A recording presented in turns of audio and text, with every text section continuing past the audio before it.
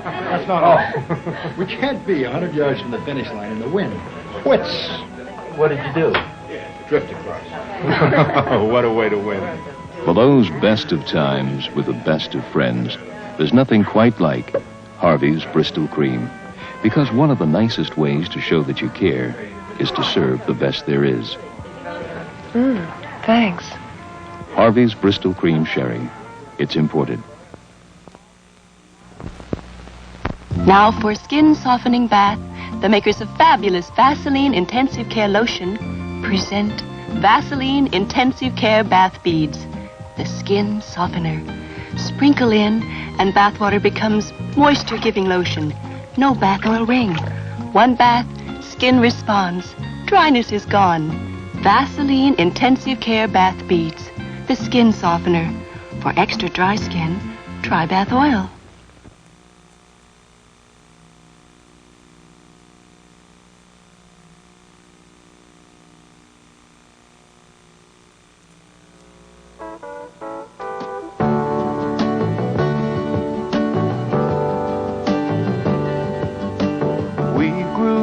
And we learned in Virginia, touched by Virginians who lived before. We'd rather be with Virginia people. Virginians expect a little bit more. We'd rather climb the Virginia mountains. We'd rather sail the Virginia shore. We'd rather work with Virginia people. Virginia people expect a whole lot more. You got to be good to be the best in Virginia. Come on in and see. We understand at Virginia National there's no other place we'd rather be. There's no other place we'd rather be.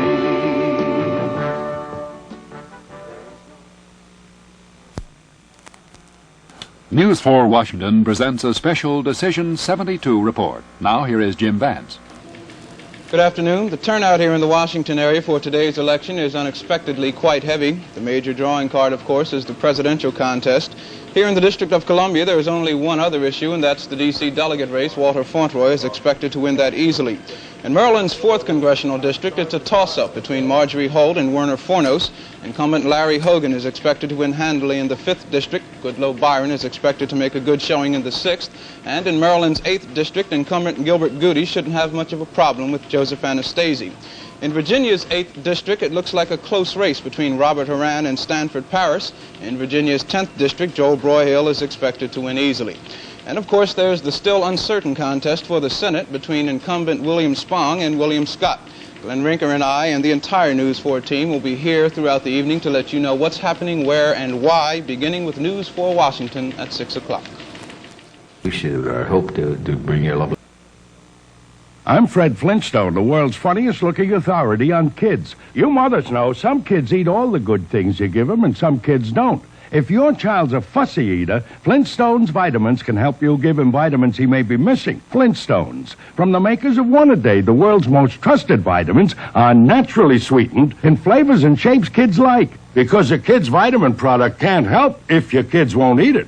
Flintstones, kids' vitamins that can help, from One-A-Day. This Stouffer's cupcake could be going to a birthday party. And this one into someone's lunchbox. And this one on a picnic, perhaps. And this could be a special treat for someone who eats all their carrots tonight. Now that there are Stouffer's fresh frozen cupcakes, why, you can take one and leave the rest for later. Have a good day with Stouffer's.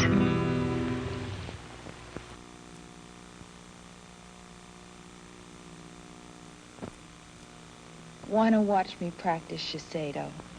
Think of this as a gift wrap, see-through. It's Shiseido's facial pack. Doesn't even look so bad on. Clear and shimmery. Peel it off, and your skin feels brand new. Soft, clean, wide awake. Practice Shiseido. It gives great pleasure to your skin. From the great Shiseido collection at all Woodward and Lothrop stores except Annapolis.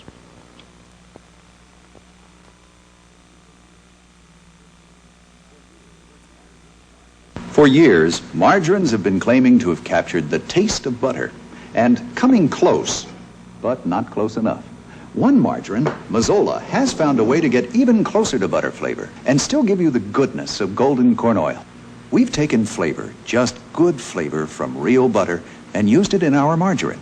Mazola is the only margarine to do this, to actually get flavor from butter. So no matter how close you feel your margarine comes to butter flavor, Mazola margarine comes even closer. With 4711, it makes you less burdened. It gives you a wider outlook on things. Well, let me smell it first. Because smells bring back memories, you know. And you just put it on your hands, you smell it, and then you use it, you know. And you feel fresh. It's not something you put on yourself, but it's something you use with yourself. It enhances you. This is Mother Vineyard's Scuppernong wine. Legend has it that the Scuppernong grape is one of the oldest in America, first harvested back in 1565 in the wilds of what was to become Virginia. Sir Walter Raleigh and pirateer John Hawkins both claimed credit for discovering that the Scuppernong grape made a rare, full-bodied wine. Mother Vineyard's Scuppernong wine, a rare grape, makes for a very rare wine.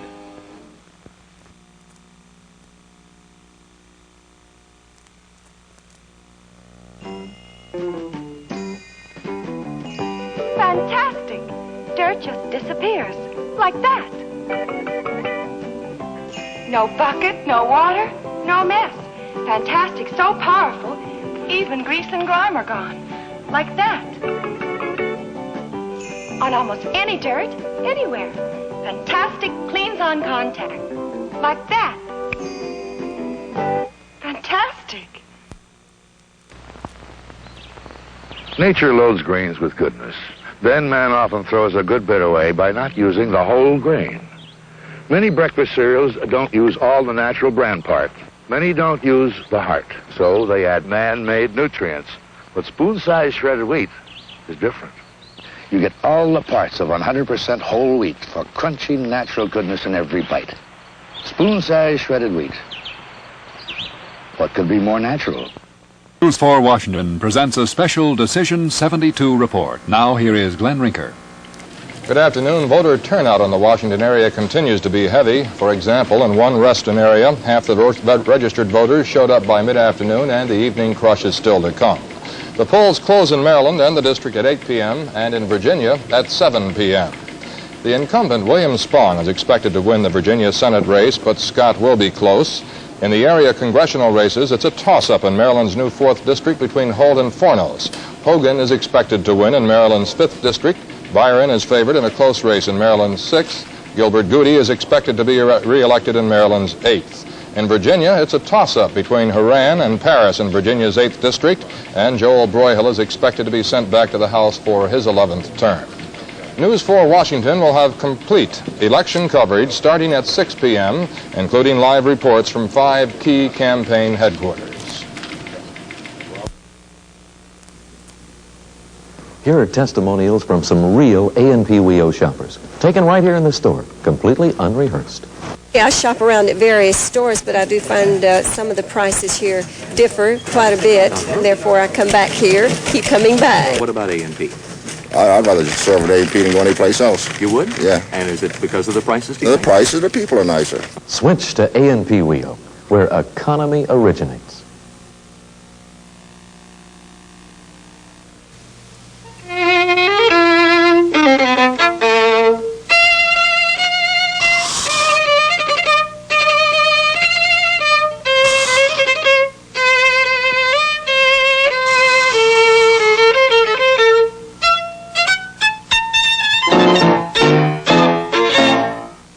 Protect and preserve your wood investment with the finest name in wood care, Scott's Liquid Gold. Either way, liquid or spray, there's nothing else like it.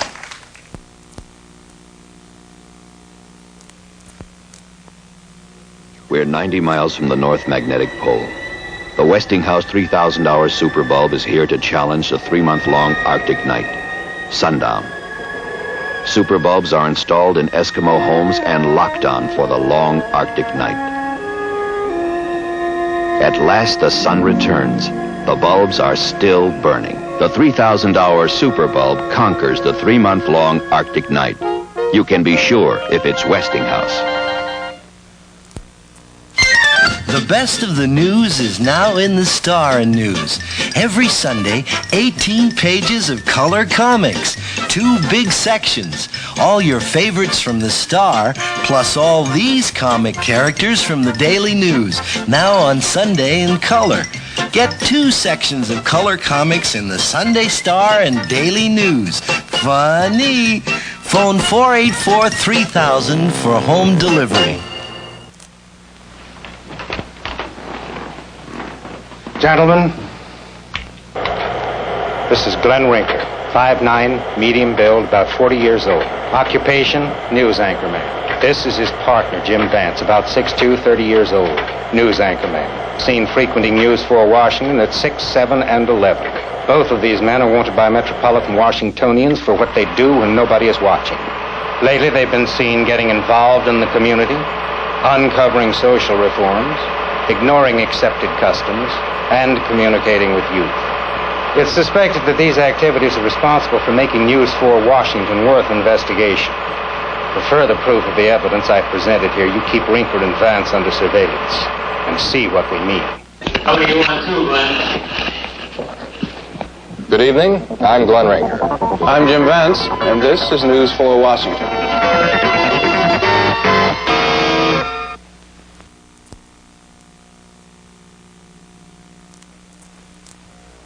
Special today, Mrs. Hooper, nice plump fryers. Oh, Henry says my chicken tastes a little greasy. That's 'cause you fry it. Yeah, well, what do you do with a fryer? Shake and bake. Just shake and bake. Your chicken's crisp and tender like fried, but not as greasy as fried. Because it isn't fried. You can even taste the difference. Henry will be so pleased. Starting tonight, shake and bake. It's better than frying. Please, Mom. Please, Mom. Being a mother is not a popularity contest. I'm Ann Blythe. And like you, sometimes I say no to snack cakes. When I do say yes, it's Hostess, because freshness never tasted so good. Hostess fruit pies, Twinkies, and Big Wheels. So moist and creamy, you know they're fresh. And that's why they taste so good. Hostess fruit pies, Twinkies, and Big Wheels. Freshness never tasted so good. News 4 Washington presents a special Decision 72 report. Now here is Jim Vance. Good afternoon. The word had been that there wouldn't be very many people voting in this election today, but so far that has not been the case. The polls have reported very heavy turnouts, but our analysts Lee McCarthy and Richard Smoker tell us that appearances may be deceiving. Throughout the evening, we'll be hearing from them on the turnout and a host of other issues concerning who is winning what and the reason for it. Here at News 4 Washington's election headquarters, we're set up to keep you completely up to date on everything that's happening with regard to all of the races in the Washington area. To help us with that, we have 5 live color cameras set up at key locations, and our reporters will be using them to bring you live reports direct from the candidates' headquarters. NBC and WRC News will be on the air throughout the evening with the latest developments. Coverage begins with News 4 Washington at 6 o'clock. Join us and find out what's going on and why.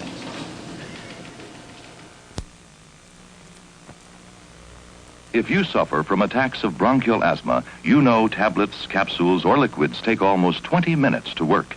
You want relief that starts in seconds. You want Bronkaid Mist. Bronkaid Mist speeds directly to your lungs, opens clogged air passages in seconds, helps release trapped air so you breathe freely, in and out. So the next time bronchial asthma threatens, relax. Reach for Bronkaid Mist. Fastest relief possible.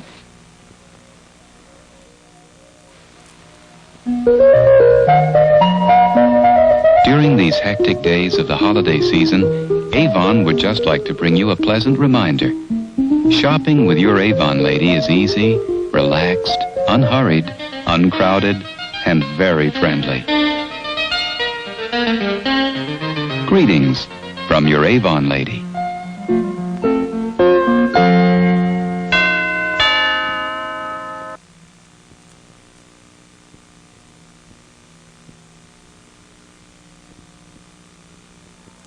Good news from Oster! This is the Osterizer, the original all-family blender. What's in it for you?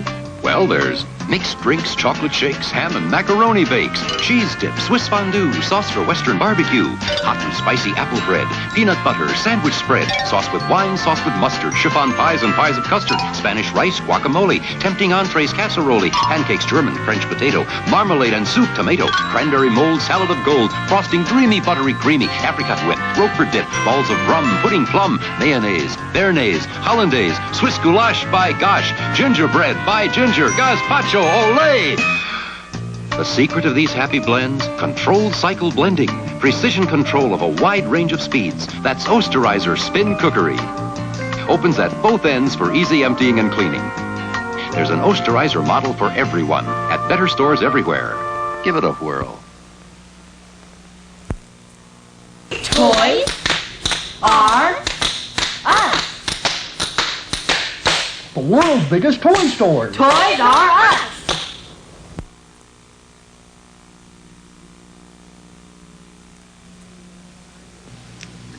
I remember the holidays when I was little. Guess what I got? Papa always managed to find the perfect turkey.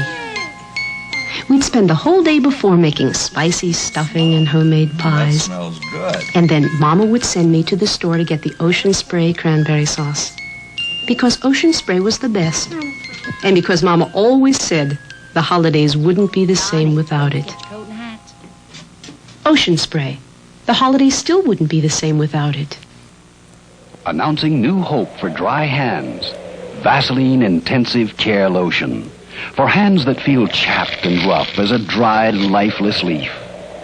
Vaseline Intensive Care Lotion's rich, greaseless formula transforms rough, chapped skin into soft, smooth, younger-looking springtime skin, as supple as a new green leaf. Soft.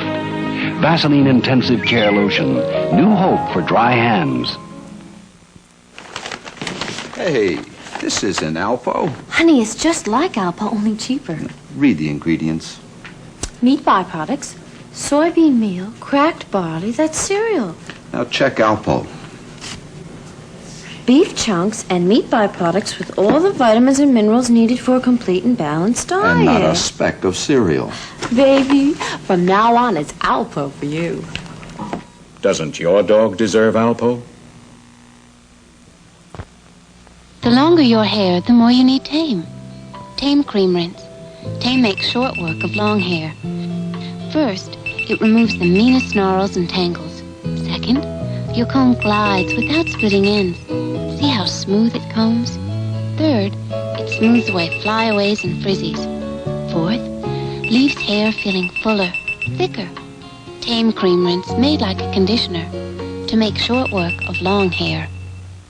What to do with their tomorrow in your hands?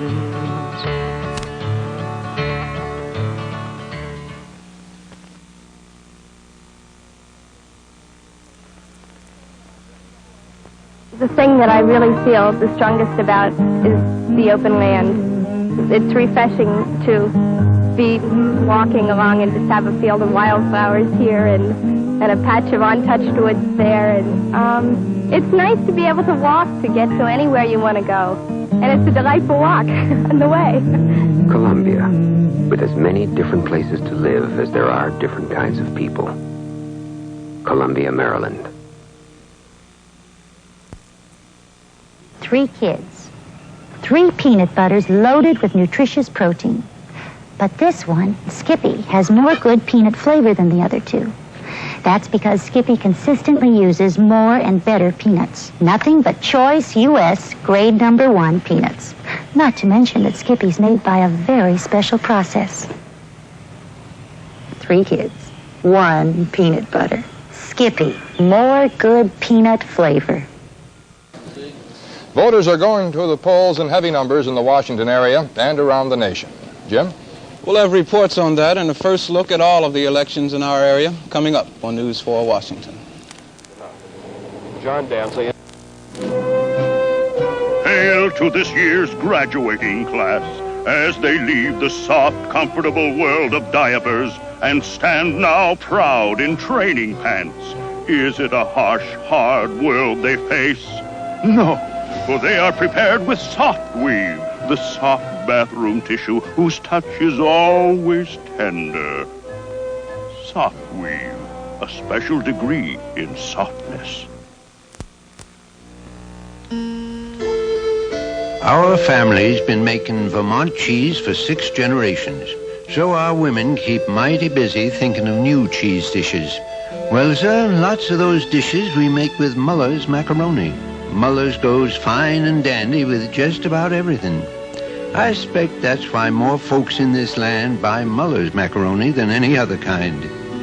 Nothing goes with everything like Muller's. It's 61 degrees in Washington at 6 o'clock.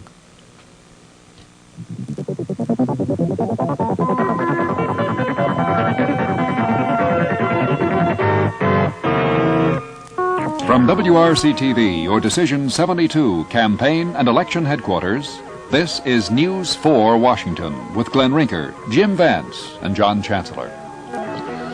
Good evening. It's Election Day, and throughout the nation, the voters are responding in massive numbers despite predictions of low turnouts because of voter apathy. Here at News 4 Washington, we're prepared to bring you the latest, most comprehensive reports on all of the area races and the several other issues you'll find on your ballots. We have 5 live color cameras at key points throughout the Washington area, where our reporters will bring you live accounts of what's happening. Here in our massive studio, Lee McCarthy and Richard Smoker will be analyzing the returns to tell you why it's happening. Glenn? And indications are this will be a record, or at least near record, election in terms of the number of voters. As Jim said, what's surprising about this was the predictions of voter apathy, but it would seem the electorate feels it does have a choice. Here's Mayor Washington casting his ballot this morning. By mid-morning, D.C. elections officials were already describing the turnout as moderate to heavy, and the story was much the same in the Maryland suburbs. Polls in Maryland and in the district close at 8 p.m. People still standing in line at that time will be allowed to vote. Scattered voting machine problems have been reported in the suburbs, but nothing important thus far. Voting was very heavy in the Virginia suburbs most of the day. By mid-afternoon, at least 50% of the registered voters in Reston had already cast their ballots. The polls in Virginia opened an hour earlier, and therefore will close an hour earlier at 7 p.m. Today's election will not only determine our president and vice president, but also the composition of the next Congress. On our big board behind me here, we'll bring you the totals and the percentages of all of the congressional races, the contests, and everything else in our area. That includes, of course, the presidential election here in the district, which is expected to be McGovern's one sure victory area. Also, the presidential elections in Virginia and in Maryland, where President Nixon is given the edge, quite an edge, in fact, in Virginia. In the district, there will be a D.C. delegate race. Walter Fauntroy, the incumbent, will be facing 5 opponents in that contest. Walter Fauntroy, however, is not expected to have much of a challenge there. Turning over to Maryland, in the 4th district there, it's a new district because of redistricting. Werner Fornos will be challenging Marjorie Holt. That race right now we see is pretty much of a toss-up. In Maryland's 5th district, the incumbent Larry Hogan doesn't seem to be having too much trouble with Edward Conroy. Over in Maryland's 6th district, which covers the western portion of the state, we'll be competing Goodloe Byron and Edward Mason. We expect Goodloe Byron perhaps to take the edge there. In Maryland's 8th district, there are an awful lot of registered Democrats, but Gilbert Goody is still expected to win a 4th term there. Turning to Virginia now, in the 8th district, there are 4 candidates vying for William Scott's vacated seat. It looks like a race now between Stanford Paris and Commonwealth's attorney Robert Horan. Also, we'll be here to keep you up to date on the 10th Congressional District, where Joel Broyhill is not expected to have any problem at all in his second challenge there.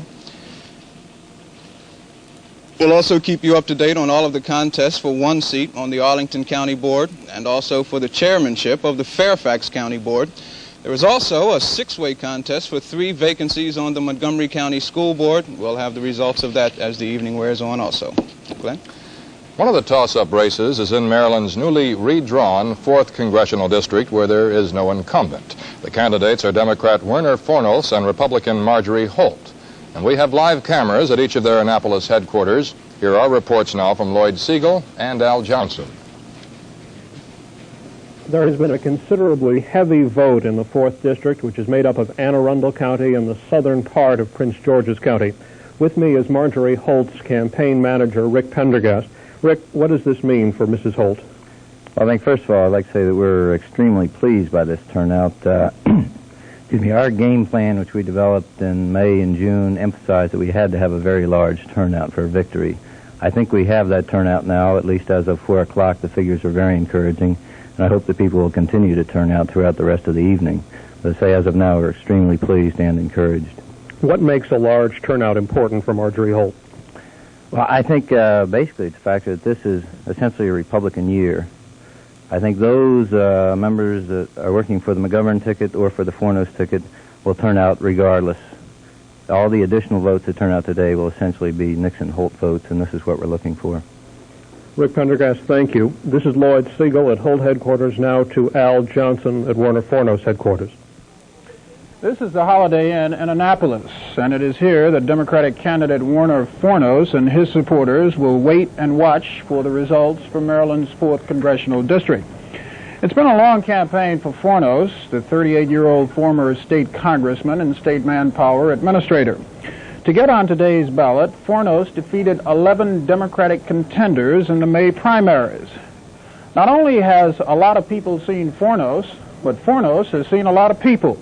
He and his all-volunteer supporters have gone to more than 32,000 homes in southern Prince George's and Anne Arundel counties. Fornos got up early today.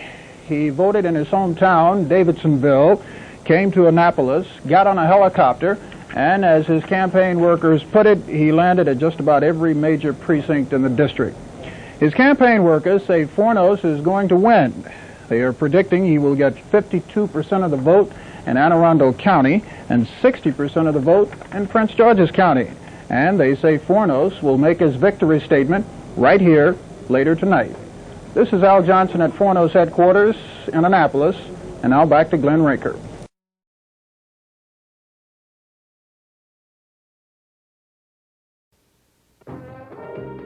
This is a special edition of NBC Nightly News with John Chancellor in Jerusalem, David Brinkley in Washington, and Jessica Savage in New York.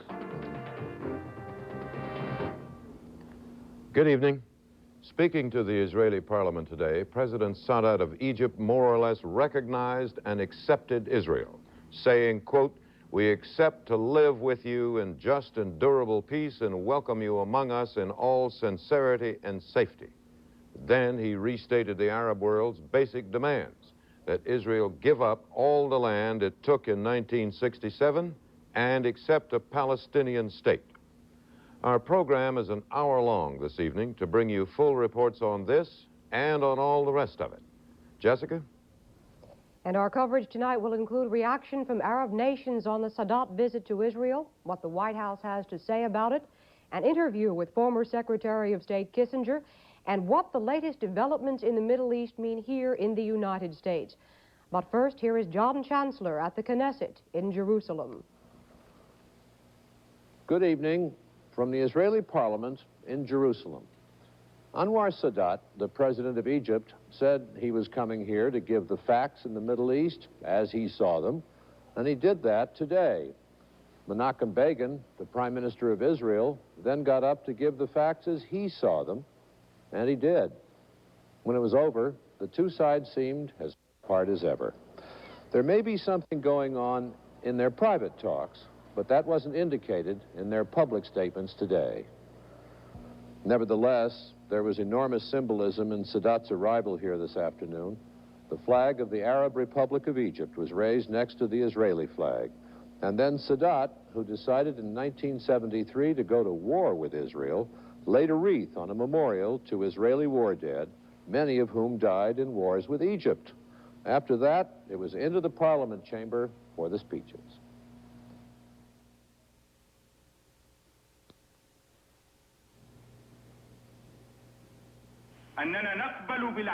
Accept to live with you in just and permanent peace. We do not want to surround you, or you surround us with rockets ready to destroy, or with missiles of hatred and rancor.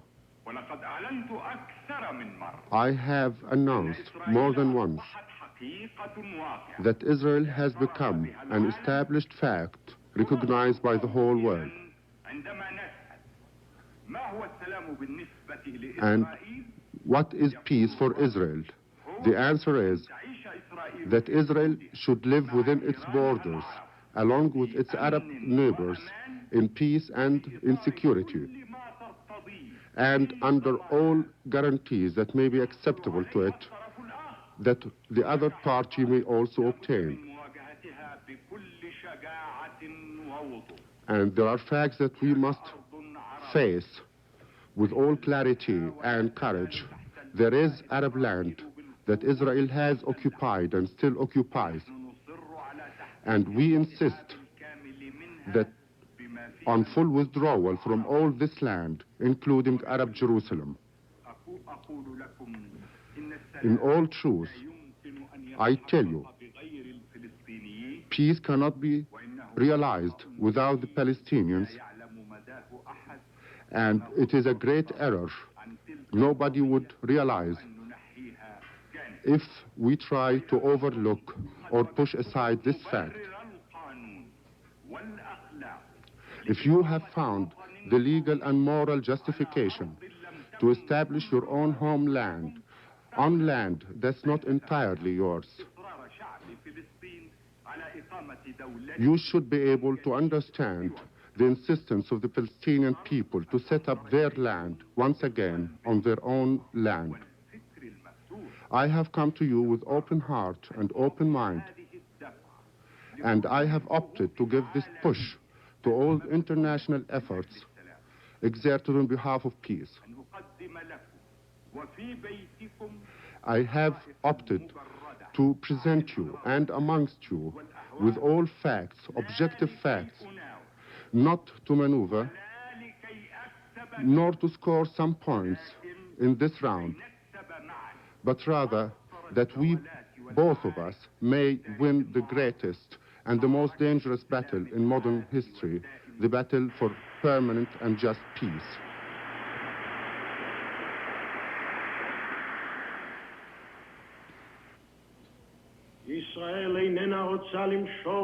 Israel doesn't want to rule, and it doesn't want to divide the Arab world. We want peace with all our neighbors, with Egypt, with Jordan, with Syria, and with Lebanon. We want to negotiate peace treaties. The interrupter asks, why won't you negotiate with the Palestinian people? Mr. President, my parliamentary colleague of the Communist Party is interrupting me, but I am glad at this price he didn't interrupt you.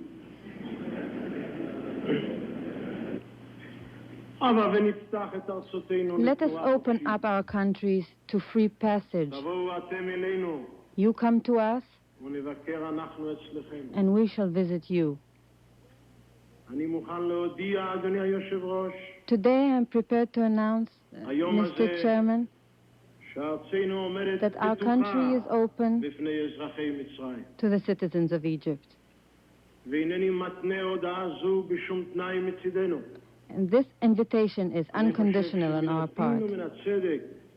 And I think it would only be right and fair that this be a mutual declaration.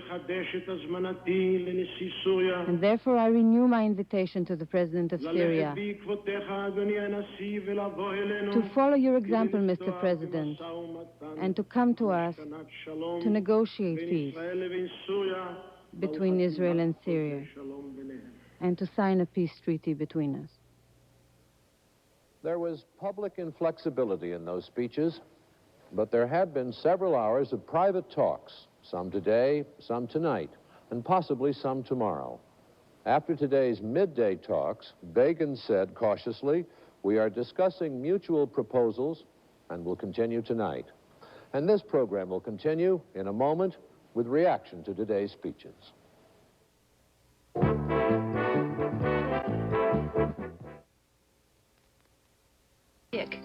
Oh, I just... when the water can turn you on.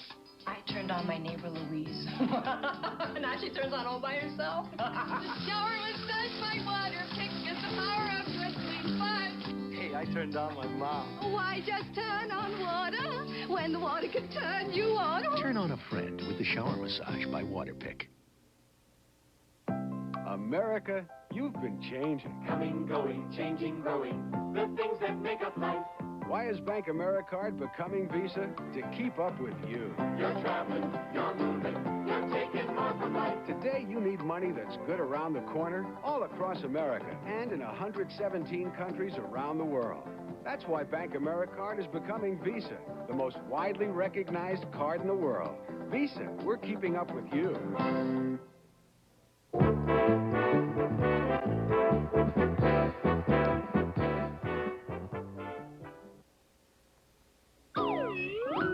The world looks mighty good to me, 'cause Tootsie Rolls are all I see.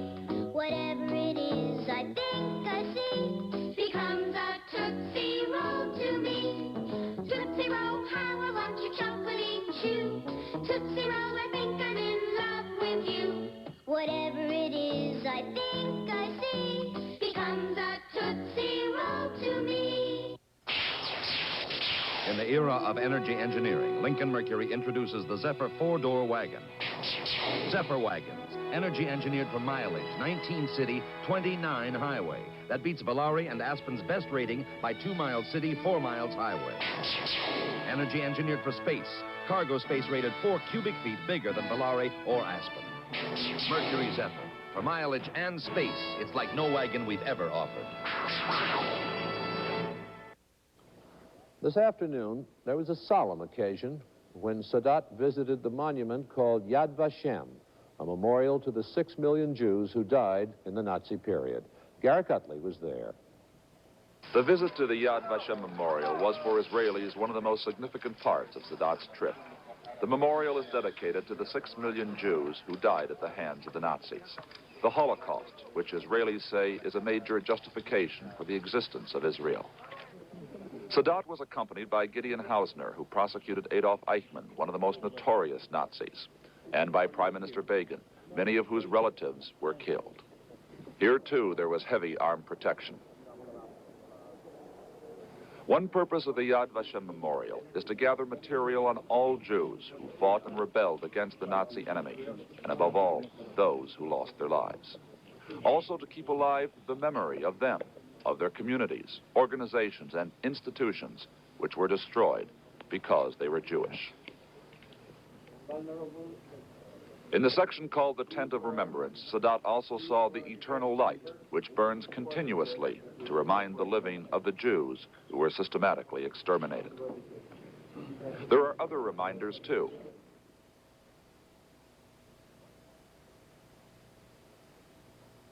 One part of the Yad Vashem Memorial, just opened to the public this past week, is this Hall of Names.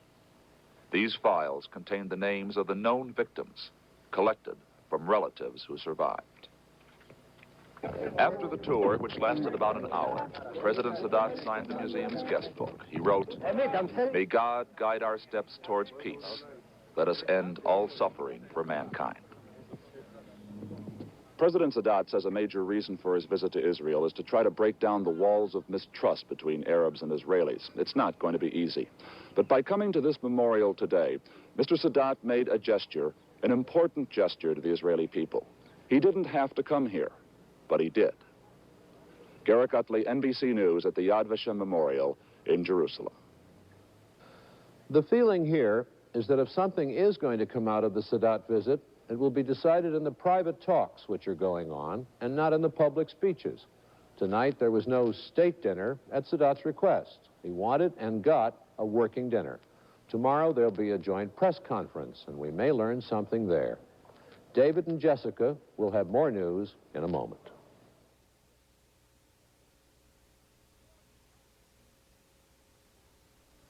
You want to start something?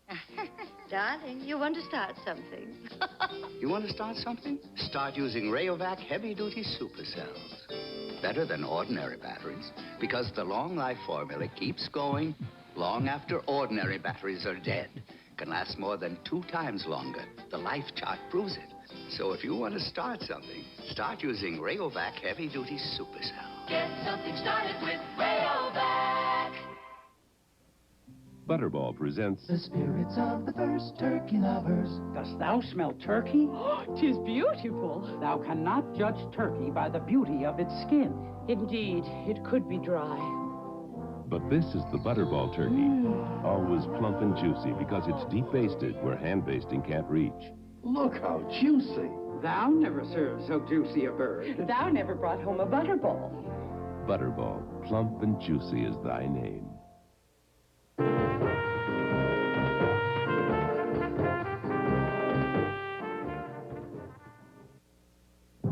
60 years ago, when you could buy a brand new car for $550, people gladly paid extra for General Tire quality. Today, people looking for quality find Generals in a wide range of designs and prices. For radial performance, there's our Dual Steel 2. For low-cost mileage, there's our popular-priced Jet Air 3 and our new wide-belted Grabber. Quality, choice, price. General has the tire for you. Sooner or later, you'll own Generals. Occasional arthritis, minor pain can strike any joint in your body. You need a pain reliever that works anywhere you hurt, like Arthritis Pain Formula by the makers of Anacin. Relieves pain in any joint of your body for hours. Compared to regular aspirin tablets, Arthritis Pain Formula contains 50% more of this pain-relieving medication. It's circulated through your body in minutes. Works all through your system to relieve pain in any joint of your body. Arthritis Pain Formula. Obviously, here in Israel, nobody was talking about anything else other than the speeches made here in this parliament chamber today by President Sadat and Prime Minister Begin. And some of the talking was being done by well-known Israeli politicians. Garrick Utley asked the questions. The members of the Knesset knew that President Sadat had to make a tough speech here, if only to show the Arab world that he wasn't letting down the side. And yet the common reaction here is that the speech was much tougher than they had hoped for. Well, I was not surprised by the contents of his speech. I thought perhaps the tone would be a little more moderate, but I expected the contents, that is to say that President Sadat would present the Arab plan as agreed upon in the past. But he presented the Arab plan, and I won't say in an aggressive tone, but in a strong tone. But this did not surprise me. Well, where does that leave us then? What happens now? Now, the question is, in spite of all the difficulties one could perceive in the speeches between President Sadat's speech and the speeches of the Israeli leaders, Prime Minister Begin and Mr. Peres, and the contrasts, I think there is hope because all this took place in Jerusalem in the Israeli parliament. But is this symbolism enough? Well, I hope it is enough to start the ball rolling. There were some good elements in the speech, describing the 30 years of errors, of misunderstanding, that Israel is an imaginary state, that Arabs used to think so, that we didn't greet each other, we didn't speak to each other. I mean, this was a nice part. I think the part about the catastrophe, which is called war, was quite moving and very nice. He was outspoken, in my judgment, a little bit too much on the Palestinian issue, and including Jerusalem. He was completely uncompromising. Yigal Yadin is Deputy Prime Minister. He is taking part in the private meetings here with President Sadat. Every Israeli seems to be agreed that this visit cannot be allowed to fail. That's right. That then leads one to believe that Israel must offer President Sadat something in return, something he can take back to Cairo. That's right. What are you going to offer him? I think that what he expects, in fact, and what we should do our best is, how do we proceed from here towards eventually Geneva, and where Geneva can be a fruitful meeting. And I think if he will be able to carry that message, I think the whole trip was important. And you think Israel will be able to offer something substantive? I think we are offering that. The question is whether that will be sufficient or not. We should know better tonight. But I think that is the aim of the meetings, to define the problems, to see how do we proceed from now on till eventually coming to Geneva. So what the Israeli government seems to be offering President Sadat tonight is some proposal which would keep the negotiating process functioning. which would deal with the question of Palestinian representation at a full Geneva Peace Conference. Whether that is enough for President Sadat to take home with him, enough to prove to his Arab brothers that this visit was worthwhile, that's something we'll know tomorrow. Garrick Utley, NBC News, at the Knesset. Israelis from the Sea of Galilee to the Negev Desert were at their radio and television sets this afternoon, listening to the speeches. For that reaction, here is Bill Lord.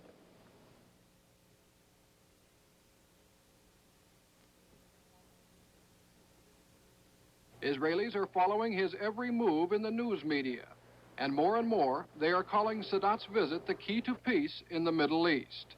Hostilities seem forgotten, and the people of Israel are extremely hopeful. It's very nice. It is a great happiness for us. I think it's a great day for Israel. We are all very happy, and we all wish that the peace is coming soon, will be coming soon. One can compare it with the landing of men on the moon. I think it's quite right. The space shot analogy rings true. Thousands of Israeli families, like the Amitais of Tel Aviv, surround their television sets for live coverage. They are openly astonished as their leaders hobnob with Israel's arch-enemy. They listen carefully to each new statement suggesting peace. They are witnessing an event they believed would never happen. The Israeli people don't seem concerned that their leaders offered no specific concessions to Sadat. Rather, they are simply enthusiastic that the visit is taking place. There is a good reason for the excitement here.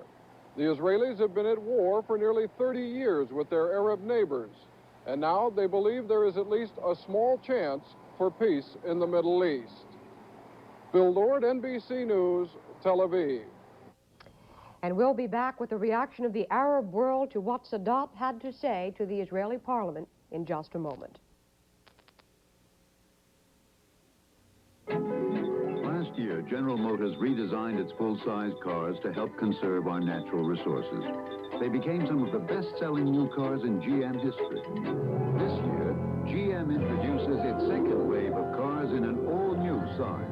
The 1978 Chevrolet Malibu and Monte Carlo, Pontiac Le Mans and Grand Prix, Oldsmobile Cutlass Salon and Cutlass Supreme, and Buick Century and Regal.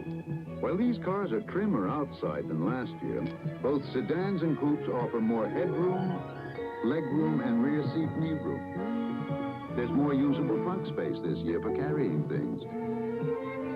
And extensive corrosion-resisting treatments. In all, these cars are spacious, quiet, secure, and with their trim new styling, in tune with the times. See them at your GM dealer soon. GM's new mid-size cars, designed and engineered for a changing world.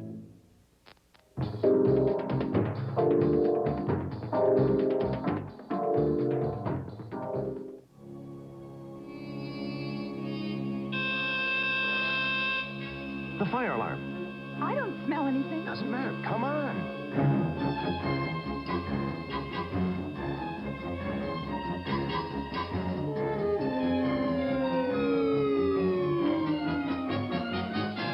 When seconds count, Sunbeam's fast response could make the difference. The Centurion smoke alarm. Sunbeam quality. Don't settle for less. Let's just have something light. You're living right, you're eating light, you've even found a wine that's light. This Manischewitz light is light. You're thinking light, you're fresh and bright, man, you're looking great tonight. Not just light, it tastes exciting. You're living right, you're eating light, you've even found a wine that's light. New Manischewitz light wines are really light. Light wines that taste light. And what a bright, exciting taste. All three have me saying, man, oh, Manischewitz. Light. The Arab world was not overjoyed with what Anwar Sadat did, not with his visit to Israel, not with what he had to say to the Israeli parliament. To the lunatic fringe of the Palestinian guerrilla movement, Sadat is a traitor whose blood must be spilled. To the Palestinian Liberation Organization, the main body of the Palestinians, the Sadat visit was abominable. But to his own people, if not to all of his officials, Sadat is a hero tonight. Here are 4 reports from Arab nations. The Sadat speech came on an important day in Egypt, a Bayram, a festival celebrating the Muslim equivalent of Christmas. Some Egyptians marked the day with a traditional visit to the ancient pyramids. others with a boat ride on the Nile. But many Egyptians interrupted their holiday to watch President Sadat on television.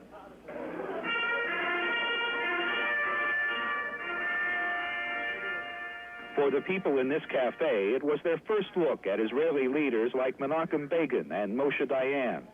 These Egyptians watched silently, almost stunned, as their president received a standing ovation from the Israeli parliament. The viewers offered their own applause as Sadat spoke, when he mentioned Egypt's strong desire for peace, and when he said that the rights of the Palestinians must be preserved. But during most of the speech, they did not react. When it ended, there was a final applause. Then most left the cafe without hearing what Menachem Begin had to say. Egyptians also watched the speech in their homes. Mamdou Samra is an engineer. He watched with his wife and daughters. Like the people in the cafe, they showed little emotion as Sadat spoke. But Samra said he is pleased by the visit and hopes it will bring peace to the Middle East. It is a very good speech from our president. We want to live in peace. We prefer to live with the Israelis in peace forever. President Sadat finished speaking just as evening came to Cairo. The immediate reaction of some people here was that it was not a strong speech, but a nice speech. Not so much a plan for peace as a prayer for peace. Lee McCarthy, NBC News, Cairo. In Amman, most stores were closed today, not out of protest against the Sadat speech, but because it's a religious holiday. Still, the downtown streets were crowded, and Sadat's voice was everywhere.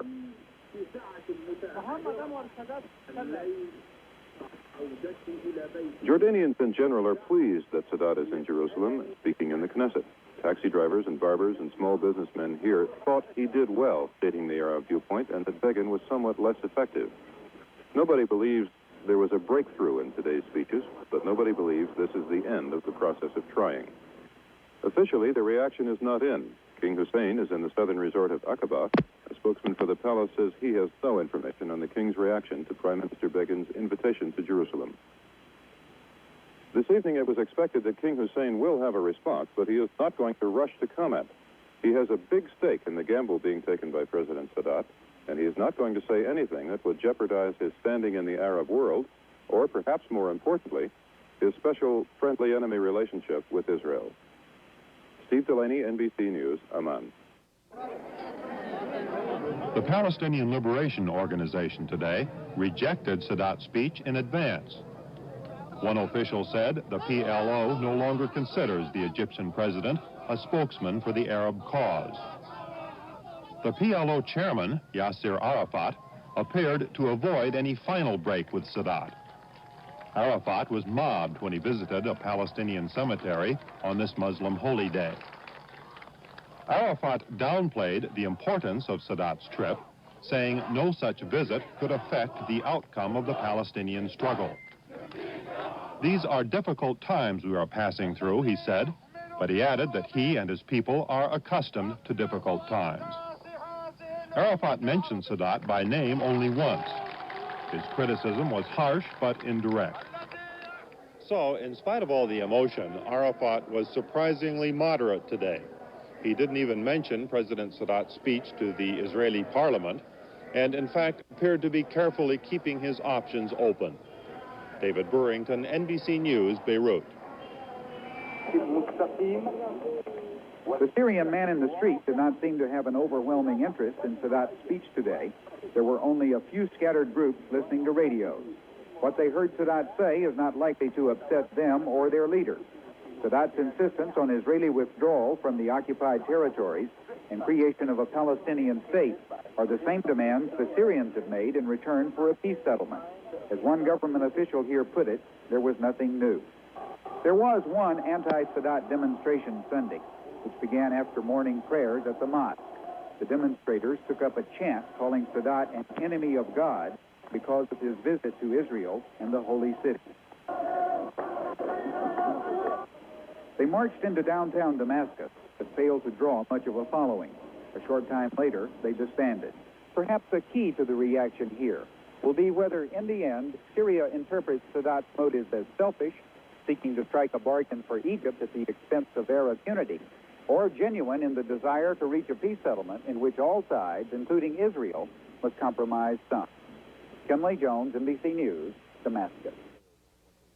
In a moment, we'll be back with details on what the Washington establishment thinks and hopes about all these events in the Middle East. Pa gets into a prize fight. Wait a minute. You only have to be in there 3 minutes. On Little House on the Prairie. Then Peter Falk in a brand new Columbo, solving a perfect murder. Do you think Veronica did it, Lieutenant? She could have got an idea. Who did kill him? Little House, then Columbo, tomorrow starting at 8, 7 Central and Mountain.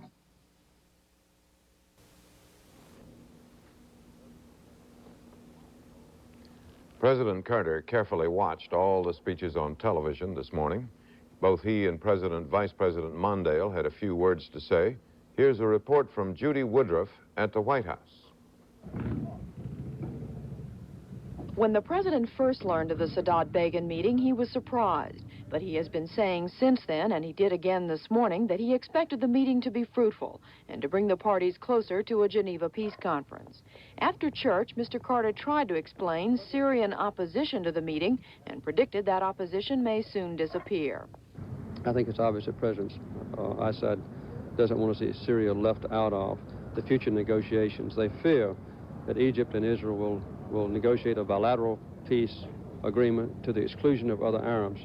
And this is something that neither Sadat wants, nor I, nor Prime Minister Begin.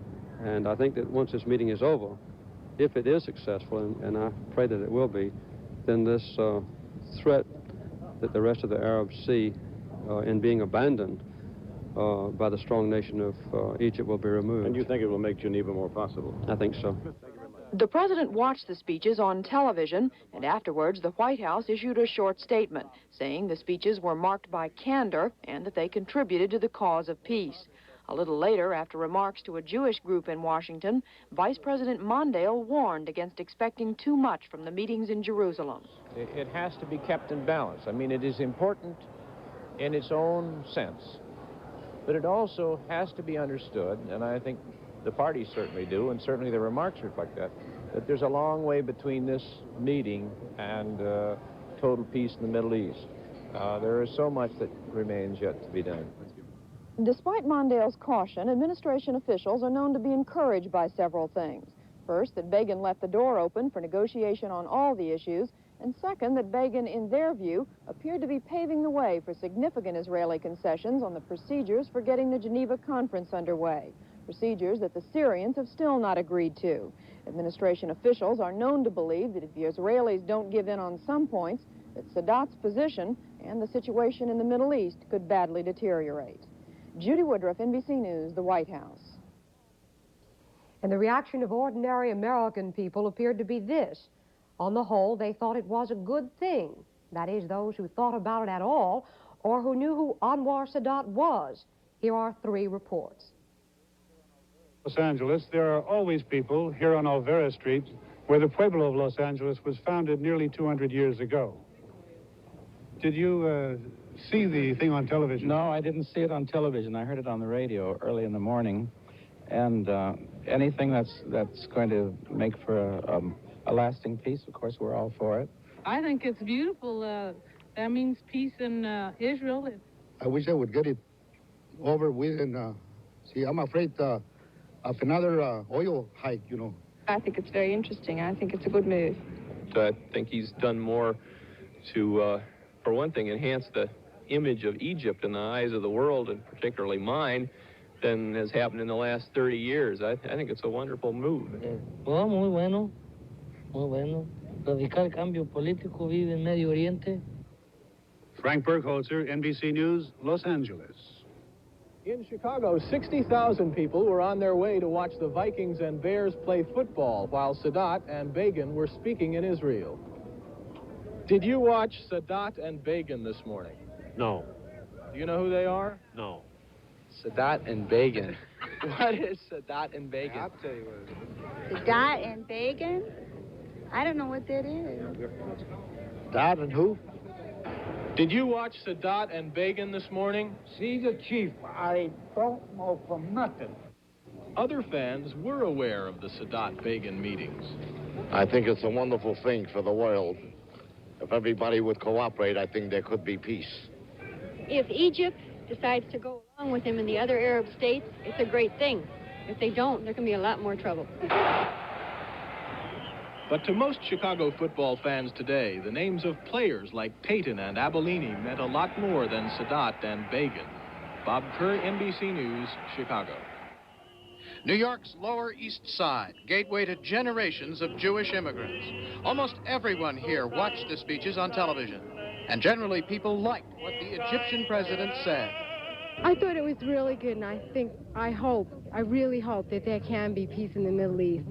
He sounded very sincere. I think everybody was very sincere, and I hope and pray to God that they should come to some kind of a peace agreement. Across the East River, Atlantic Avenue in Brooklyn, one of the nation's oldest Arab neighborhoods. Here, opinion was divided. It is a sad day. We believe Sadat must be abdicated. Sadat must resign. Everybody like Sadat visit Israel because this good is very good for peace between Egyptian people and Arab people. One thing both neighborhoods share, an intense interest in all these developments. Robert Hager, NBC News, New York. The general Washington view, so far as it is formed up to now, seems roughly to be this. 1, pleasure that Sadat made the trip. 2, uncertainty at what might come out of it in the way of progress toward a real agreement. And 3, what might happen to Sadat now that so much of the Arab world is bitterly opposed to what he is doing.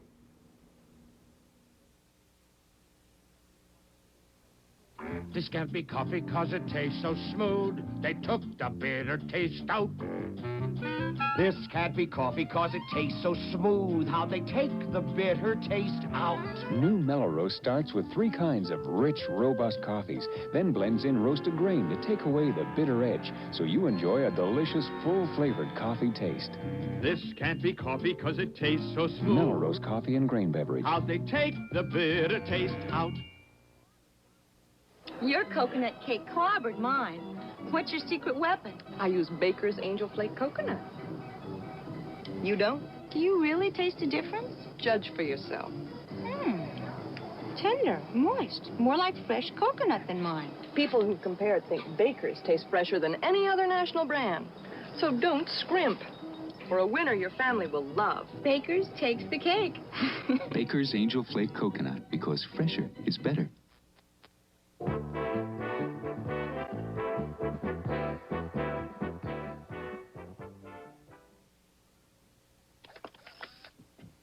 When you've got to get the picture, you need a flash you can depend on. Mommy, I got a picture of Santa Claus. What picture? People buy Sylvania Blue Dot Flash because they're reliable. They're the flash more people depend on than any other brand. That's just Dad in a fake beard. Hey, kids, it's not Christmas yet. Hey. Go to sleep. Wait a minute. Sylvania Blue Dot. When you've got to get the picture. Going out with Skinny Marcia again? Yeah, runt. Does Dad know you're using his English leather aftershave? Yeah, and his English leather shave cream, shampoo, and stick deodorant. Man's got to develop good grooming habits. Smooth. You smell good, too. Too good for Skinny Marcia. Hey, I hear old Marcia's men wear English leather or... Don't say it. English leather for men.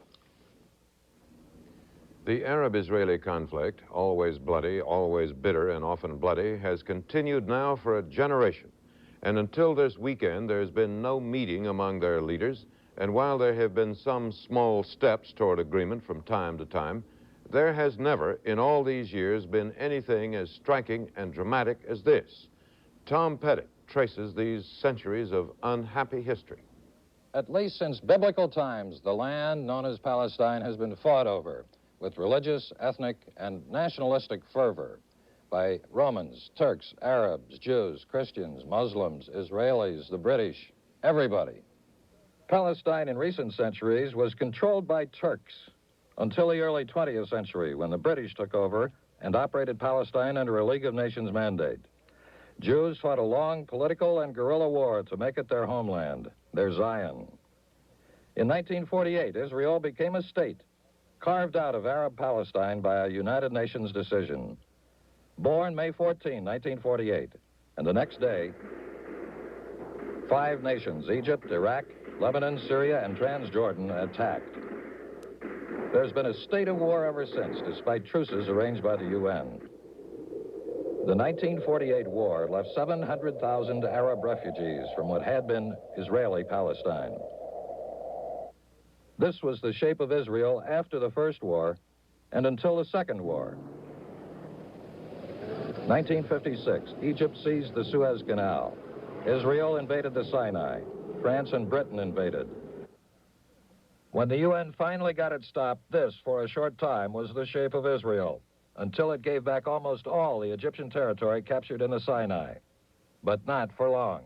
1967, the Six-Day War, the big one. Egyptian threats of war with Soviet equipment led to massive losses. Israel made preemptive airstrikes into Egypt, Jordan, and Syria. Israel captured the entire Sinai Peninsula in the south, the Golan Heights in the north, all of the Arab Jerusalem district. The Fourth War, the 1973 war, began on the Jewish holy day of Yom Kippur. Egypt and Syria invaded the land captured from them in 1967. But when the war ended, even though other Arab nations came in, the shape of Israel was essentially unchanged, especially after Israeli troops pulled back across the canal. Which brings us to today, a nation of 3 1/3 million people, surrounded by almost 70 million people.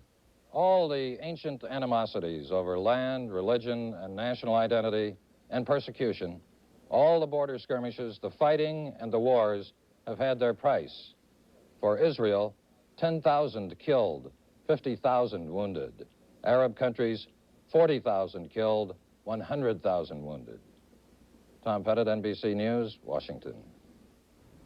The two men meeting in Israel this weekend are both shrewd and intelligent national leaders, both under tremendous pressures and both well aware of it, both aware they're carefully watched around the world, some of those watching friendly and some hostile. 2 sketches of the backgrounds of the two leaders. Anwar Sadat, like Menachem Begin, is often described as bold. Unlike Begin, Sadat's boldness did not become apparent until later in his career. Sadat was born almost 59 years ago in a poor Egyptian village. He managed to get sent to a military academy which admitted the sons of poor Egyptians. At the academy, Cadet Sadat became friends with another student, Gamal Abdul Nasser. With Nasser in 1952, Sadat helped depose King Farouk and later served as Nasser's quiet vice president. It was after Nasser's death in 1970 that Sadat's boldness became apparent. In 1972, against the counsel of his advisors, Sadat expelled 20,000 Soviet military experts. In 1975, following the breakdown of Egyptian-Israeli negotiations, Sadat was expected to keep the Suez Canal closed. Instead, the waterway was reopened, and despite protests from other Arab nations, Sadat negotiated 2 Sinai troop disengagements with Israel. Sadat lives with his second wife. They have 3 daughters and a son.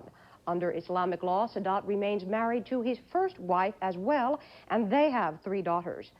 During World War II, Sadat was an admitted Nazi sympathizer. It was not so much that he loved the Germans more, but that he loved the British less. Like Anwar Sadat, Menachem Begin wanted to drive the British out of the Middle East. Believing that only militancy could create a Jewish state, Begin spurned the authority of David Ben-Gurion, who favored cooperation with the British. Begin's guerrillas raided Arab villages. 95 British soldiers died when Begin forces blew up the King David Hotel, the hotel where Sadat is now staying. Begin was born 63 years ago in the part of Poland that has now been taken over by the Soviet Union.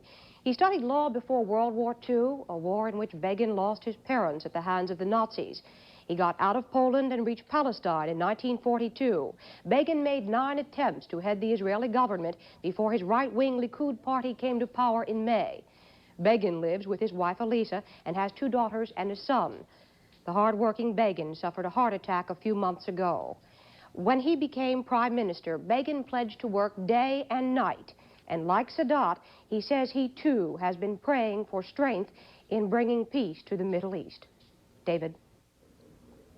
Henry Kissinger, as Secretary of State, has spent more time traveling in and negotiating in the Middle East than anyone else. And he's been watching with greatest interest what's happening today and has discussed these events with Edwin Newman. Best result would be one in which Israelis and Egyptians feel tomorrow evening or whenever this conference ends that they both have taken a step in their interest, in their own interests, with no winners and no losers, towards a future radically different than from the past. I have negotiated with Sadat, and I know he did not take this step unless he was prepared to take this attitude. I have seen the anguish of the Israelis through crises and wars. And at the end of the day, I know that they will not want to go back to this ghetto existence. So despite what we heard, I believe that there are some historic opportunities so great that they must not be missed. Must it take some concrete form, however, for Sadat to take back to Cairo with him? Sadat must know when he goes back to Cairo what he can expect. And he must be able to tell the Egyptian people. Well, on this I would ask his judgment. He must be able to tell the Egyptian people that he has reason for optimism, even if it cannot be worked out immediately. After all, in 24 hours it isn't easy to work it out. Now, what form this takes, I think we should be flexible about.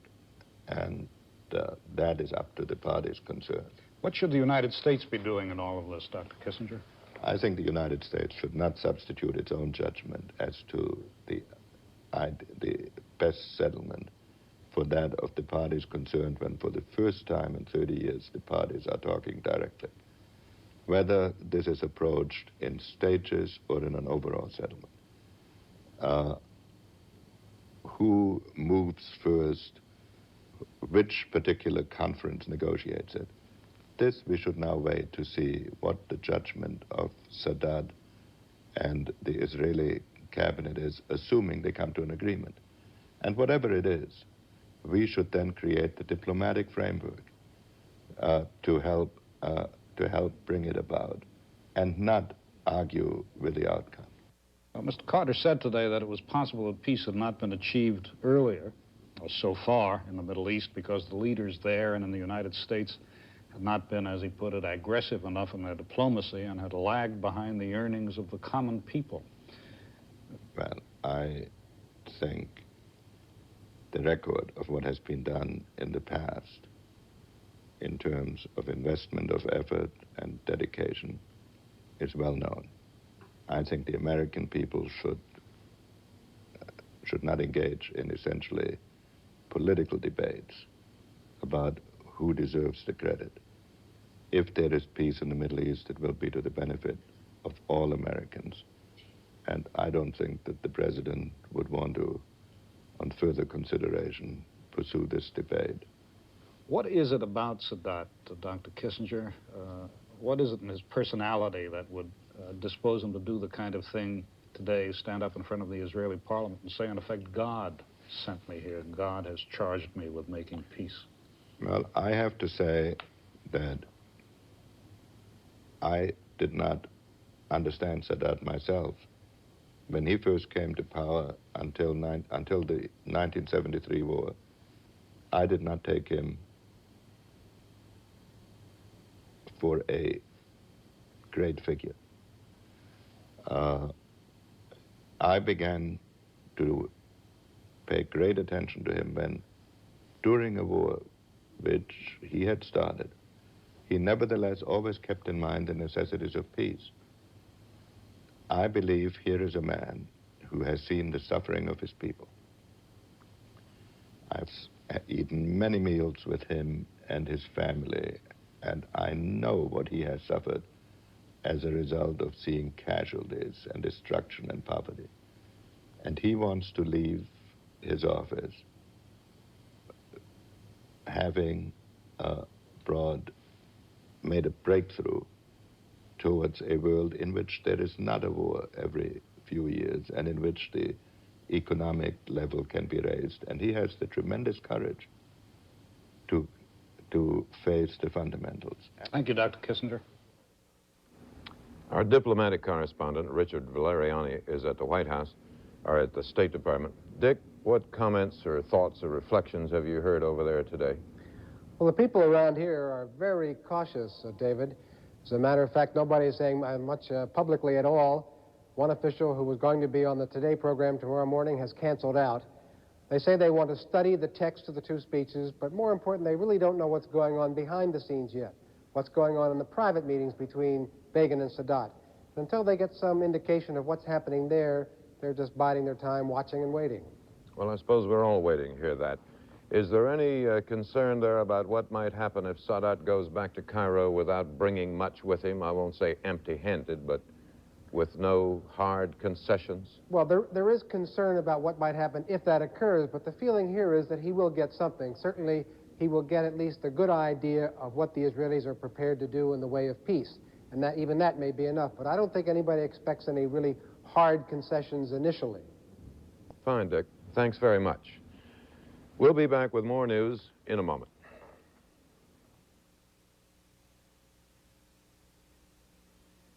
Listen to this letter from Mr. and Mrs. Edward Helene. Gentlemen, we had a fire in our laundry room at 3:30 a.m. Our first alert smoke detector saved our lives and the lives of our children. We would hate to think what would have happened without First Alert. The Helenes put their trust in First Alert, the smoke detector made by professionals, and it saved their lives. First Alert. This sound could save your life. The right way to build a family car starts with the family. And that's how we build the Oldsmobile Delta 88. I need room to stretch my legs. The Delta 88's got it. Room for my luggage? Olds Delta 88 has 20 cubic feet of trunk space. I want comfort. Olds Delta 88 makes you feel at home. And I want better mileage. EPA estimates are 25 miles per gallon highway, 17 city. Olds Delta 88. It's the family car that's built right, because we begin with the family. Can we build one for you?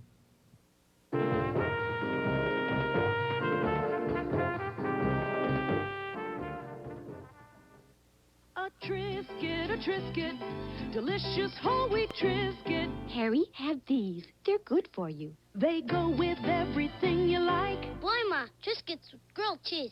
That's great. They're mighty satisfying. 100% natural whole wheat Triscuit wafers. So deliciously different, they serve any situation. A Triscuit, a Triscuit. Darling, these are marvelous. Baked only by Nabisco. Action girl, living the action life, girl. Your eyes set down at gloves by Harris. You're in the action girl. Feeling young, having fun. What a life, what a feeling. Your eyes set down at gloves by Harris. You're in the action girl. Get into the action gloves. Isotoners with Iso Massage Action. The perfect gift for the woman on the go. One size fits all. Isotoners will make your hands feel great, look great. The National Women's Conference continued its work today in Houston. There are 15 subjects on the agenda, ranging from abortion to gay rights. But last night, one of the most important issues was disposed of. The conference, as expected, backed quick and final passage of the Equal Rights Amendment. Here is George Lewis in Houston. Madam Chairperson, I move the adoption of the following resolution. The Equal Rights Amendment should be ratified.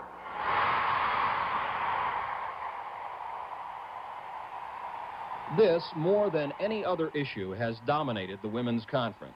Most of the delegates here give the highest priority to the ratification of the ERA. There is only one thing that Houston is worth, and that is the Equal Rights Amendment. Everyone stand up and vote yes. The anti-ERA delegates knew they were outnumbered 4-1, so the outcome of the voting was no surprise to them. The motion carries. The ERA supporters did a snake dance through the hall. The opponents sat this one out. This morning, other opponents of the Equal Rights Amendment called the vote a railroad job. If you were at the convention last night, I think you also must have been impressed with the fact that there really isn't any debate on the Equal Rights Amendment. One speaker was allowed to make one very short statement against ERA, but of course the convention is set up with many pro-ERA speakers from the platform. Supporters of the ERA say this women's conference has helped. Opponents say the conference has strengthened their resolve to defeat the amendment. The conference's stand on the Equal Rights Amendment, as well as its positions on other women's issues, will be incorporated into a national plan of action, a set of legislative proposals to be sent to the President and Congress. The question now is, how seriously will all those men take the suggestions made by all these women? George Lewis, NBC News, at the National Women's Conference in Houston. At Funchal on the island of Madeira, officials said today that at least 130 people died in that crash of a Portuguese airliner last night. The plane overshot the runway, went over a cliff, and broke up as the pieces rolled down to the Atlantic Ocean. The pilot was trying to land in a storm, and he simply couldn't stop the plane, a Boeing 727 owned by the Portuguese national airline. There were 164 people aboard that airliner. The few survivors are in the hospital. Many of the dead still lie in the wreckage. Briefly today, in Washington, the Shah of Iran said in a broadcast interview he thinks Saudi Arabia will join in opposing an oil price increase. And it's the price of imported oil which is increasing the American trade deficit. Latest estimate is $30 billion for this year, that from the Joint Economic Committee of Congress. In Greece, the government of Premier Karamanlis is leading in the country's parliamentary elections, and in Britain, striking firemen warned today that they may get in the way of soldiers trying to put out fires unless the government responds to their demands for more pay. David? It's the middle of the night in Israel now, after one of the most affecting days in its history, or in the modern history of the Middle East. Whatever happens hereafter, and nobody knows what it'll be, it will be different. Whether better or worse is uncertain, but certainly different. President Sadat leaves Israel tomorrow and will have a press conference before he leaves. All of this will be seen on NBC's Today program tomorrow morning. Thank you, and good night for all of us at NBC News. In a moment, I'm going to show you a 1978 Lincoln Continental. Now, this is fully luxurious. I think of Lincoln as a standard for luxury cars, and Lincoln Continental hasn't compromised that standard. Last year, an independent research firm discovered that Lincoln owners were more satisfied with their car's interior roominess than Cadillac DeVille owners. In the past year, more Cadillac owners switched to Lincoln Continental than the year before. To me, it's a standard by which luxury cars are judged. You know, it's not just the passing years that can make you look older. Sun, wind, harsh weather can steal your young look by drying your skin. Discover Oil of Olay, the mysterious beauty fluid that can help you look younger by creating a moist climate for your skin. Oil of Olay doesn't just sit there. It penetrates quickly without feeling greasy, so you look fresh and radiant. So why let weather make you look older? Discover the secret of Oil of Olay. It can help you look younger, too.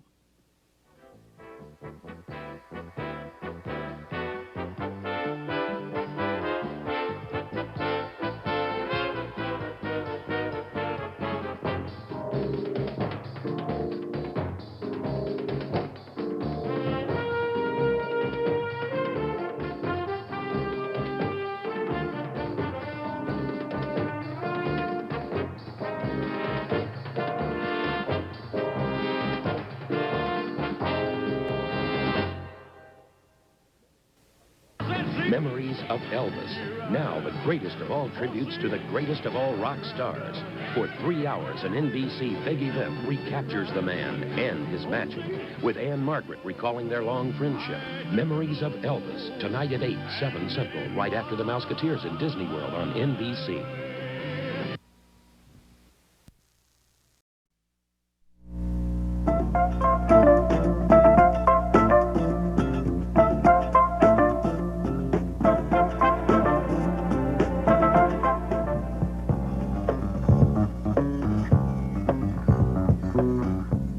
Whether you realize it or not, black radio is the most powerful form of communications in the black community. Black radio to me is merely a matter of programming positioning.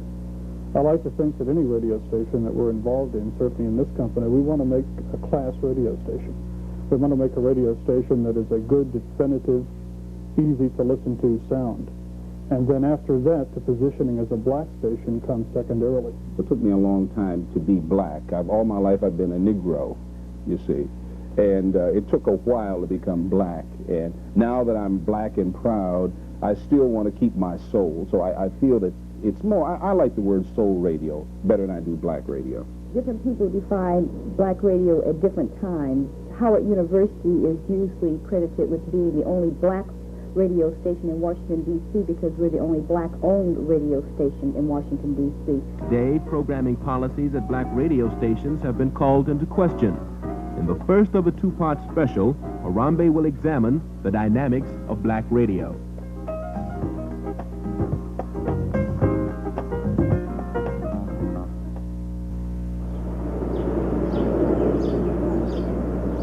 Good morning to you, friends from Hardin and Weaver. Good morning, Uncle Frank. A half-mile back up. Programa de...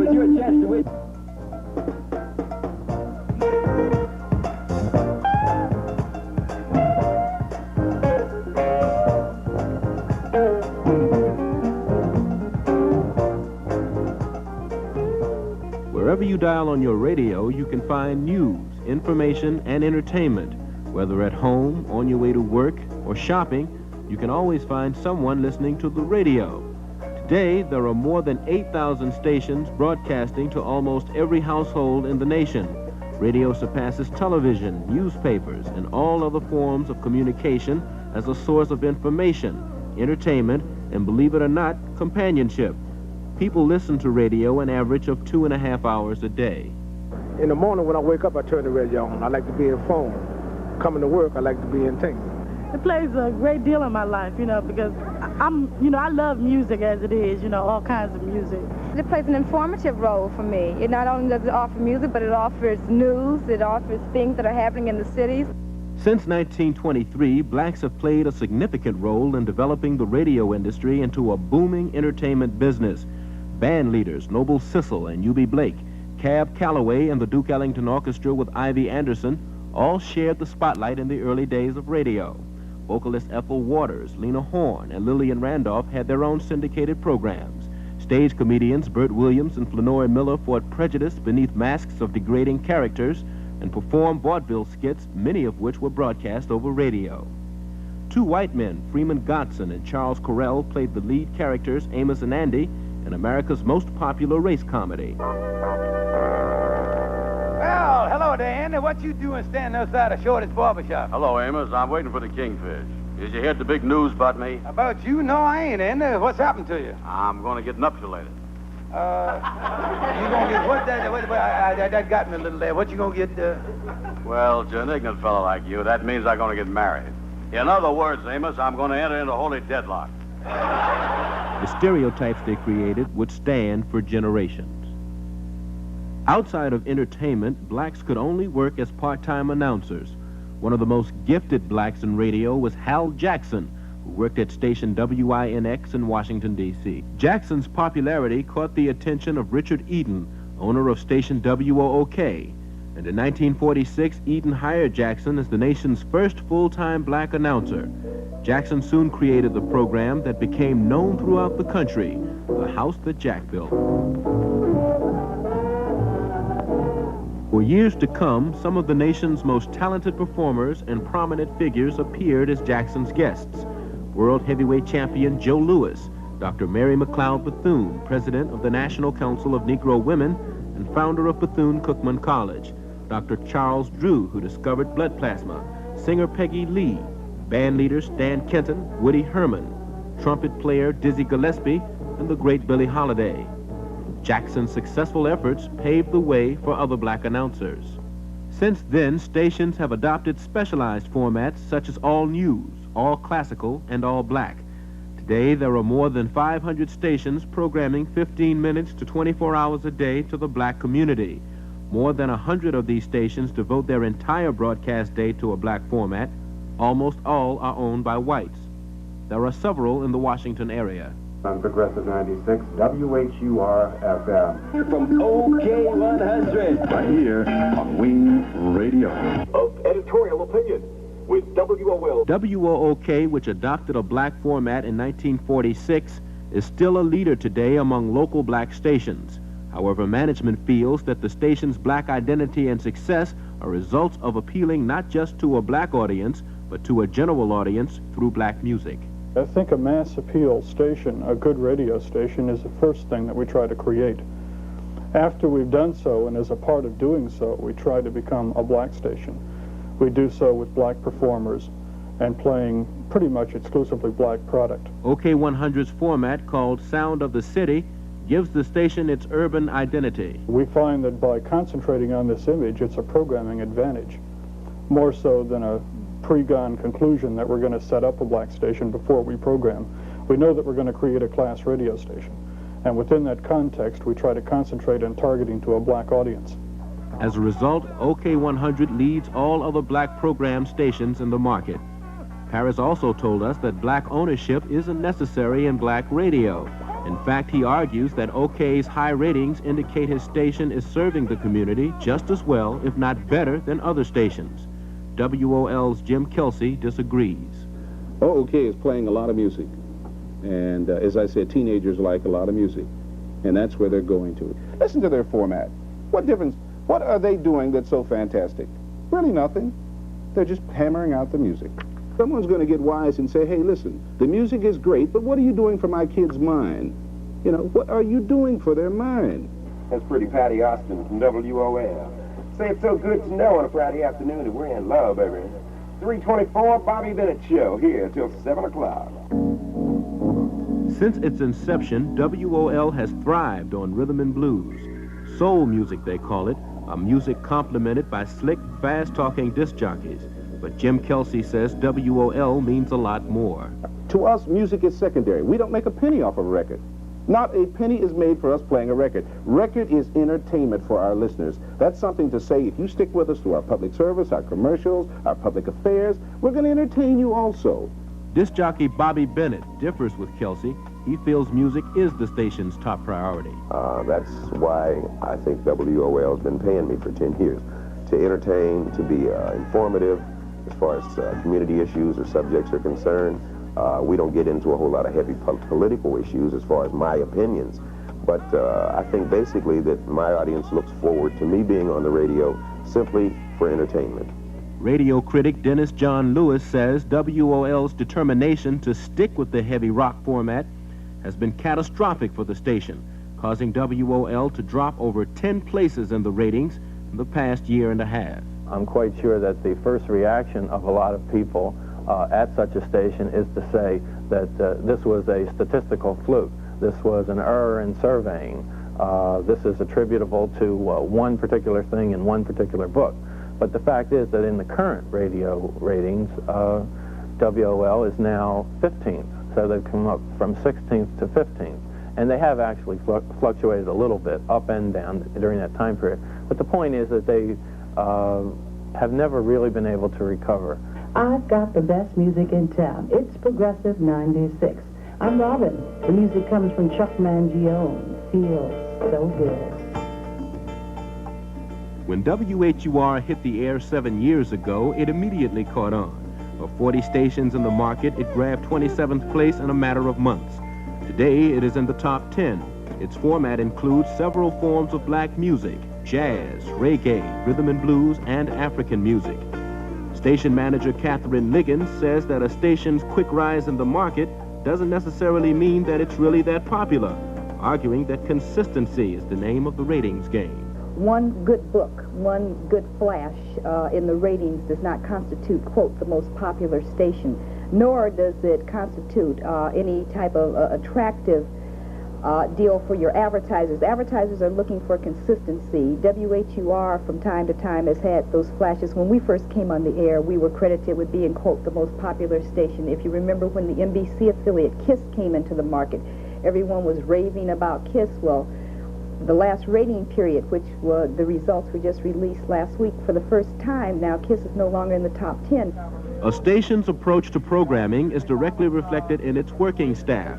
Personnel at WHUR do not view themselves as disc jockeys or announcers, but air personalities. And it's 17 minutes before 8 o'clock on the Morning Sound, 17 before 8. Deborah Connors has a birthday today. Debbie, happy birthday to you from the Morning Sound and from Nicky. Jerry Phillips, host of the noted Morning Sound show, calls himself a public servant on a program that uses 25 consultants from the community each month.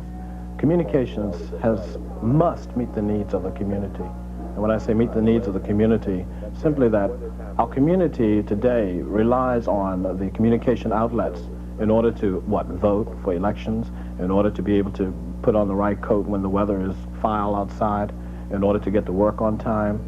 All of these things are necessities. And I think that radio has an obligation to the community. It must serve that community.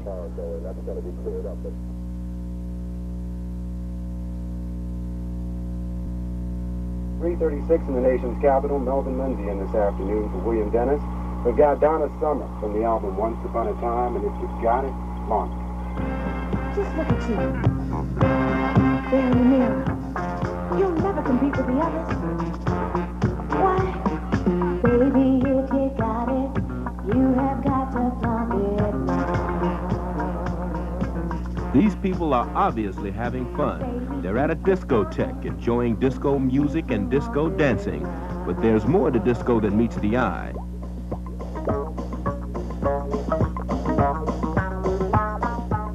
Disco is big business in this country, very big business. It grosses $4 billion annually. Last year, CBS alone grossed $600 million on music.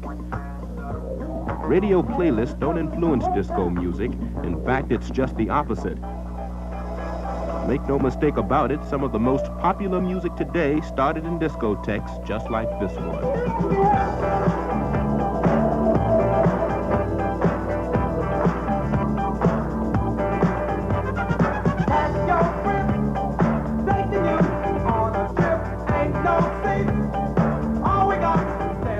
There's a formula to disco music. The lyrics are direct and simple. The beat is predictable, hard, and driving, making the music easy to dance to and easy to sell.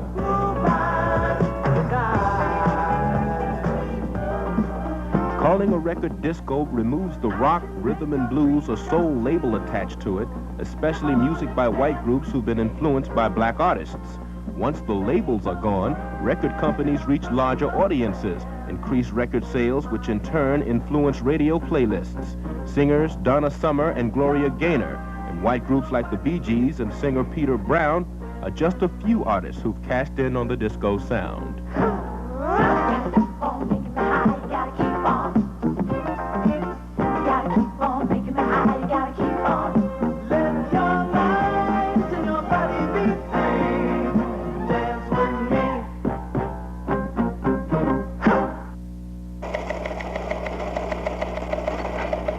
Director of Economic Development, Napoleon Johnson, says it's time for black people to start taking a hand in the economic mainstream. The D.C. Department of Transportation has a word for D.C. residents who mailed in their money to renew their auto tags.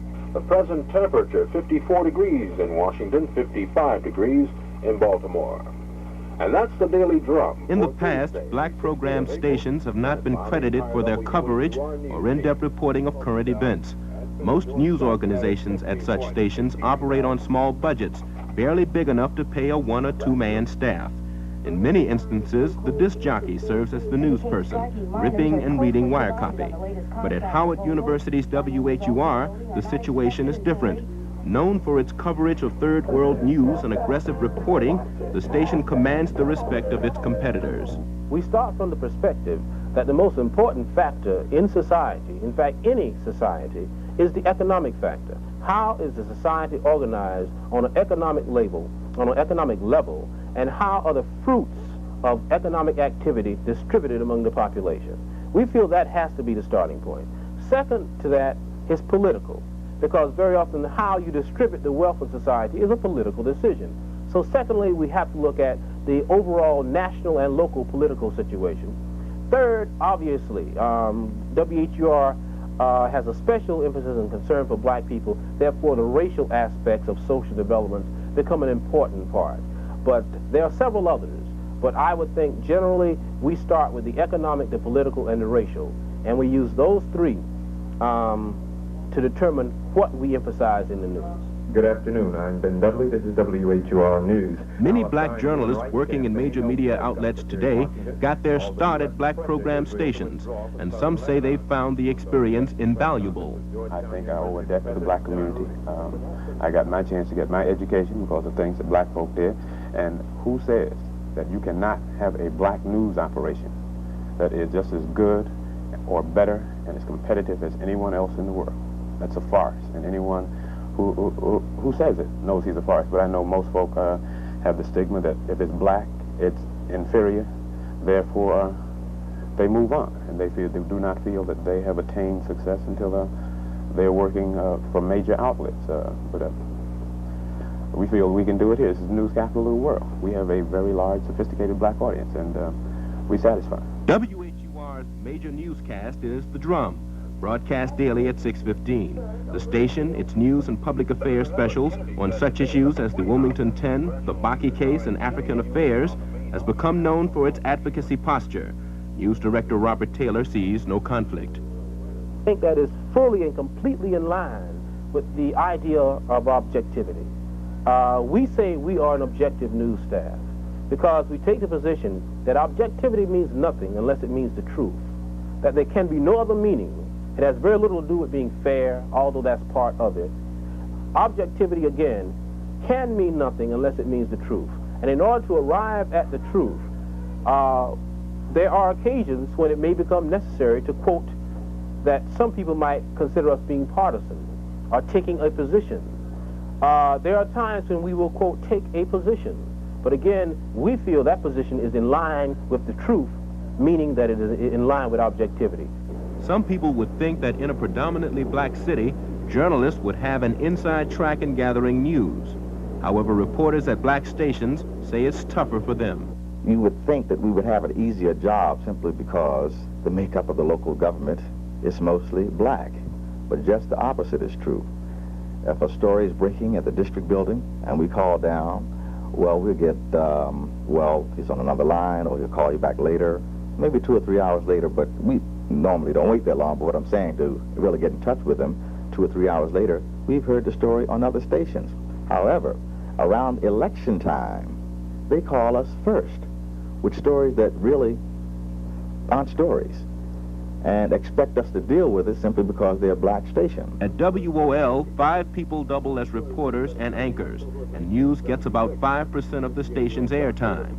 Most news directors agree that although reporters have similar training, black reporters have a different outlook on news than their white counterparts. I covered the recent march on the White House in support of the Wilmington 10. Now, my focus would be the speeches, the fact that there were about 8,000 people there, where another reporter, which I did hear on another radio station, their main focus was the kite flying at the monument. But to watch out, because there's a small crowd of about 500 protesters across from the ellipse. That's what I mean about black news, see? And that's the kind of information you'll get if you listen to certain reporters who aren't sensitive to certain black needs. Even if you're going to ad-lib something, try to script that out. At WOOK, 3 people work in shifts around the clock to cover the entire metro area. Management is proud of its news efforts. In the case of OK 100, it's our news department that we look at very heavily. Our news director, Carl Ferguson, is very familiar with the Washington market and with the black community in particular. And 10% of all of our programming per week is devoted to his department. It's that area that we look at as the most sensitive area of service. Carl Ferguson says he's also proud, but that he needs more than 3 people to continue doing his job. We're the most understaffed, overworked staff in this whole doggone city. HUR has a larger staff, and they do a damn good job. WOL has a larger staff. We need more people, but I think that we're in par with them because we work hard. That's the main thing. To help out, Ferguson uses college interns and individuals from the community. The students get practical experience, and the volunteers pick up journalism skills. No money, they don't put no money in the news, man. Everything else you get. But for news and public affairs, not enough. It's all into boogie. OK 100's got something real hip. Bootzilla opening up another music set at OK 100. Bootzilla's here! The world's only rhinestone rock star Don Minimum. I want to be your toy. I want to play for you, boy. Yeah, but never do something. There's no question that today black music has just as much impact on radio as it did when the radio industry started more than 50 years ago. Its influence on the black community is tremendous. However, unless blacks own stations, they have little input in policy and programming decisions. Of more than 8,000 broadcast stations, blacks own less than 60. In our next report, we'll take a look at minority broadcasters and the problems they face and the dynamics of black radio.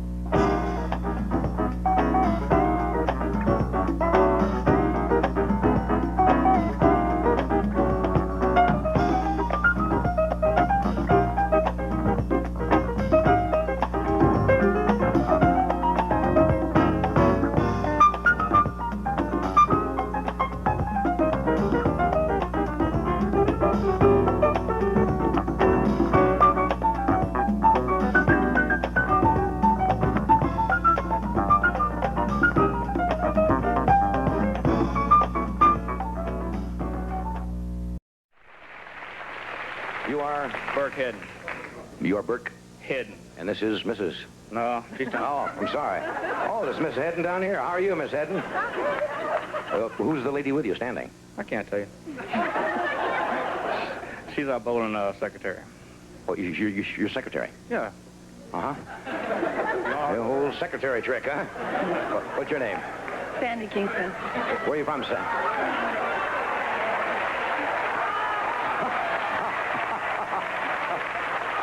Let's see if I can find this old lady a seat. Oh, ma'am. See if we can find...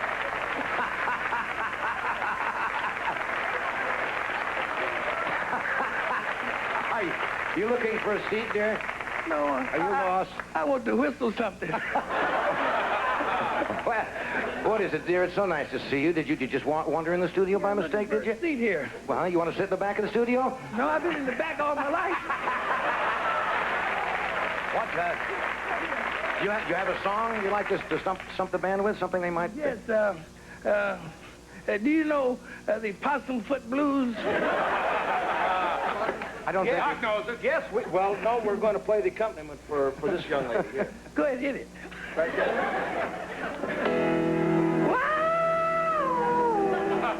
I got the Possum Foot Blues. Every time I see a possum. Ooh. Thank you, dear. Have a nice tour. The tour turn left.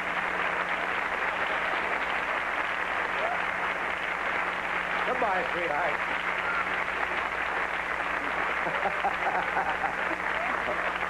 What? Can I get some dinner? All right, what do we have? Let's see. 4 fried chicken and watermelon dinners. That gave me for me. Thank you, darling. Red Fox.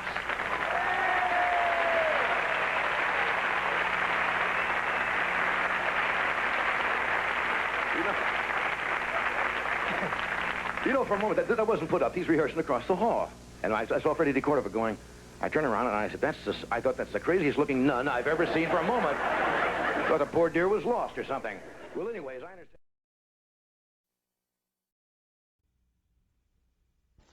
Political gang warfare has plagued the ghetto areas of Kingston, Jamaica for more than a decade now. About a year and a half ago, Jamaican reggae superstar Bob Marley was the victim of an attempted assassination. His wife, Bob, and his manager were wounded kind of seriously. After the assassination attempt, Bob Marley left his island and has not returned since. Bob Marley's music concerns itself with political tension, social injustice, and black roots. Marley has become, whether by design or by accident, a very large, important political force in his nation, Jamaica, and in the entire third world. Most Jamaican musicians are Rastafarians. It's a sect that believes that Jamaican culture should reflect its African heritage.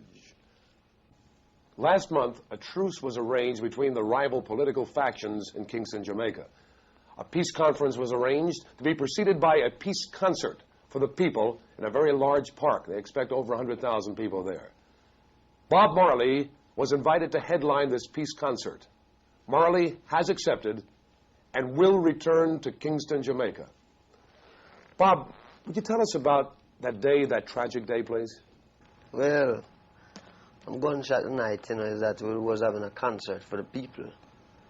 Well, it looked like it was like politics, you know, and so maybe some people never like it and plenty gunshot fire tonight. It happened for strengthen some people. It happened for satisfy some people. And it happened to strengthen me. Bob, who did it? Who attempted the assassination? To tell you the truth, I don't really care for know who do it or anything like that. It's just, I just glad that God showed me the way that I could have lived past that stage, you know, and could have lived to come to Jamaica people so they want to be united. What is your music trying to tell us? What are you trying to express? What are you preaching about on that stage? Well, we're preaching about one love, one heart, one destiny, one aim, one destiny, you know. Is that what I preach about? People like yourself are reaching the people. Is it working? Is it going to achieve what you want to achieve? Yes, man. Rastafari is the Almighty God. It's not we that do it, you know. It's God Himself that do it, you know what I mean? And nobody, and if them kill me, tomorrow millions of Rasta come up. Why do they want to kill you, though? Why? Why is that? Why not? Because them don't know. Them figures say maybe it's a gang thing, which is not a gang thing. Bob, why are you returning to Jamaica? Well, my life not important to me. Other people's life important. My life is only important if me can help plenty people. If my life is just for me, my own security, then me don't want it. My life is for people. That's where me is. Have you been told what's going to happen when you return to Jamaica? What's going to happen is that the people must unite. Them going to get a little bit of fight. But they must be strong and unite, because this unity in Jamaica is to unify the universal black people all over the earth. Give me a little prediction. Do you think we're going to make it? Make it? Yes, we must make it, you know. We must make it. Yeah, it must be made. There's no other way. The peace concert will be held in Kingston, Jamaica on April the 20th. I hope that Bob Marley's faith in his religion and in his people will hold true, and that the Jamaican Peace Concert will truly be peaceful. I'm Bruce Morrow, News Center 4. 4 years ago, the dictionary definition of the word vanity was all that existed. Well, times have changed, my friend, thanks to Prince and the woman he named Vanity. As the lead singer of Vanity 6, her first and only album with the group sold almost 500,000 copies. Now the singer-songwriter, model, actress has her first solo album out on Motown Records. And aside from all her accomplishments, she is Video Soul's She's Hot contest winner for 1984. We're honored tonight to have as our guest co-host on Video Soul, the beautiful and talented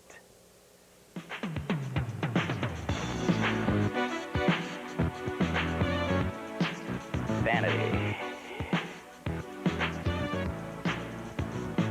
Hello. How are you?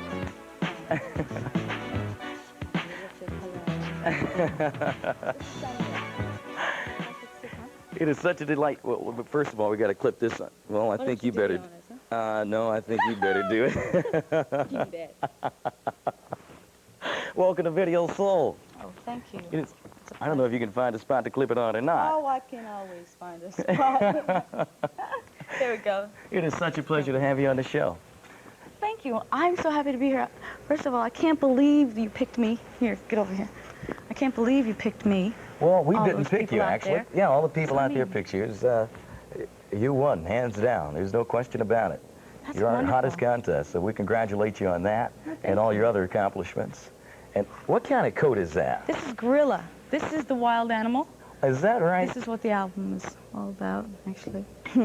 I've never seen a gorilla Hold on. coat before. I mean, Yeah, is that isn't it something you go anywhere and buy? fascinating? No, actually, this is 100 years old.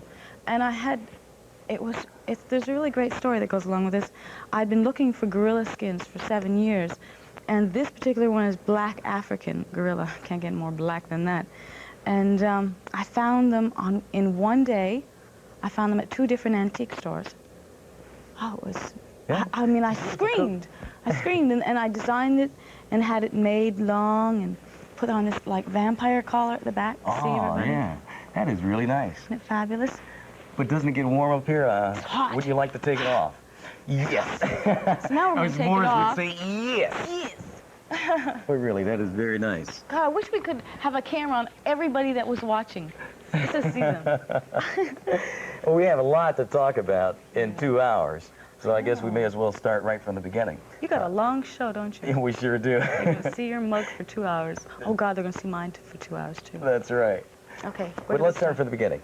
You grew up in Niagara Falls, and I always thought of Niagara Falls as being just a place for tourists, just a place to visit. What was It like? is, actually. It is. It's a place for tourists. I used to work, as a matter of fact, putting on raincoats on people. I did. To walk under the falls. Believe it or not, I put raincoats on people. Did you really? To walk under the falls? To walk under the falls. And finally, one day, I finally took a trip down there myself. It was actually very fascinating.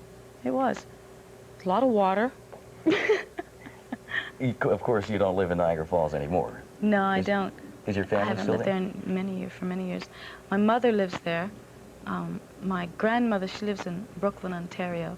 And we're scattered all over the world, I suppose. But you're in Los Angeles now, of course. Yeah, I love Los Angeles. I love L.A. We love it. Now, you started as a model, I understand. I'm just curious to know how old you were and what... Forget it! Well, I'm not asking how old you are now, but... In the book of etiquette, a lady doesn't have to tell her age. So you remember all these girls when they ask you what your age is. Between the ages of 18 and 55. So but I'm not... No, I'm not okay, asking you want to your know age how old now. I was? Then I'd be giving myself away. Okay, well... When? Tell me, I might tell you. When you first started modeling, I'm curious to know how you were when you started modeling. God, that was a long time ago. 17. I was 17. I had the choice between going into the martial arts or going into the modeling field. And I thought I'd probably make it better in the modeling field. So there I am. But here we are. I understand you have a movie coming out in which you'll get to use some of your martial arts, and yeah, we'll talk about that a little later I don't in the use my show. martial arts. Oh, I don't. No, I don't. It's a love story. It's a cross between a love story and a martial arts film, and I play the love story. Well, we're going to talk about that in depth a little later in the show. But as a model, what kind of work did you get in the beginning as a model? The first job I ever got was Pearl Drops tooth polish. Well, I think we all remember that one. Yeah, I jumped for joy. I swear.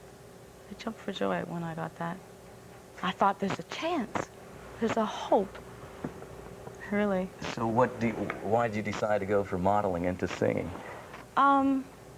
God, I know, I don't understand because I'm not a very good singer. Why do you sing? I'm just not. I'm really not. I try hard. I remember when I first went into the studio, I was terrible. I was really terrible. I'm getting better. But why did I go in? Prince said to me one day, after we'd been seeing each other for a while, he said, you want to form a group? He said, if you really love me, you'll come with me. Ooh. It's a heavy statement. Yes. How did you first meet Prince? How did that relationship come about? Actually, it came about the American Music Awards. That's why it was really nice to be able to give him an award, the Purple Rain Award, at the American Music Awards. I quite enjoyed it. But how did it come about? I mean, How did it come about? Understand you? Oh, I was talking to the president of the William Morris Agency, and I said, I want to be a singer. I want to be an actress. And I just started whining. And he was telling me I had to concentrate on doing one thing, and I had to move to Los Angeles because New York was no place to try and start all this commotion. And I went and I cried to my best friend, Hal Ray, who is now my manager, agent, father, everything, confidant. And I said, oh, I'll never be a singer. And that night, he says to me, here, take 2 tickets. I mean, he was always trying to stop me from crying, right? Take these tickets and go and go to the American Music Awards and have fun, and you'll forget all about it tomorrow, and you'll wake up happy or whatever. Well, that night is the night that I met Prince. Oh, is that right? He said to me, well, actually, he didn't say. The lady came up to me and she said, do you think that you could take him to the bathroom? She asked you to Is that take a Prince to the drop-dead bathroom? line or what? I mean, I haven't had that line ever. Did you take him? Oh, gosh, no. Okay. Well, we're going to talk a little bit more about Prince later in the show, too, because there are quite a few things I want to ask you about him. But first of all, we want to play your video, Pretty Mess, and maybe you can tell us a little bit about it briefly. I understand that you actually come up with the concepts for all your videos. As a matter of fact, I did. Yes, I wrote the video and organized a lot of it and edited it. Edited. Yeah, that's hard to say, isn't it? Edited it. I did the editing. Yes, I did that too. And I wrote that dumb little song. That song, actually, I wrote at about 4 o'clock in the morning. I finished at about 5. And I was so happy and in such a happy mood, I wrote that song. It's quite funny. You know, I think it's only fair that I take mine off, too, since you've got yours off. Absolutely. Get a You little gonna more take off your comfortable. shirt? No, thank you. Maybe later, maybe the second hour of the show. Now, you call that song, it only took you an hour to write it, and you spoke about yourself. I exaggerate. Yeah, but you're saying you are not a singer. Now, that's a criticism that I have heard from others, but doesn't that offend you when someone says that? Not really.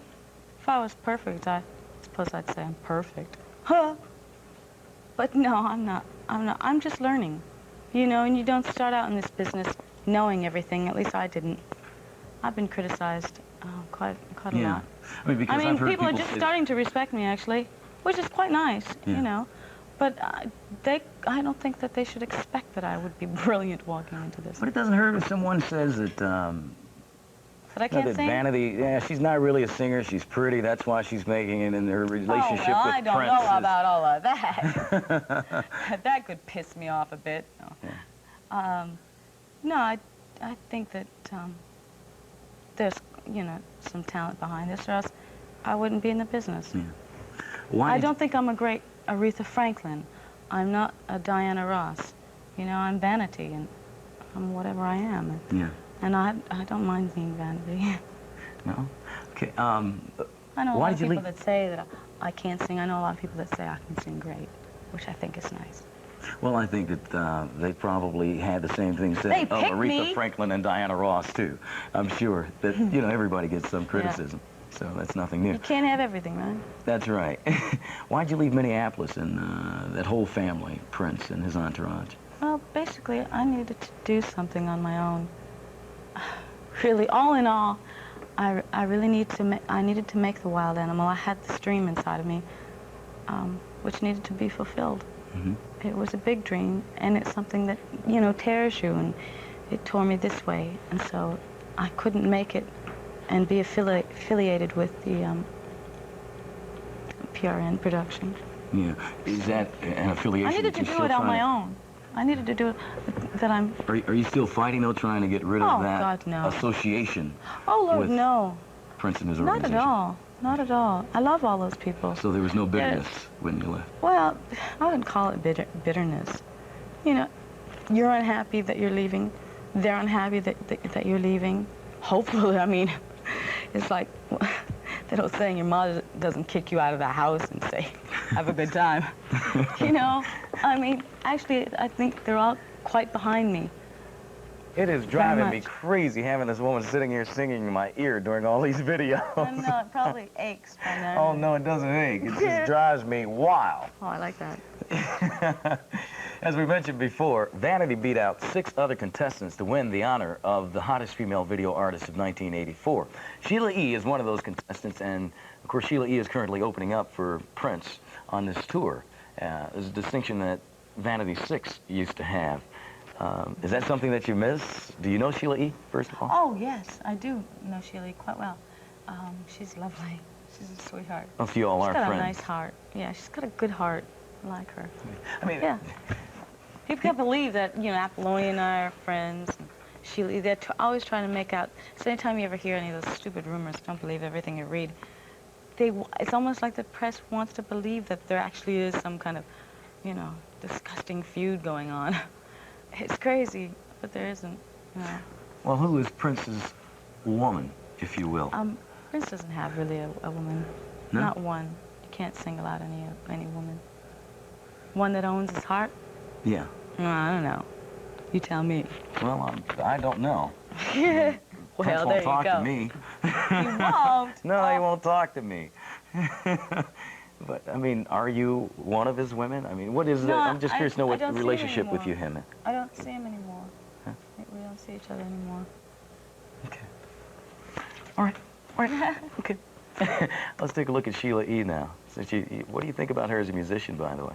She's fantastic. She really is. Yeah, I She think she's really is incredible. something. I first saw her and met her when she was with Lionel Richie Mhm. at a concert. I thought, God, she's really good. I think it's really nice that Prince has given a lot of different women a lot of chance, because I don't know any other people that are like that. You know, that Yeah. they really give you a chance to go out and have a career. Yeah, well, You he's know? created some great opportunities Yes, he for, has, and for several. that's really, I respect him for that.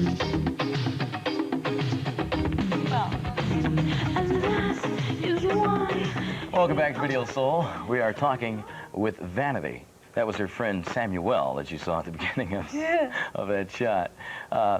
Besides Diana Ross, there are two other She's Hot contestants that have been around making music for quite some time, and they are Shaka Khan and Tina Turner.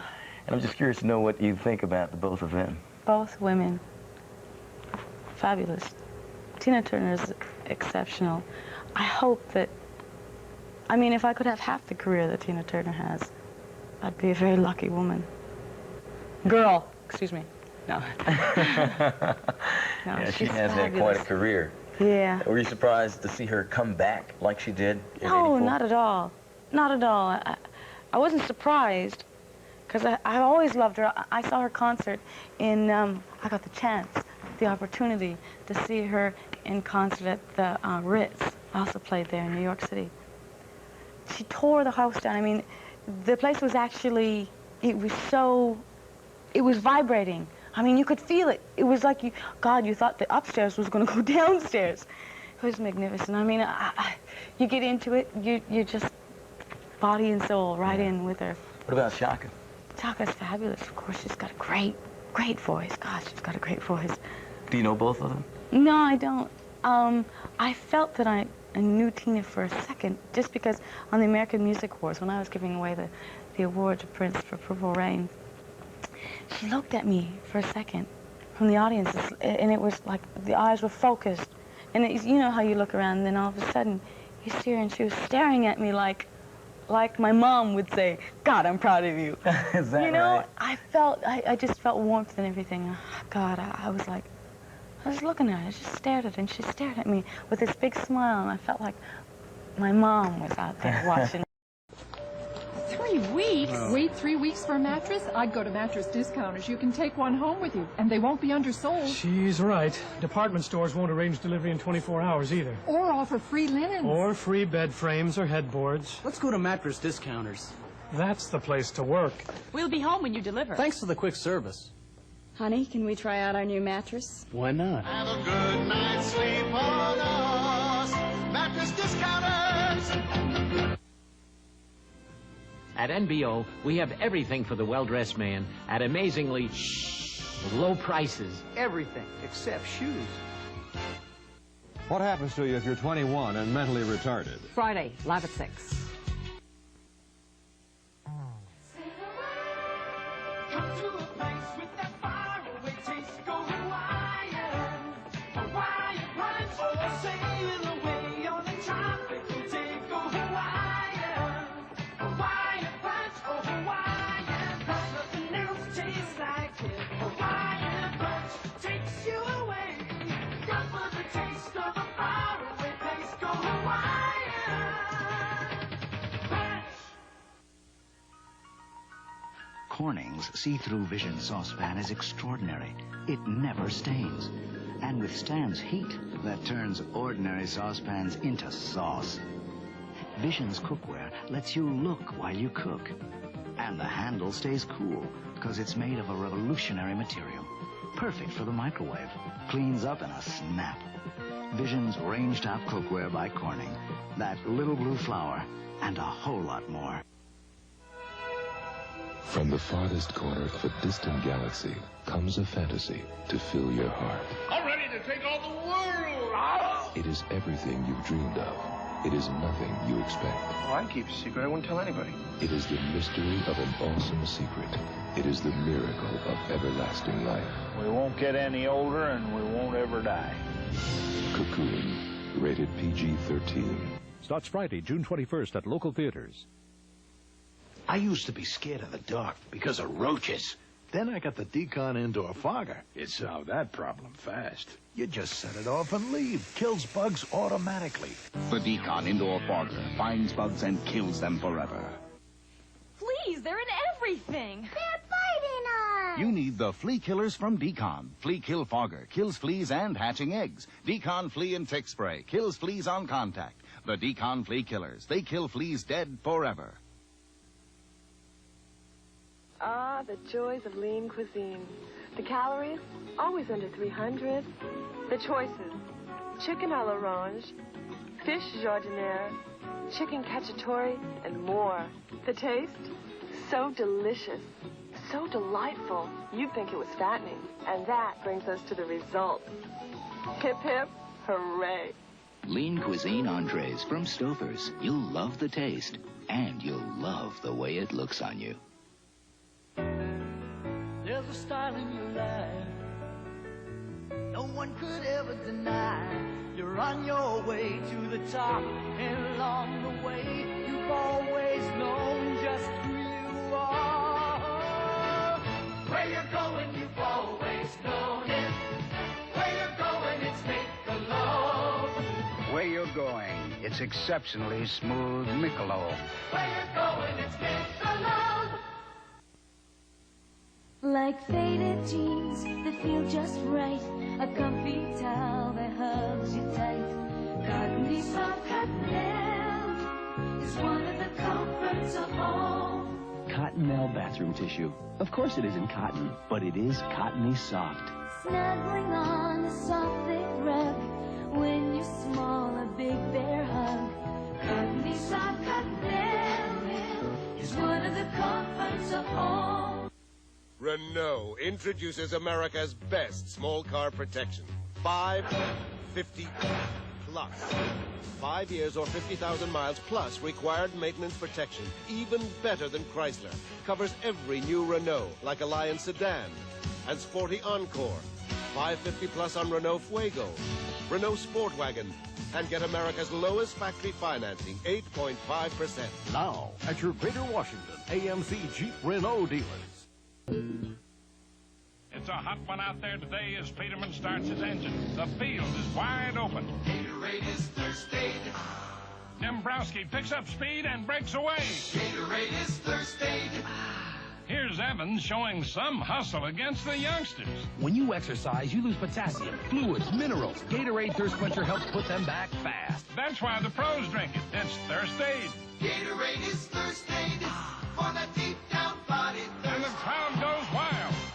For the matchless color of Saint-Tropez and the silky skin to go with it. And a soleil for the Saint-Tropez.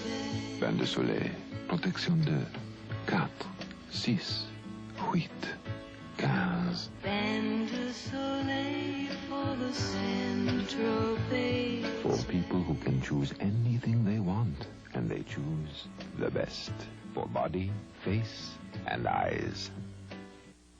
Before it all went so wrong, what was life like for the Von Bulow family? Pick up this week's People and you'll find out. People celebrates people. As Klaus Von Bulow's stepchildren talk about life before the tragedy. Then, People sneaks you into Springsteen's riotous Irish gig, plus a cool report on a hot new series with Miami Vice's Don Johnson, and much more. Every week, People's a celebration of the people you'll be talking about next. Week after week, People celebrates people. This week, Von Bulow's stepchildren speak out. Considering a new car? Concerned about cash flow? Contact your Washington area Pontiac dealers. It's amazing how affordable Pontiac leasing can be. For about $213 a month, you can drive a new world-class Pontiac 6000 sedan. This front-wheel drive beauty comes equipped with air conditioning, AM/FM stereo, and more. And because there's no down payment as such, just the first month's payment and a small refundable security deposit, leasing makes your Pontiac 6000 even more affordable at your Washington area Pontiac dealers.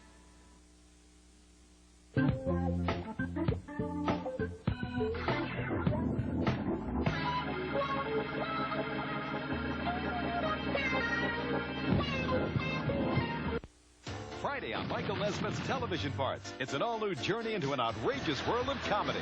Then Spencer's back. He's an offbeat teenager with all the right moves. What a wonderful child. And on V, Elizabeth falls prey to the visitors. The Star Child is back in our protection. V, Friday. At Simms, we want you to know about our shoe department for ladies and men. Simms represents at off price only better-known names in men's and ladies' shoes. Although you'll never see the word sale at Simms, if you know the names we represent in shoes, you'll know what you're buying. The more you know about men's and ladies' shoes, the better it is for Simms, where an educated consumer is our best customer. Where can you go for 8.8% financing on top 85 trucks? Your Nissan dealer's the one to see. At participating Nissan dealers, 8.8% financing could save you big bucks on rugged trucks. Save up to $650 on Nissan Standards. Save up to $1,250 on King Cabs. And up to $1,350 on 4xs. So for 8.8% financing, see the dealers who practically invented the small truck. Don't wait. Get to your Washington area Nissan Datsun dealers right now. Hey, Mom, look what they have at Carvel. It's the Fudgy the Whale doll. And look, they have Fudgy the Whale ice cream cake, too. It's a whale of a cake for a whale of a dad. Fudgy is made, with vanilla and chocolate ice cream and, of course, the Carvel Crunchies. It's covered with fudge and nuts. Let's get one for Dad for Father's Day. Would you like to send one? Just phone 1-800-327-GIFT. And the doll is a limited edition available only at participating Carvel stores. The case of what's a mother of the groom to wear. Friday. They're elegant dancers, passionate lovers, and hired killers. They're good for each other. But in the Pritzi family, it's always dangerous to mix pleasure with business. Jack Nicholson, Kathleen Turner. Have another cookie, my dear? Pritzi's starts tomorrow at a selected area theater. Check your newspaper for showtimes. Hacksaw, people, they just don't understand guys like us. Yeah, they think we're all bulk and no brains. Hacksaw, they should see you now pumping Amoco Premium. Shows you know a lot about gasoline, right? Wrong, but my car knows. Why do more drivers rate Amoco Premium lead-free, the highest quality gasoline? Your car knows. We should move the car. Now? Now. Right. Where do you want to put this, Hacksaw? How about down? Amoco, your car knows. Jello brand Gelatin Pops presents The Little Rascals. Stop eating those pops! We got some! Can't help it! Well, force yourself! A customer! What's this? New Jello Gelatin Pops. It's the fruity taste of Jello Gelatin, whipped real smooth and frozen on a stick. Delicious. I'll take 2 more. Where are all the pops? New Jello Gelatin Pops. They're irresistible. Slow down, we want you to know. Each one's someone different with their own way to go. Slow down, hear what each one's saying. Slow down. Tonight, take them to dinner at Roy Rogers and let everyone be themselves. Roy Rogers says slow down. The West has always been a place where a man went to prove himself. This spirit has been captured in Chaps, the cologne by American designer Ralph Lauren. It's for men everywhere who are strong and proud. Chaps, the spirit of the West that's everywhere today. Chaps, the cologne by Ralph Lauren. Now a gift from Chaps. This handsome limited edition razor. Your bonus free with the purchase of Chaps 1.8-ounce cologne or aftershave. Do you think we're gonna have a hard time shopping for Dad? Not at JCPenney. We have a sale that's just for him. Save on all his favorites like famous Levi's and Parfour dress slacks for relaxing, colorful Parfour shirts and shorts. Plus a terrific new collection of Fox sportswear. All this and more at the JCPenney Father's Day sale. JCPenney sure knows how to please the guy. You're looking smarter than ever, JCPenney.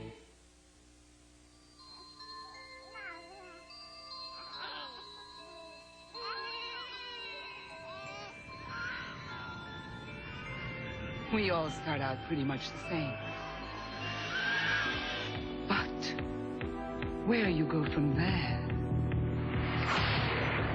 is entirely up to you.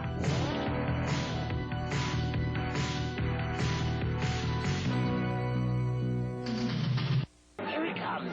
Steven Spielberg presents The Goonies, a Richard Donner film. More things happen in this movie than in 6 ordinary action films, says Roger Ebert of the Chicago Sun-Times. Pat Collins of CBS Morning News says The Goonies is awesome. Indy Jones, look out, cause here come The Goonies, rated PG. Now playing at a theater near you. You don't have to be an alcoholic to be a drunk driver. You only have to be an adult or a teenager, a man or a woman who has had too much to drink and gets behind the wheel of a car. 25,000 people died last year in car crashes due to drunk drivers. 25,000 people? If you've had too much to drink, don't drive. Drinking and driving just don't mix.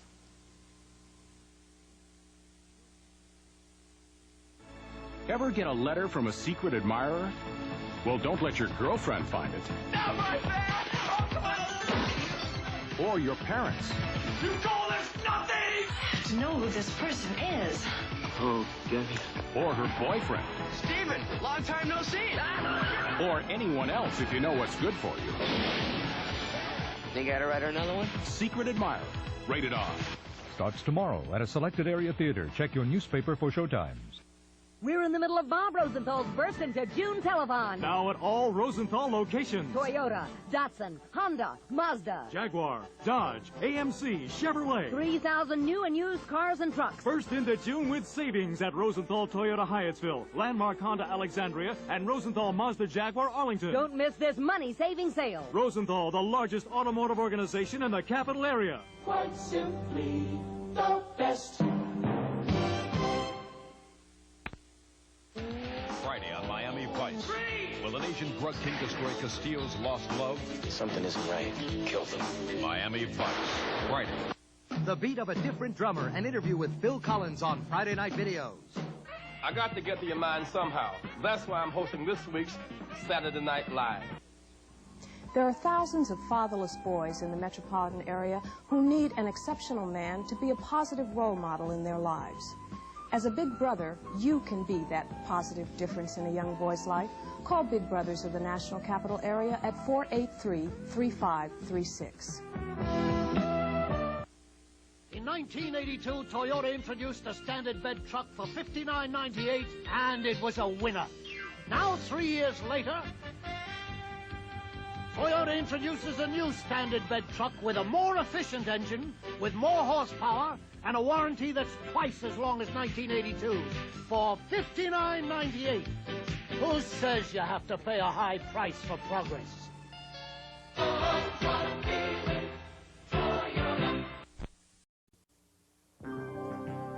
You're watching Channel 4, Washington's leading station for news and information.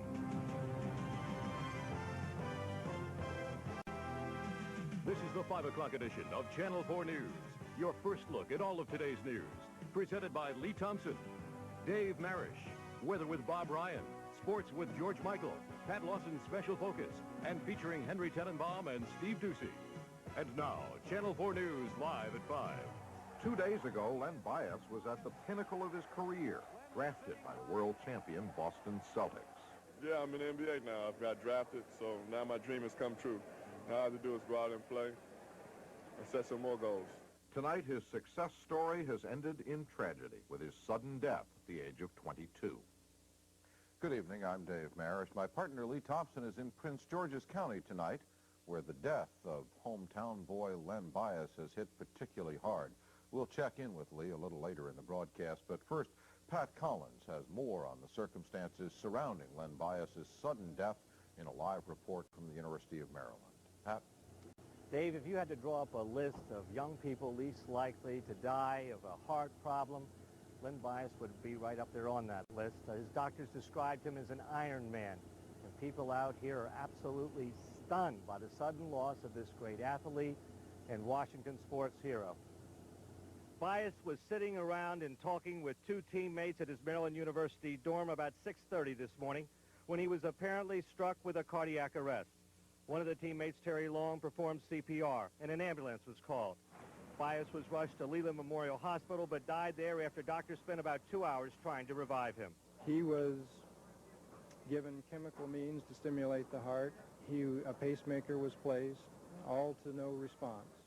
Bias was considered to be in the peak of health. He had just undergone 3 physicals required by the pros, and doctors described him as having the body of a greyhound. The news of his death spread quickly around the College Park area. There was an informal wake at the hospital where friends and fans gathered. Everybody in the neighborhood knew him. Everybody knew him. You know, he got along with everybody. And I just want to know what happened. Bias was an all-Metropolitan basketball player at Northwestern High School, an All-American at Maryland, and perhaps one of the best basketball players the Terps ever had. This is perhaps the saddest day in the history of the University of Maryland. The loss of Leonard Bias is something that each and every member of this campus community feels very deeply. Len Bias, dead at age 22. Prince George's County homicide detectives say there's no evidence now of any foul play. They say they're awaiting a final autopsy report and toxicology lab tests, which would determine whether or not there was any drugs or foreign substances involved. You know, this is the 3rd Maryland basketball player to die of a heart problem in recent memory. Dave? Pat, I guess we should say that the autopsy that is being performed is routine in cases of sudden death and does not indicate any suspicion of foul play in the death of Len Bias. Absolutely. It's because of the sudden nature of the death, his age. They just want to make sure to see if there was some sort of, maybe even a disease that may have caused this, something that was overlooked by all those physicals and all the exams he went through.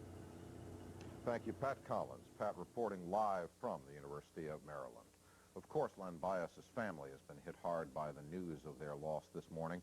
A slow stream of visitors has been moving through the Bias household today. Some people bringing flowers, some food, others simply stunned, bringing whatever comfort they can.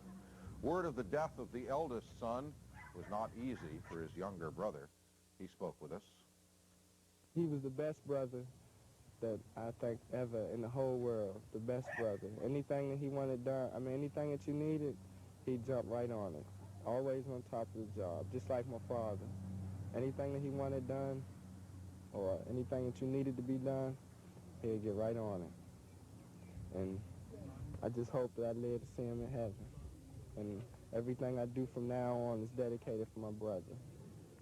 Word of Len Bias's death spread quickly through the University of Maryland campus community. Friends started coming to Washington Hall. That was the dorm that Len Bias had called home. Everywhere there is shock and sadness and disbelief on that campus. It was great. I loved him to death. We came in last night about 12 o'clock, we were sitting around talking about the draft. He was really excited about everything, and he was looking forward to, to move on. Because I was coming to work this morning, my car had to get out of the way for the ambulance coming up here. I was just really surprised when they told me what had happened, who it was. Really a shock there. Friends and the news media gathered at the hospital this morning, but nothing could be done. Those present hoped that they might find out why Len Bias had died so suddenly. The sports world tonight is stunned, especially players and coaches who worked with Len Bias. George Michael's in the newsroom now. George, I'm sure that this is simply personally devastating news. It's very hard, Dave, when you get to know an athlete as you get to know Len Bias. He's a fellow that was very easy to like, always with a smile on his face, and someone who I genuinely enjoyed having the opportunity and pleasure to cover. No matter who you are, the shock of Len Bias's untimely death, I think, is very difficult to absorb. It's hard to believe. Part of what is so heart-wrenching, I guess, is that this was a young man literally on the threshold of realizing his lifelong dreams.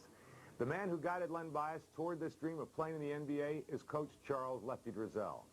Just about an hour ago, carried live here on Channel 4, Coach Driesell held a press conference at Cole Fieldhouse. Let's go to College Park and Coach Driesell. I really don't know if I'm up to this, but I guess Leonard would want me to say something. You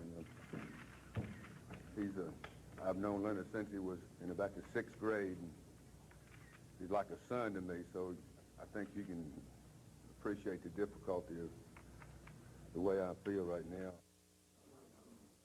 Lenny Bias was a great kid. I've been here 10 years, and I've never seen a day as dark and sad as this one. We loved Lenny Bias for what he did for Maryland, but we loved him more because he was a good person and our friend. Everybody that ever watched him play admired him, and everybody that ever met him loved him. Dick Dull on the death of Lenny Bias. We'll have much more, and of course, a little bit later on, Dave, we'll be talking with Casey Jones live from Boston. Casey Jones, the coach of the Celtics, was agreed to talk with us a little bit later on this evening, and we'll join you more with more comments on the death of Lenny Bias, and we're with you a little bit later in this program. Dave Marish? George, in the words of Larry Bird, who virtually handpicked Len Bias for the Celtics, this is the cruelest thing that Bird had ever heard of in his history in professional sports. Larry Bird, like the rest of the Celtics, because as you point out, Larry Bird had said that he needed someone really strong and powerful to go to the basket for Boston. It's very hard to talk about basketball at a time like this, but he said that he was probably the cruelest thing that he's ever heard of in the history of sports.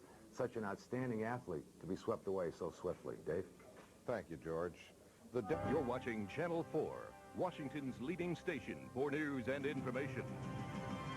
And now, the news continues. This is the 6 o'clock edition of Channel 4 News, television's most complete full-hour report, presented by Jim Vance and Susan King. Weather with Bob Ryan. Sports with George Michael, featuring Lee Thompson and Arch Campbell.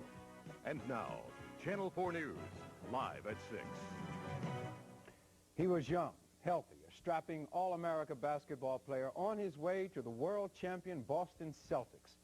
But tonight, Len Bias is dead at the age of 22. Good evening. Sports fans and others in the Washington area and all around the country tonight are mourning the loss of Len Bias.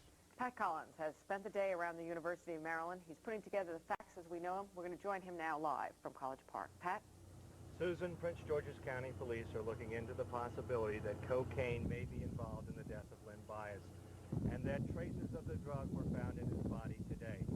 If this is true, it makes it doubly sad, the loss of this great athlete. It was a scary sight to see. The body of Len Bias wheeled out to the coroner's wagon. Len Bias, who they said was in the peak of health, robbed of his life just as he was on the doorstep of a Hall of Fame career. Yesterday was a big day for Len Bias. In the morning, he was in Boston to meet with Celtic officials to work on his contract deal. In the afternoon, he signed a lucrative product endorsement contract with Reebok shoes. Then about 10 o'clock last night, he returned to the Maryland University campus and met with some friends. One of them was David Driggers. He couldn't believe it, right? He said he waited, and that was it. You know, he said come August, he'll be in ball camp, playing his dream. About 2 o'clock this morning, Len Bias left his dormitory and went out to meet with a girlfriend. He returned about 3:30. After that, Bias sat around his dorm and talked with teammates Terry Long and David Gregg. Around 6:30 this morning, he appeared to have a seizure. Terry Long performed CPR and an ambulance was called. Bias was taken to Leland Memorial Hospital where doctors worked on him for 2 hours, but with no success. There was no respiratory or cardiac response to what was done by ourselves. A pacemaker was put in with no cardiac response. Bias is probably one of, if not the best, basketball player Maryland's ever had. He was their all-time leading scorer and All-American picked by the Celtics on the first round of the NBA draft. He had at least 3 physicals in recent weeks as a prelude to his pro career, and doctors said there was no evidence of drug or alcohol abuse. In fact, the doctors say he had the body of an Iron Man.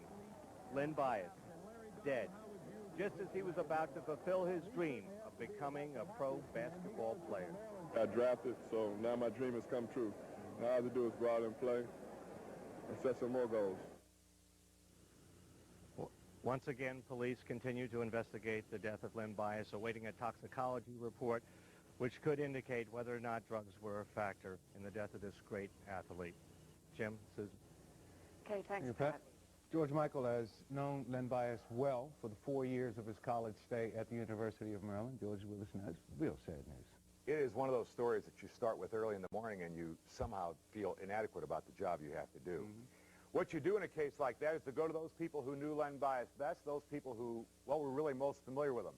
One of those is Dick Dull, and for that I'd like to take you out to the University of Maryland, College Park, to talk with Dick Dull, who is the athletic director at the University of Maryland. Dick, the first thing I wanted to ask you is, if you could, what this day has been like for you and what your feelings must be at this hour after a very long ordeal today. Well, we've been in a state of shock from the time we first heard about it this morning, George. I personally can't remember in this day where I've come to an office with an emptier feeling in my stomach. Lenny Bias was a great basketball player, but more than that, he was a great basketball player, but more than that, he was a great friend, and he was part of our family, and he belonged to the University of Maryland and to the state of Maryland, and we're going to grieve his loss probably as long as we live ourselves. Dick, I think you know how uncomfortable I feel trying to ask you about it, but you've certainly heard all the reports, and I'd like to ask you, what must your response be when you hear that, unquote, source from Leland Hospital says traces of cocaine in Lenny Bias's body? It's already a tragedy. This adds to it. It certainly does. I hope that it's not true, and as you well know me, I don't believe on named sources. I think probably it would be premature to speculate right now, George. They'll probably sometime tomorrow be released by the medical examiner, and until that time, I have to assume that this is due to some other causes. I hope and pray that it is, but regardless, Lenny Bias is dead, and we're not going to bring him back. Dick, I know it's very difficult. I would like to ask you for, if you could, a final thought regarding Coach Lefty Driesell, who obviously, Lenny Bias was not just a basketball player. See, I know that. That's what makes it hard for me to ask you. The thoughts on you and Lefty Driesell as far as Len Bias not being here. What your final thoughts? Well, I think the thing that we'll miss is not the points that he scored and not the way he represented Maryland. I know my personal feeling is that I love that big smile that Lenny Bias had on his face every time I walk by him in this building, and that's gone forever, and we're all going to be the lesser for it. Dick Dull, Athletic Director at Maryland, I thank you for joining us. A very difficult assignment at best. Thank you for being with us, Dick. Thank you, George. Dick Dull, the Athletic Director at Maryland. As you can see, Jim, it is a very difficult, it's been a very long ordeal. Just to fill you all in, it started early this morning. We were advised of his death. Unfortunately, as Pat Collins reported to you, there have been reports that there were traces of cocaine in his system. I can only tell you what we have heard, and that is that much the same thing. And we don't know anything beyond that other than there are, unquote, unnamed sources that said that this was the fact. No one's saying anything officially at this hour. We'll be talking with Casey Jones of the Celtics a little bit later. Thank you, George. Well, obviously, one does not expect the youngest and the best to die like this. Len Bias's death left the University of Maryland campus in shock. Kelly Burke was there shortly after the news broke. It was this morning. As a player of top caliber, Len Bias was naturally put on a pedestal, but it was clear he was well thought of as a person, too. Many came by Washington Hall stunned. Did you know Len? Yes, I did. I'm really upset right now. It's not a good time for me to talk about it. Okay. I loved him to death.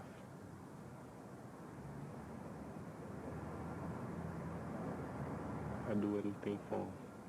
I'm Jeff Baxter's mother. Parents of Maryland basketball players came by the dorm to console their sons who lost a friend.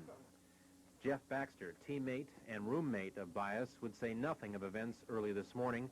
Shaken, he consoled a former girlfriend of Bias.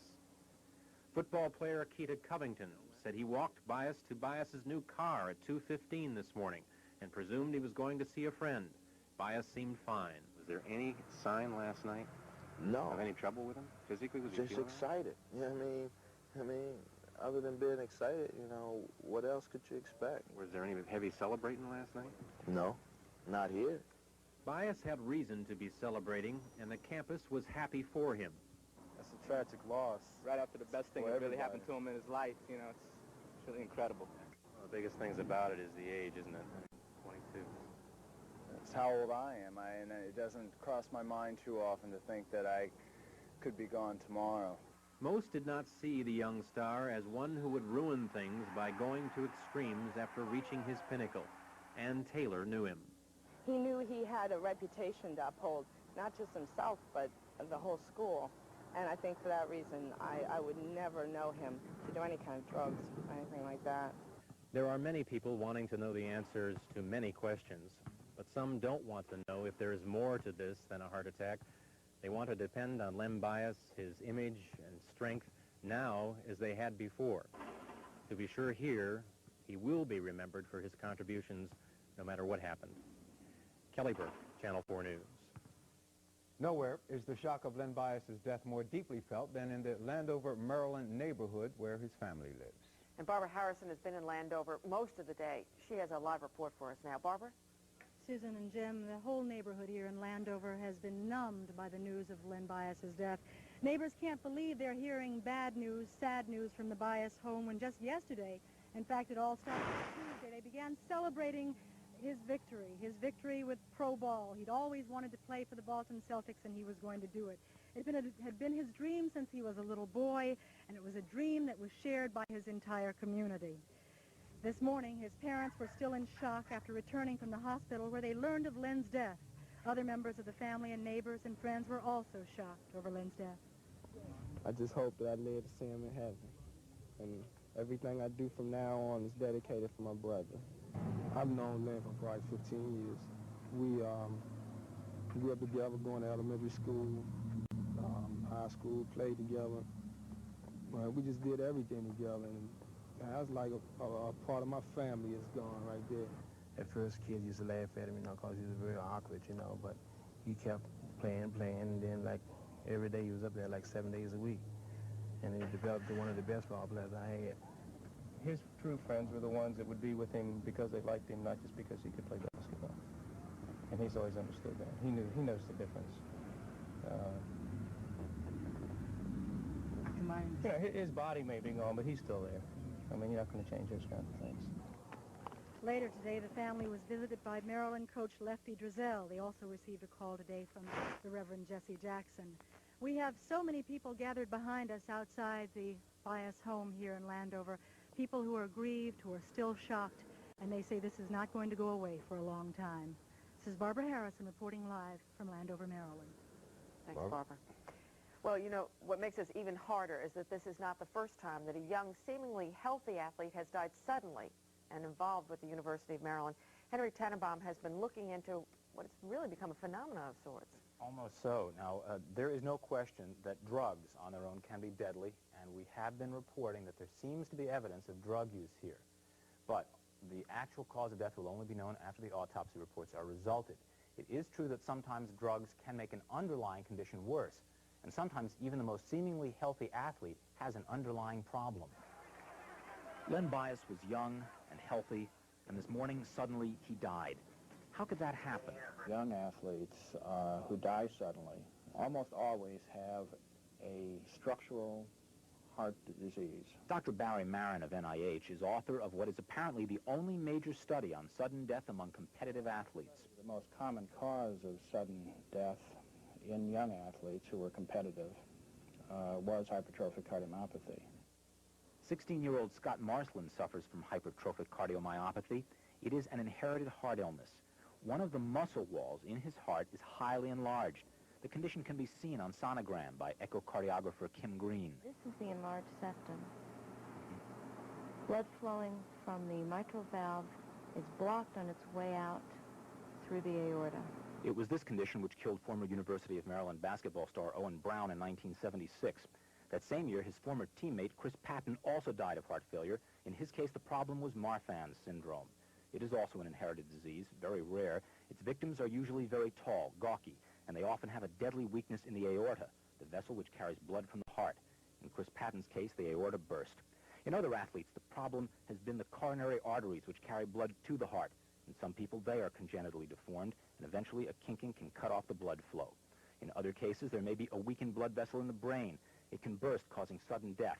And there are many other possibilities. Can't potential victims be spotted before they die? Unfortunately, the victims of these conditions often have no clear symptoms until they die. NIH and the University of Maryland conducted a screening program for athletes. Len Bias was in that program and passed. But the experts say no screening program can be really effective. We're talking about so many different, varied diseases requiring different tests that it would be impossible, certainly for any one test and even a group of tests, to be considered totally reliable. In other words, the history of sudden death among athletes suggests that medical science has a great deal to learn about keeping even the healthiest of us alive. In this case, we do not know the cause of death yet. One thing doctors do know, an excess of celebration, when combined with alcohol or drugs, can be dangerous for the heart. There is even a condition involving irregular heartbeats after excess drinking, which is called holiday heart syndrome. I want to ask a question, and very much a what-if question. And it's just, what if? Does cocaine also put an extra pounce on the heart that can cause, if there was a problem there, something extra? It may be associated with some irregular heartbeat in the heart. In some cases, that's been known to happen, and that could be associated with some of the problems, these underlying conditions. So it's possible that drugs could contribute to an underlying condition by causing this irregular heartbeat. Okay. Henry Tannenbaum. Coming up, we'll tell you about members of the Senate who have dug in and are determined to fight off a wave. Hospital in Prince George's.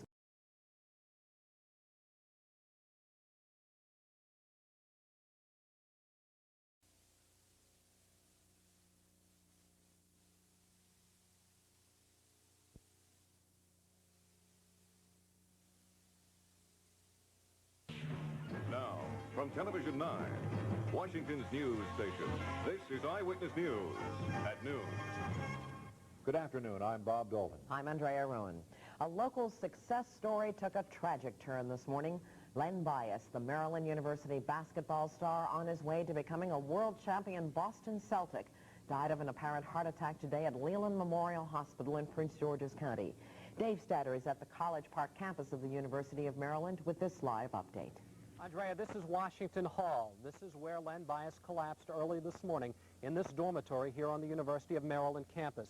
He was talking to some friends early this morning when he collapsed. Doctors say he died of a heart attack, cardiopulmonary arrest, but what that means or what caused that heart attack, we don't know.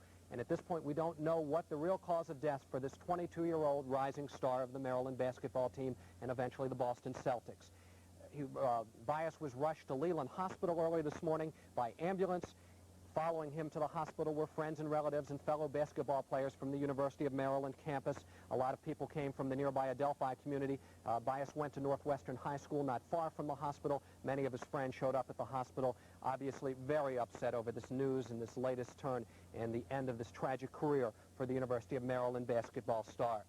From what we understand, CPR, cardiopulmonary resuscitation, was started right away as soon as Bias collapsed by some people that were with him in the room here at Washington Hall. And Prince George's County Ambulance took him to the hospital, and Dr. Edward Wilson of Leland Hospital worked on Bias.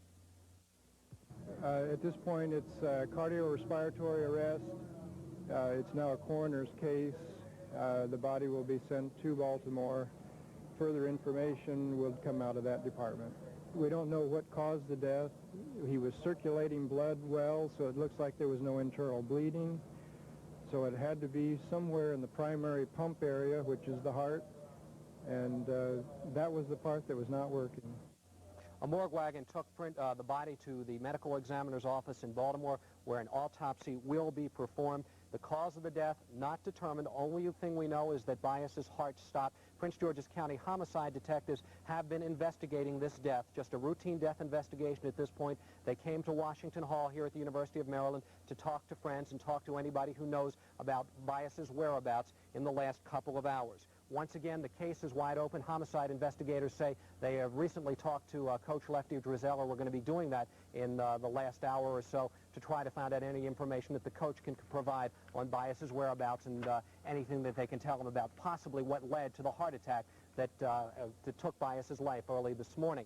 Now, Eyewitness News sports reporter James Brown has talked to some of the players on the Maryland basketball team and some of the people who were with Bias in the last couple hours of his life. From what we've been able to piece together so far is that Len Bias came back from Boston yesterday. He had been talking to reporters. He had a physical there from what we've been able to piece together.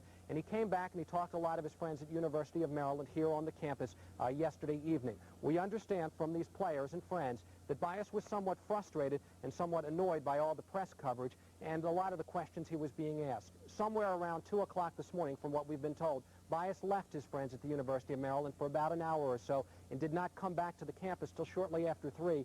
That's when he came to Washington Hall, and he joined fellow basketball players from the University of Maryland, Terry Long and David Gregg. Those two players were with Bias this morning when he apparently collapsed. According to one of those two, Bias had a seizure of some sort. He stopped breathing, and one of those two players, Long or Gregg, we understand, performed CPR, cardiopulmonary resuscitation, to try to get Bias breathing again, his heart going. But of course, that did not happen, and paramedics and doctors were unable to do so. Once again, 22-year-old Len Bias, star forward from the University of Maryland basketball team, and eventually it was hoped the Boston Celtics, is now dead. As more information becomes available, we will be sure to report it to you. From University of Maryland, I'm Dave Statter, Eyewitness News.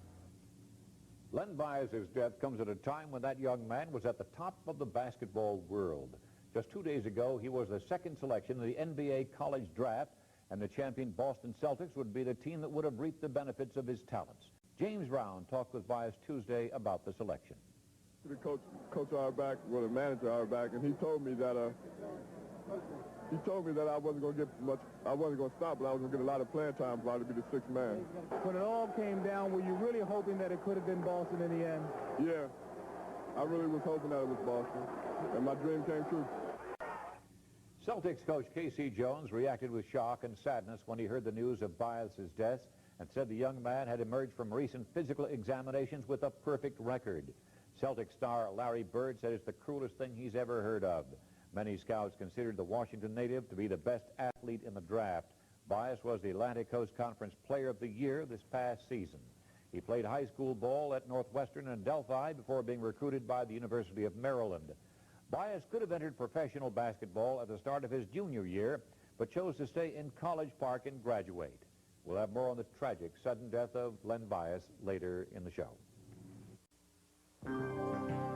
You're watching Channel 4, Washington's leading station for news and information.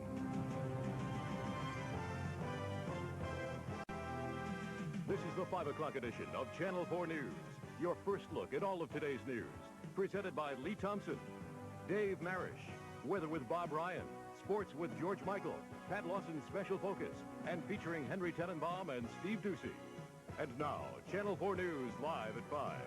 2 days ago, Len Bias was at the pinnacle of his career, drafted by the world champion Boston Celtics. Yeah, I'm in the NBA now. I've got drafted, so now my dream has come true. Now all I have to do is go out and play and set some more goals. Tonight, his success story has ended in tragedy with his sudden death at the age of 22. Good evening, I'm Dave Marish. My partner Lee Thompson is in Prince George's County tonight, where the death of hometown boy Len Bias has hit particularly hard. We'll check in with Lee a little later in the broadcast, but first, Pat Collins has more on the circumstances surrounding Len Bias's sudden death in a live report from the University of Maryland. Pat? Dave, if you had to draw up a list of young people least likely to die of a heart problem, Len Bias would be right up there on that list. His doctors described him as an Iron Man, and people out here are absolutely stunned by the sudden loss of this great athlete and Washington sports hero. Bias was sitting around and talking with two teammates at his Maryland University dorm about 6:30 this morning when he was apparently struck with a cardiac arrest.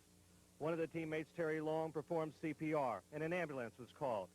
Bias was rushed to Leland Memorial Hospital, but died there after doctors spent about 2 hours trying to revive him. He was given chemical means to stimulate the heart.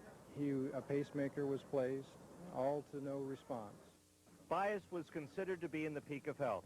He had just undergone 3 physicals required by the pros, and doctors described him as having the body of a greyhound. The news of his death spread quickly around the College Park area. There was an informal wake at the hospital where friends and fans gathered.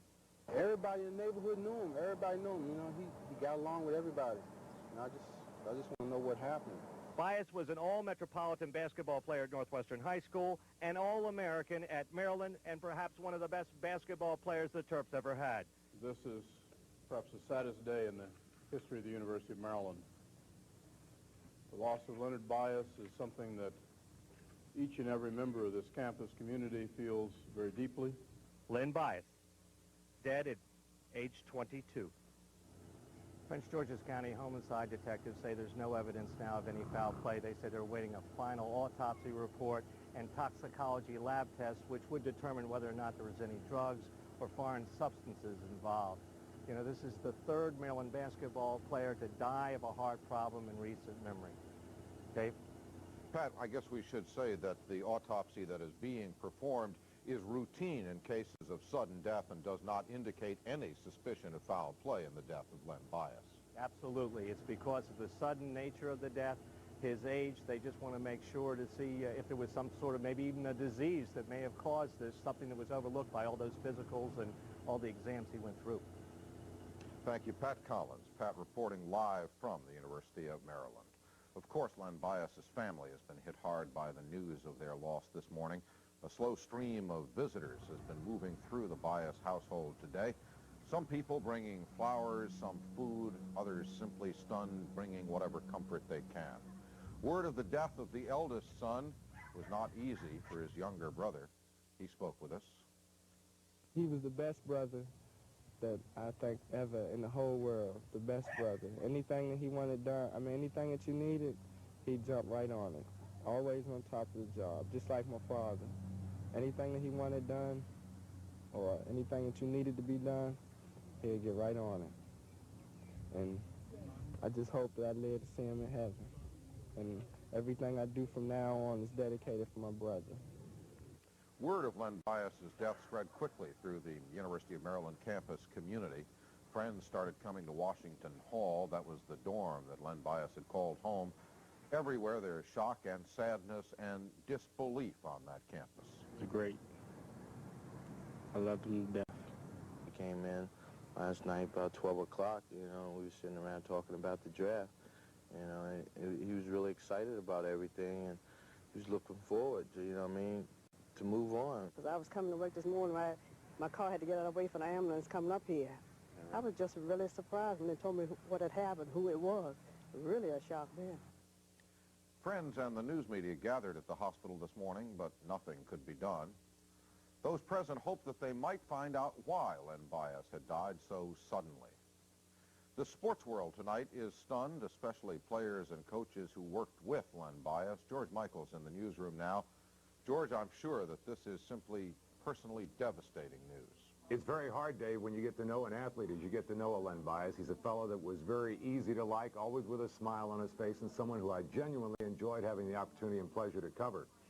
No matter who you are, the shock of Len Bias's untimely death, I think, is very difficult to absorb. It's hard to believe. Part of what is so heart-wrenching, I guess, is that this was a young man literally on the threshold of realizing his lifelong dreams. The man who guided Len Bias toward this dream of playing in the NBA is Coach Charles Lefty Driesell. Just about an hour ago, carried live here on Channel 4, Coach Driesell held a press conference at Cole Fieldhouse. Let's go to College Park and Coach Driesell. I really don't know if I'm up to this, but I guess Leonard would want me to say something. You know. I've known Leonard since he was back in 6th grade. And he's like a son to me, so I think you can appreciate the difficulty of the way I feel right now. Lenny Bias was a great kid. I've been here 10 years, and I've never seen a day as dark and sad as this one. We loved Lenny Bias for what he did for Maryland, but we loved him more because he was a good person and our friend. Everybody that ever watched him play admired him, and everybody that ever met him loved him. Dick Dull on the death of Lenny Bias. We'll have much more, and of course, a little bit later on, Dave, we'll be talking with Casey Jones live from Boston. Casey Jones, the coach of the Celtics, was agreed to talk with us a little bit later on this evening, and we'll join you more with more comments on the death of Lenny Bias, and we're with you a little bit later in this program. Dave Marish? George, in the words of Larry Bird, who virtually handpicked Len Bias for the Celtics, this is the cruelest thing that Bird had ever heard of in his history in professional sports. Larry Bird, like the rest of the Celtics, because as you point out, Larry Bird had said that he needed someone really strong and powerful to go to the basket for Boston. It's very hard to talk about basketball at a time like this, but he said that he was probably the cruelest thing that he's ever heard of in the history of sports. Such an outstanding athlete to be swept away so swiftly. Dave? Thank you, George. You're watching Channel 4, Washington's leading station for news and information. And now, the news continues. This is the 6 o'clock edition of Channel 4 News. television's most complete full-hour report, presented by Jim Vance and Susan King. Weather with Bob Ryan. Sports with George Michael, featuring Lee Thompson and Arch Campbell. And now, Channel 4 News, live at 6. He was young, healthy, a strapping All-America basketball player on his way to the world champion Boston Celtics. But tonight, Len Bias is dead at the age of 22. Good evening. Sports fans and others in the Washington area and all around the country tonight are mourning the loss of Len Bias. Pat Collins has spent the day around the University of Maryland. He's putting together the facts as we know them. We're going to join him now live from College Park. Pat? Susan, Prince George's County Police are looking into the possibility that cocaine may be involved in the death of Len Bias, and that traces of the drug were found in his body today. If this is true, it makes it doubly sad, the loss of this great athlete. It was a scary sight to see. The body of Len Bias wheeled out to the coroner's wagon. Len Bias, who they said was in the peak of health, robbed of his life just as he was on the doorstep of a Hall of Fame career. Yesterday was a big day for Len Bias. In the morning, he was in Boston to meet with Celtic officials to work on his contract deal. In the afternoon, he signed a lucrative product endorsement contract with Reebok shoes. Then about 10 o'clock last night, he returned to the Maryland University campus and met with some friends. One of them was David Driggers. He couldn't believe it, right? He said he waited, and that was it. You know, he said come August, he'll be in ball camp, playing his dream. About 2 o'clock this morning, Len Bias left his dormitory and went out to meet with a girlfriend. He returned about 3:30. After that, Bias sat around his dorm and talked with teammates Terry Long and David Gregg. Around 6:30 this morning, he appeared to have a seizure. Terry Long performed CPR and an ambulance was called. Bias was taken to Leland Memorial Hospital where doctors worked on him for 2 hours, but with no success. There was no respiratory or cardiac response to what was done by ourselves. A pacemaker was put in with no cardiac response. Bias is probably one of, if not the best, basketball player Maryland's ever had. He was their all-time leading scorer, an All-American picked by the Celtics on the first round of the NBA draft. He had at least 3 physicals in recent weeks as a prelude to his pro career, and doctors said there was no evidence of drug or alcohol abuse. In fact, the doctors say he had the body of an Iron Man.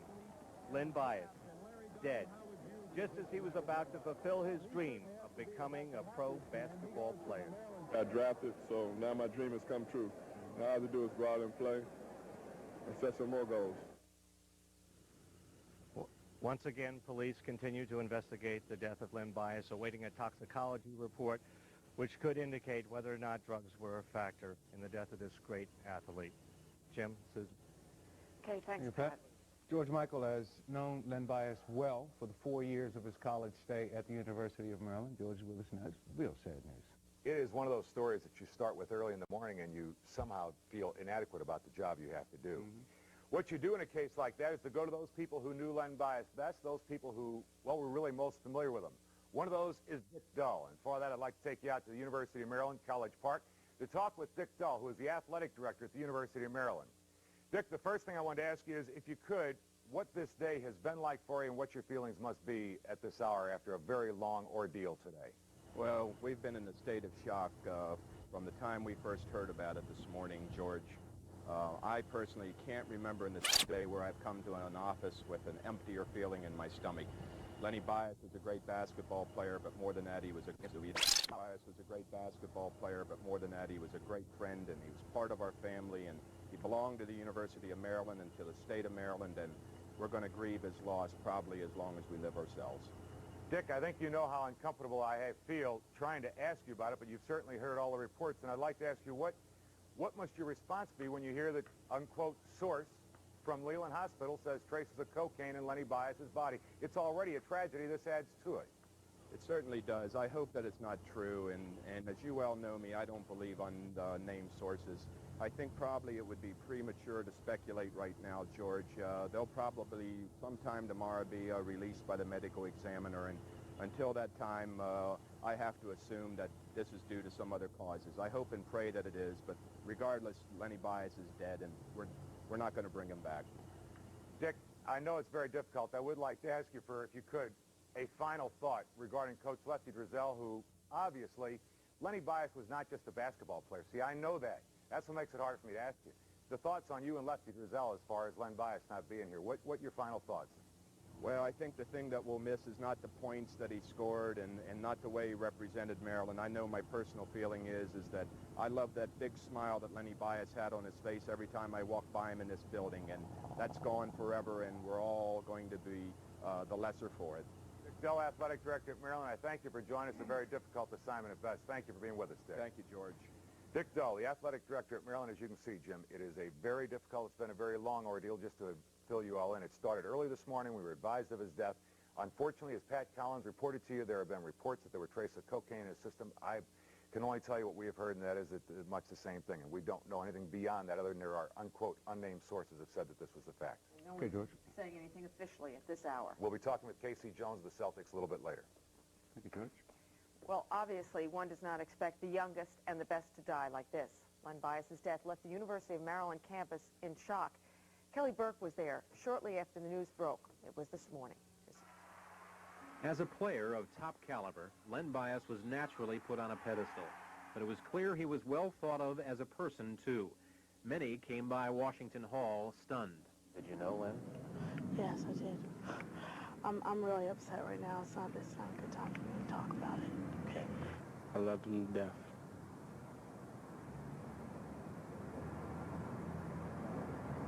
I do anything for him. I'm Jeff Baxter's mother.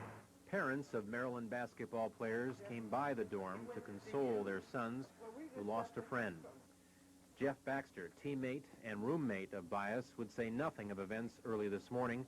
Shaken, he consoled a former girlfriend of Bias. Football player Keita Covington said he walked Bias to Bias's new car at 2:15 this morning and presumed he was going to see a friend. Bias seemed fine. Was there any sign last night? No. Of any trouble with him? Physically, was he just feeling excited? You know what I mean, other than being excited, you know, what else could you expect? Was there any heavy celebrating last night? No, not here. Bias had reason to be celebrating, and the campus was happy for him. That's a tragic loss. Right after the best thing that really happened to him in his life, you know, it's really incredible. Well, the biggest things about it is the age, isn't it? 22. That's how old I am, and it doesn't cross my mind too often to think that I could be gone tomorrow. Most did not see the young star as one who would ruin things by going to extremes after reaching his pinnacle. And Taylor knew him. He knew he had a reputation to uphold, not just himself, but the whole school. And I think for that reason, I would never know him to do any kind of drugs or anything like that. There are many people wanting to know the answers to many questions, but some don't want to know if there is more to this than a heart attack. They want to depend on Len Bias, his image and strength, now as they had before. To be sure here, he will be remembered for his contributions no matter what happened. Kelly Burke, Channel 4 News. Nowhere is the shock of Len Bias's death more deeply felt than in the Landover, Maryland neighborhood where his family lives. And Barbara Harrison has been in Landover most of the day. She has a live report for us now. Barbara? Susan and Jim, the whole neighborhood here in Landover has been numbed by the news of Len Bias's death. Neighbors can't believe they're hearing bad news, sad news from the Bias home when just yesterday, in fact, it all started on Tuesday, they began celebrating his victory with pro ball. He'd always wanted to play for the Boston Celtics, and he was going to do it. It had been his dream since he was a little boy, and it was a dream that was shared by his entire community. This morning, his parents were still in shock after returning from the hospital where they learned of Len's death. Other members of the family and neighbors and friends were also shocked over Len's death. I just hope that I live to see him in heaven. And everything I do from now on is dedicated for my brother. I've known Len for probably 15 years. We grew up together, going to elementary school, high school, played together. We just did everything together. And that's like a part of my family is gone right there. At first, kids used to laugh at him, because he was very awkward, but he kept playing, and then, like, every day he was up there, like, 7 days a week. And he developed to one of the best ball players I had. His true friends were the ones that would be with him because they liked him, not just because he could play basketball. And he's always understood that. He knows the difference. You know, his body may be gone, but he's still there. I mean, you're not going to change those kind of things. Later today, the family was visited by Maryland coach Lefty Driesell. They also received a call today from the Reverend Jesse Jackson. We have so many people gathered behind us outside the Bias home here in Landover, people who are grieved, who are still shocked, and they say this is not going to go away for a long time. This is Barbara Harrison reporting live from Landover, Maryland. Thanks, Barbara. Well, you know, what makes this even harder is that this is not the first time that a young, seemingly healthy athlete has died suddenly and involved with the University of Maryland. Henry Tannenbaum has been looking into what has really become a phenomenon of sorts. Almost so. Now, there is no question that drugs on their own can be deadly, and we have been reporting that there seems to be evidence of drug use here. But the actual cause of death will only be known after the autopsy reports are resulted. It is true that sometimes drugs can make an underlying condition worse, and sometimes even the most seemingly healthy athlete has an underlying problem. Len Bias was young and healthy, and this morning, suddenly, he died. How could that happen? Young athletes who die suddenly almost always have a structural heart disease. Dr. Barry Marin of NIH is author of what is apparently the only major study on sudden death among competitive athletes. The most common cause of sudden death in young athletes who were competitive was hypertrophic cardiomyopathy. 16-year-old Scott Marsland suffers from hypertrophic cardiomyopathy. It is an inherited heart illness.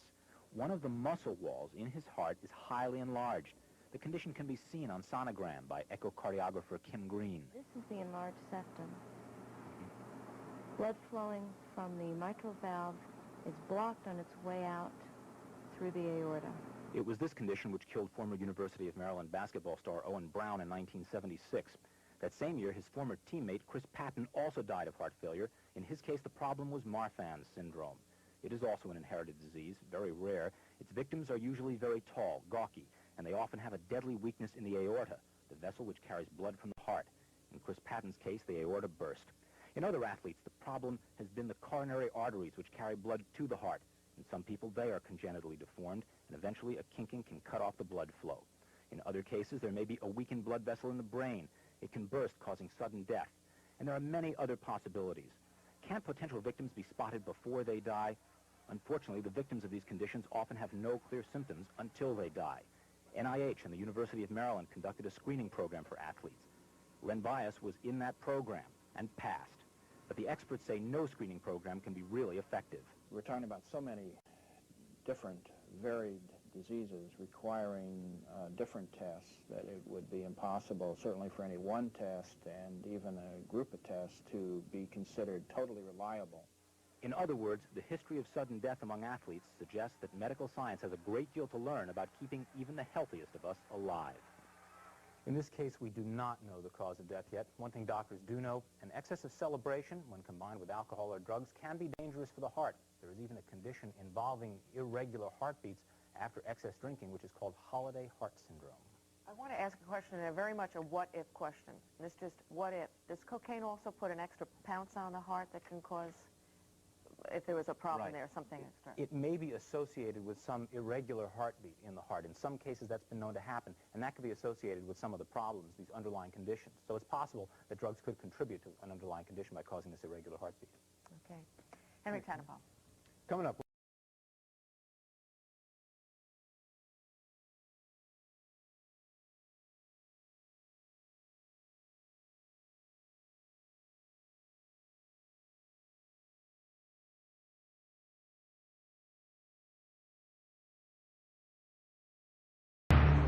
From the nation's capital,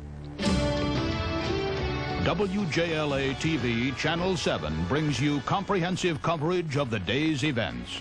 News 7 at 5. Good evening, everyone. A local school is facing a dangerous problem tonight. For years, we've been warning you about the presence of radon, a cancer-causing gas. Now, hazardous levels have been found seeping through the West Springfield Elementary School. And as our Virginia Bureau Chief Gail Pennybacher reports, tonight, concerned parents are expected to tell Fairfax County leaders they want it out. We strive to secure the safety of our school children, to defend them against potential danger. But the kids of West Springfield Elementary face a particular hazard that is not as obvious as an oncoming car. You can't see it, smell it, or touch it, but you'll find it within the school building itself. It's radon gas, a natural but deadly byproduct of decaying uranium. The school district tested for the amount of radon here. The level was slightly above the accepted limit. But the PTA did extensive testing and made a frightening find. This classroom, for example, displayed a radon level 5 times the EPA limit. Over time, exposure to the gas can take its toll. That's what concerns parent and PTA President Judy Pensabeni. The continual exposure over a period of time just increases the risk that they might develop later problems, so that we need to get on it right away. The school district says it's anxious to find a solution to the radon problem, but more information is needed. Well, I would hope that the PTA and the county can be on one accord that we want what's best for the children, naturally, and that we can agree on the fact that of further testing and so forth to resolve the situation. I don't really see any reason for people to panic right now. That's, I think, what we're trying to do, is to approach this rationally, reasonably, and work with the county to get a problem solved that appears to exist here. And part of the solution to that problem, Susan and Paul, is information and education. As Mrs. Pensabeni said, there is no need for panic at this point. They don't want to encourage that by the parents and the teachers, and the students, the staff at the school. They just want to disperse information tonight at the school at 7:30 at West Springfield. They want to let people know what the situation is, and it will be a forum. There will be school officials there and officials from the Environmental Protection Agency to ask questions. The school has already said that it plans to sponsor another more extensive battery of tests at the school. Paul and Susan? Gail, this is one school. We've heard about radon for so long, all up and down the East Coast. There's got to be parents out there saying, I bet it's in my school as well. Will anything come out for them? I have a feeling in talking to school officials, and they tell me that it is a very good possibility that this will encourage more extensive testing in all schools in Fairfax County. They've already tested in every school in Fairfax County, but it has been in a limited form. They think that this particular situation will encourage more extensive testing. Okay. Thanks very much, Gail Pennyback. Well, Fairfax County is one of the only school systems to even check for radon. Our consumer unit has been asking other counties, but most have refused except Montgomery County. And while the detection at West Springfield points up the problem of schools, it's equally as important to know if you have radon in your home. Consumer editor Roberta Baskin first reported on its dangers 2 years ago. Tonight, she reminds us again. You can't see or smell or feel it, but radon gas is often around us. It comes from a common mineral, radium, decaying in the ground. The invisible gas escapes harmlessly into our atmosphere until you put a house in its way. Then the radioactive gas becomes trapped. The more energy efficient and airtight the home, the greater the health hazard. We believe that there's perhaps 5,000 to 20,000 lung cancer deaths a year related to radon. Those numbers would make it probably the largest environmental problem that we have. At what point should homeowners take action? The Environmental Protection Agency says anything over a radiation level of 4 picocuries per liter. According to our study, nearly half the homes in Washington's backyard need corrective action. Some are 5 to 6 times above the safety level. There is houses where the concentrations are high enough, in some cases even higher than the concentrations in uranium miners. Our results prompted thousands of homeowners throughout the area to test for the gas. So far, statewide tests in Virginia show about 1 in 10 homes have radon above the Environmental Protection Agency's action level. And in Maryland? Substantial amounts of radon have been found throughout the state, with high concentrations in Montgomery, Howard, and Frederick counties. The only way to find out if you have radon is to test for it. That's what the Hubbard family in Mount Airy did. The results showed levels 25 times higher than the EPA recommends, levels similar to smoking more than 3 packs of cigarettes a day. They took action, installing this piping system to carry the radon away from the house. It worked so well, they consider it an advantage, not a liability. I personally think it would be a selling point because of the fact that we've had a radon problem. It's fixed. It's known to be a safe level now. And it's something that, you know, as opposed to going into a complete unknown with a house that has never been tested. Roberta Baskin, News 7. And we'll be giving you the opportunity to get your home checked by picking up a tester at an area store for a very inexpensive price. And beginning next month, consumer editor Roberta Baskin will have all the details on where you can get the testers, plus reports on how the discovery of radon is affecting the entire community. Stay tuned. Well, consumers are also being warned against eating certain types of shellfish from Canada. The Food and Drug Administration says that mussels, oysters, and clams from the Canadian Atlantic coast have been linked to at least one death, also as 70 cases of sickness. A single-celled organism known as plankton is being blamed for causing nausea and mental confusion, especially among the elderly. The government says you should ask about the origin of mussels, clams, and oysters before you buy them and before you eat them in a restaurant. Shrimp, lobsters, and prawns are not listed in that warning. Well, President Reagan's Supreme Court nominee, Anthony Kennedy, says he did not give Senator Jesse Helms any indication of how he may decide an abortion case. The question came up as the Senate Judiciary Committee began confirmation hearings into the Kennedy nomination. The judge was asked about a report in which Helms, a firm opponent of abortion, appeared to suggest that Kennedy is also against abortion. But this afternoon, Kennedy made it clear that he has no preconceived notions about this very highly emotional issue. As I've told others of you, that I admire anyone with strong moral beliefs. Now, it would be highly improper for a judge to allow his or her own personal or religious views to enter into a decision respecting a constitutional matter. Kennedy is Mr. Reagan's third choice for the vacant Supreme Court seat. The first, Judge Robert Bork, was rejected by the Senate, if you recall that. The second, Judge Douglas Ginsburg, withdrew from consideration. Susan? Well, so how did he do? Well, Senator Patrick Leahy from Capitol Hill, a member of the Senate Judiciary Committee, is joining us, as you can see. Senator, how did you feel day one went? It certainly was a different feeling when I was up there today from the Bork hearings. It was an entirely different feeling, Ms. King. They had, the air of confrontation was gone.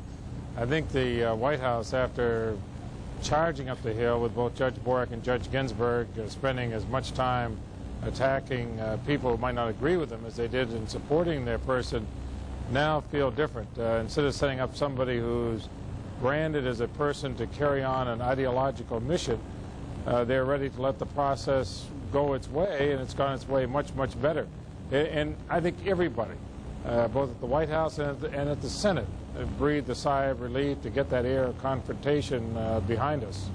Senator, can you tell us who is Judge Kennedy likely to have more problems with, liberals or conservatives? Well, today has been just the broad questions, and he said all the right things. Tomorrow we have to get far more specific.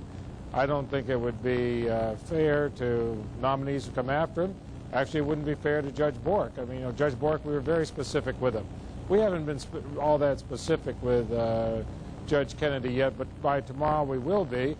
I would hope that liberals and conservatives alike will say, well, there's a couple of things I don't agree with. That might put him smack dab in the middle, and that's really what the country's looking for right now. He was questioned about the whole issue of privacy. Senator Biden zeroed in on the same way he had done with Bork, and he answered that there was a zone of privacy where you couldn't cross over the line, the government couldn't cross over the line in someone's private life. Did that set with you? You're known as a liberal. Did that answer the kind of questions you had about privacy?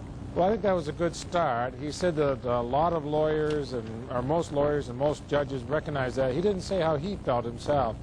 Tomorrow I'd like to ask him specifically just where that zone of privacy is. I think most Americans, certainly those of us who live in Vermont, respect privacy very, very much, and I want to hear some specifics from him.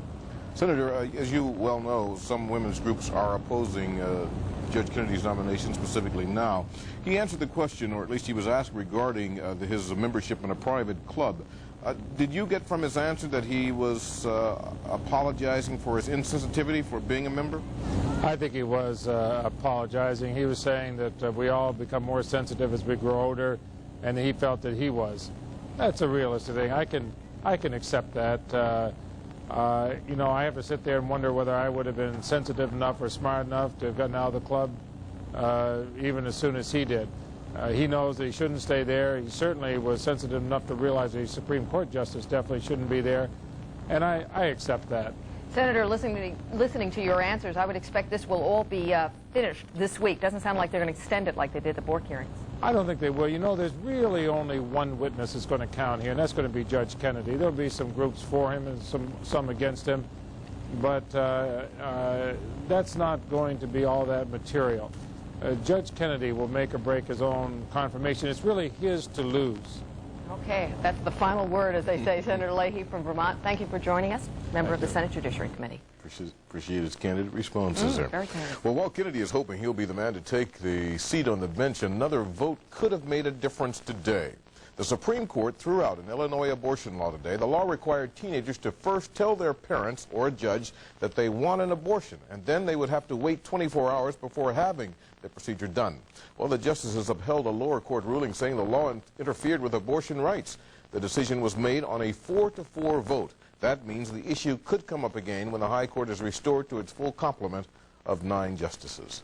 Still ahead on News 7 at 5, a former White House aide faces a jury's decision. Coming up, we'll have a live update on deliberations in the perjury trial of Michael Deaver. And later on, is our mail delivery about to get slower? We'll show you what you can expect from the Postal Service. I'm Titus Smith, this Carroll Manor Nursing Home. We're going to have some fun here for the patients today. I bet you are, because look at this head. Your lights are on the blink, you know that. They're always on when I've got the battery turned on. I see. Ed Turney here. You stay tuned. We'll be right back with some fun.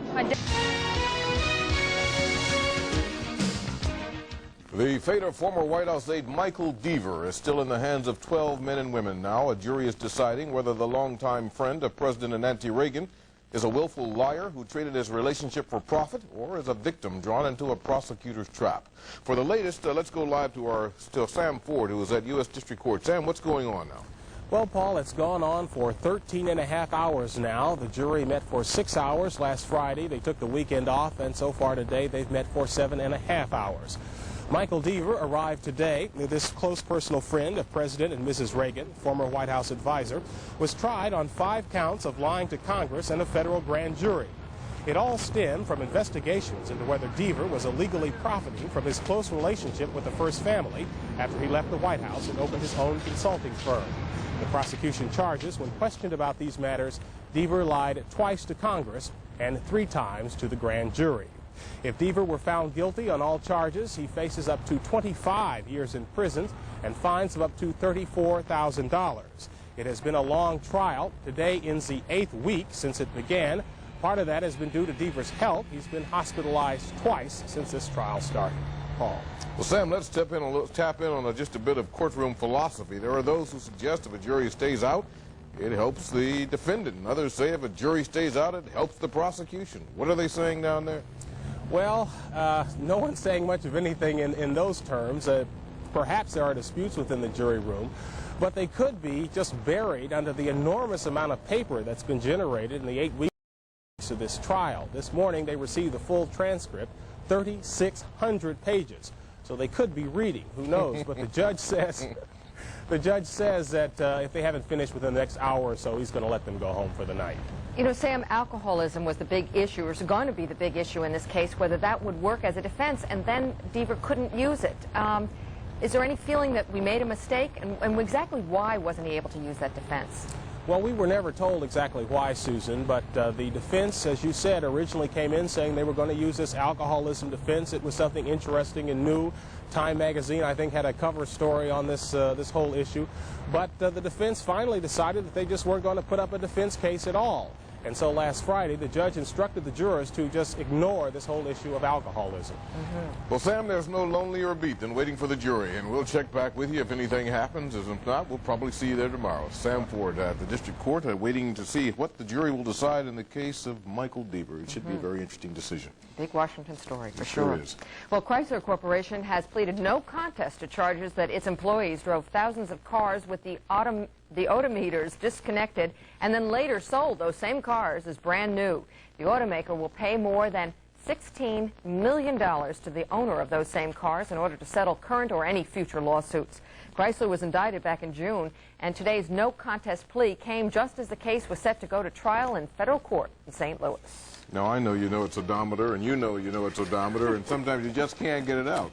Well, get ready anyway for slower mail service. We'll see how postal cutbacks may soon affect delivery next. All I can do is turn the car on and drive it. Steve Crowley's Money Tips gets us set for Christmas giving. Coming up.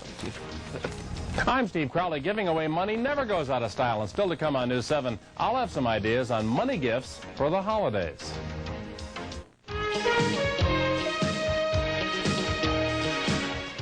Mail service could be in for a big disruption if budget cuts proposed by the Senate become law. Senators want the Postal Service to reduce spending by nearly $2 billion. That could mean bad news for mail delivery, which until now has not even been affected by sleet nor snow. Almost immediately, people in areas around the country would begin to see delays in mail. It would start out spotty, and it would gradually spread around the country. Delays in mail will not be the only result. Saturday delivery could be eliminated. Post office hours during the week could be reduced. Street collections could be cut back, and so would the hours of part-time workers. And a hiring freeze would be imposed. The proposed budget cuts have not been approved by the House of Representatives. A conference committee made up of House members of both chambers, in fact, is expected to take up the issue later this week. Didn't sound like such a good idea, does it? Your finances are no doubt a concern as you select Christmas presents this year. Tonight, News 7's Steve Crowley suggests, why not give a money gift? Having trouble finding just the right holiday gift for that special someone? Well, how about money? At least it won't gather dust or get lost in the closet. In fact, a good estimate is we'll give about $45 billion in cash gifts this season, especially at the last minute when we've run out of ideas. But if giving cold hard cash seems a little cold, here are some hot ideas. Gift certificates. American Express has a new twist. Its gift checks are like traveler's checks, only more attractive. The charge is $2.50 in denominations of $25, $50, and $100. Amex President Ed Cooperman says you can use them almost anywhere. Absolutely. It's a terrific way to give a gift so that the person who receives the gift, the recipient, can go anywhere and purchase anything they want. You don't have to worry about giving them the tie that they have 10,000 of or the pair of pajamas that they get 6 of every year. Or would you like to buy a gift that could be worth more next year? Think about buying collectible gold and silver coins. Now, you don't have to spend a fortune. You can get beautiful silver coins for less than $10 and 1/10 of an ounce gold coins for $50. Great gifts for kids from 8 to 80. For the person who has everything, try rare U.S. coins. One of the best performing investments over the past 15 years. The kids will love these silver Garfield collectibles, about $25. Gold and silver American Eagles and Constitution coins aren't rare, but many people collect them as savings. How about coins from other countries? Chinese pandas, Australian nuggets, and Mexican silver Libertads are fine too. Coin dealer Randy Campbell says they're all popular. The fun aspect is what strikes me the most. A lot of gifts that you have, after a while, they lose their fascination or appeal. Gold and silver never loses its fascination or appeal historically. Mackie Zatoli is buying coins for 2 teenage boys. It's a family tradition. Well, my father-in-law started a coin collection years ago, and he passed away. And the tradition passed on to his nephew, and that's my nephew. And then my son got into it, so it's a great gift. And I've always liked Double E savings bonds, shares of stock in your favorite company, or just plain old cash. And the best part is money gifts are always in style, and they don't get returned. I'm Steve Crowley, News 7. And if you'd like more information on money gift giving, send a self-addressed stamped envelope to Steve's Money Tips, Post Office Box 311, Washington, D.C. 20044. A violent confrontation erupts in the Mideast. Coming up, we'll see what's causing the conflict. And a soldier who served in a long-ago conflict finally gets his just reward. We'll meet him later on our 540 story. All right, kids.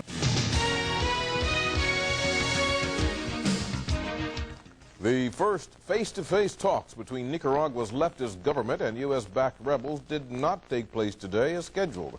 Instead, the official radio station announced that the discussions have been postponed for technical reasons. The meetings to be held in the Dominican Republic were part of a wide-ranging plan to bring peace to Central America.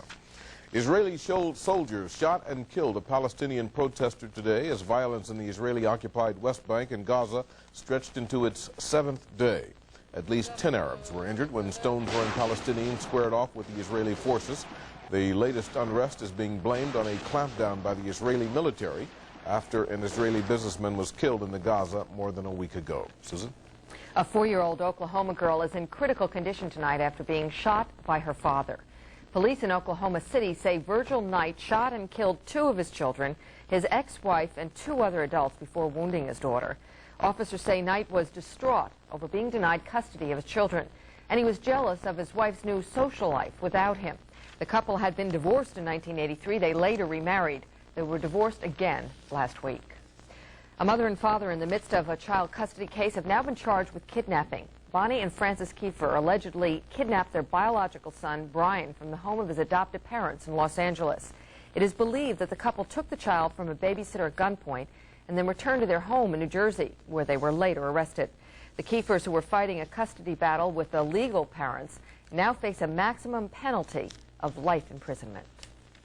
Well, still to come on News 7, Nancy Russo looks at a messy night ahead in our area, but not as messy as it is in the Midwest. We'll see what the stormy weather caused in Denver. And later in sports, the Redskins won.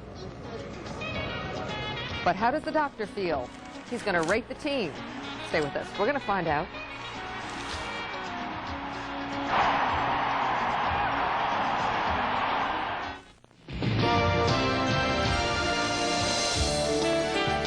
Residents of the Southern Plains and the Rockies are digging out from under the season's first major snowstorm today. The storm is blamed for at least 5 deaths, and as well for stranding motors. Hundreds of motorists from Arizona to Oklahoma.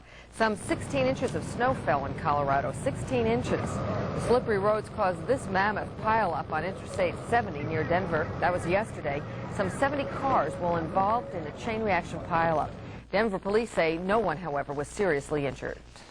Well, here the federal government is stepping in to help resolve some of the traffic problems on the Wilson Bridge. I'm sure you remember all too well the 15-hour backup on the bridge during the last snowstorm. Now the government has agreed to provide money to put video cameras on the span, allowing employees to more quickly recognize a problem and hopefully do something about it. Right now the Wilson Bridge is monitored from a tower in the middle of the span, but the problem is employees simply can't see both ends. And supposedly if they can see both ends, they'll be able to say, look, we got a problem, and I don't know what they do. Maybe they raise the bridge at that point. Get somebody to the problem, I guess. Weather. No problem, right, No Nancy? problem. Nancy Russo is standing by. Nancy, what's happening out in the West seems pretty ominous. Are we going to get all of that, some of it? Luckily, we're not going to get the bad part of that. About all we're going to get out of it is a pretty big rainstorm most of tomorrow. In fact, tomorrow looks like it's going to be a pretty raw day, but nothing at all compared to what we're seeing out in portions of the western half of the country as far as all that heavy snowfall. And luckily for us, that storm basically is going to track up to the north. Now, today's temperatures certainly much colder than the temperatures we had over the weekend, and also last week. All of our high temperatures today were in the 40s, and as of 5 o'clock, temperatures are still lingering in the 40s, with 43 degrees right now coming from National and 42 degrees coming from Dulles. What's happening is that we have a great deal of cloud cover that has pushed in from the west all across the area. Over the weekend, one thing you can say, we did have a great deal of sunshine.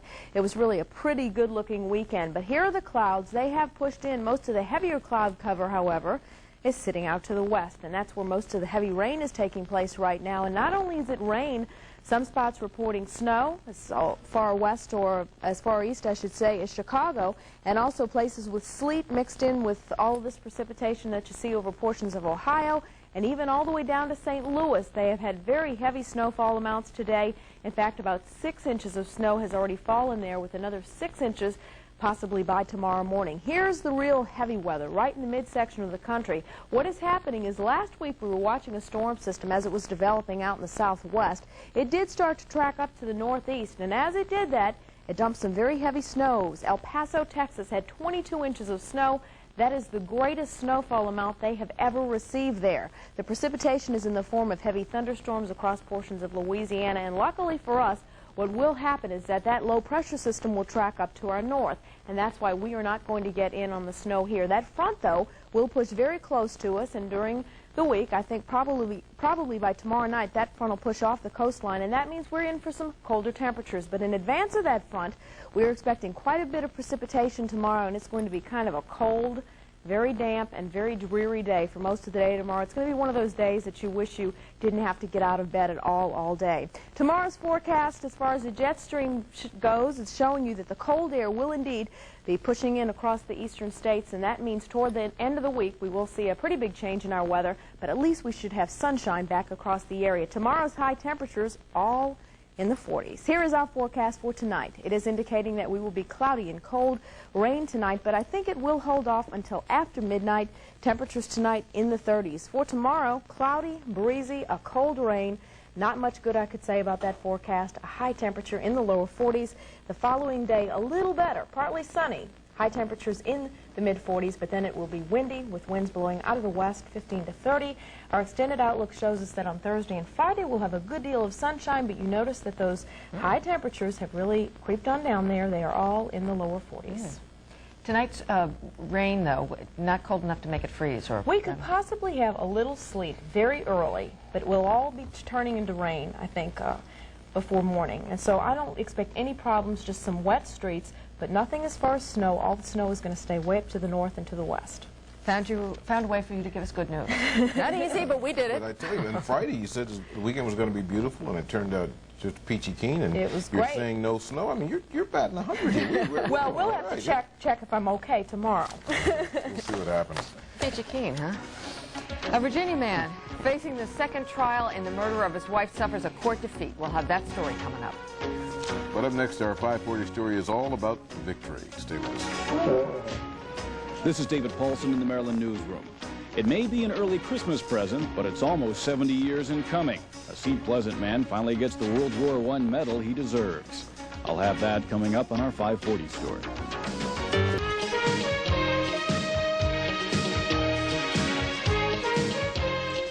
Victory, finally victory, belongs to a Seat Pleasant World War I vet. Tonight in our 540 story, our Maryland Bureau Chief David Paulson explains how the honor is now close to his heart. He is frail, hard of hearing, and his speech is difficult to understand. But 93-year-old Lloyd Nicholson is still sharp and very persistent. He is Maryland's oldest living veteran of World War I. He did not have the opportunity to fight overseas. He supported the troops back home at Fort Meade as an Army cook. It was the assignment his country gave him. Racism really had a whole lot to do with it. You know, you just could take what you could get in there. And from what I heard, the pay wasn't all that great, and, you know, you wasn't really recognized as really actually being in the war. As years passed, Lloyd Nicholson came to realize that he had never received his Victory Medal, awarded to all veterans of World War I. It's something he's always wanted. Put something, when I'm gone, people I have something to remember me by. It's something, when I'm gone, people will have to remember me by. Last summer, Nicholson wrote to Governor William Donald Schaefer for help. That letter was sent to Secretary of State Winfield Kelly and Adjutant General James Frederick of the Maryland National Guard. It was addressed to the governor, and it had a feeling that the World War I veterans were forgotten. And today, after months of work cutting the proverbial military red tape, Lloyd Nicholson had his ceremony in his living room. Mr. Nicholson, I'm very pleased to represent Governor William Donald Schaefer today, and on his behalf, I'm going to present to you the World War I Victory Medal. And I'd like to put that on, if I may.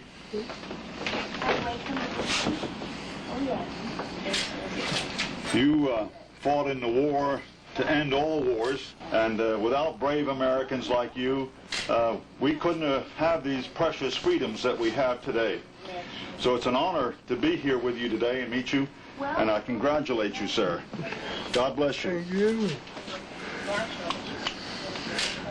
Good luck to you. Thank you.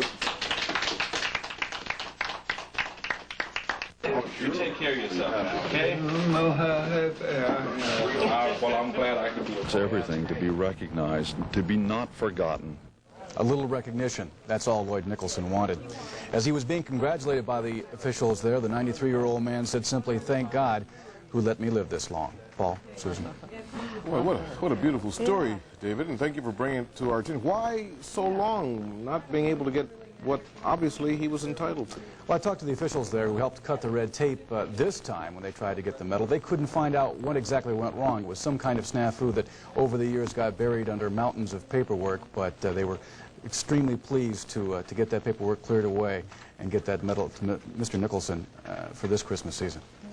Live long enough, justice comes, right? That's right, yes. Thanks, David. He might not have been able to explain it, but you can see it in his face what that meant to him. Yeah, we're glad. We're glad to be able to share it with him. Still ahead on News 7 at 5. What does the Redskins win over Dallas really mean? We'll check live with Curtis Jordan. But first, we're going to go down to Renee Poussaint in the newsroom for a look at what's coming up at 6. Hi, Renee. Hi, Susan. Coming up at 6 o'clock, your neighborhood post office might never be the same. John Spiropoulos shows it why it might soon take longer to get your mail from here to there. And the jury is still out in the perjury trial of former White House aide Michael Deaver. We'll have the latest on the deliberations. Those stories and more coming up on News 7 at 6. But first, Paul and Susan will be back in just a moment with more of News 7 at 5.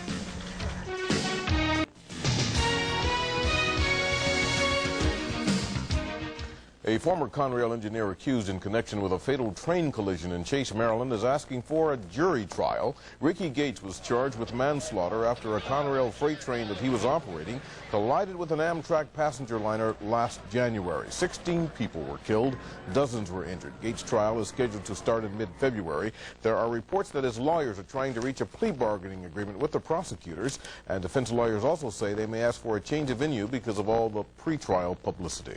Well, pretrial publicity in a Virginia murder case did not lead to a change of venue today. Williams Evans Smith wanted his trial moved out of Northern Virginia, but a judge turned down that request. Gary Reels has the latest on a man who faces a second trial for allegedly killing his wife. William Evans Smith claims the fact that he was found guilty once is the very reason why his second trial should be moved to another part of Virginia. At a hearing last week, his attorney argued that virtually all of Loudoun County was contaminated by the publicity that a jury found Evans Smith guilty 2 years ago of murdering his wife. You've got a situation where prejudicial, inflammatory information has found its way into the community that is now seeking to retry him, on top of the fact that there has been the repeated announcement of his conviction of second-degree murder already within this community. Howard played videotapes of news reports of Evans Smith's first trial. They included accounts of 3 witnesses who testified Barbara Evans Smith told them shortly before her murder that her husband of 34 years had become increasingly violent and that she was frightened of him. That testimony has been ruled inadmissible hearsay by the appeals court. Today, Circuit Judge James Shamblin questioned whether the entire county was contaminated by those news reports, and if so, whether they remain prejudiced. He refused to move the next trial out of Leesburg.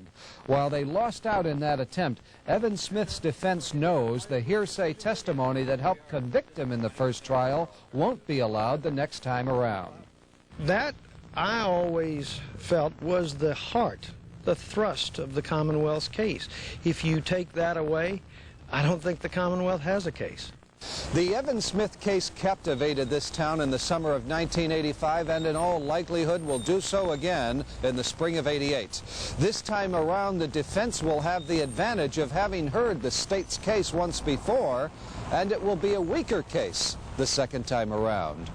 In Leesburg, I'm Gary Reels, News 7.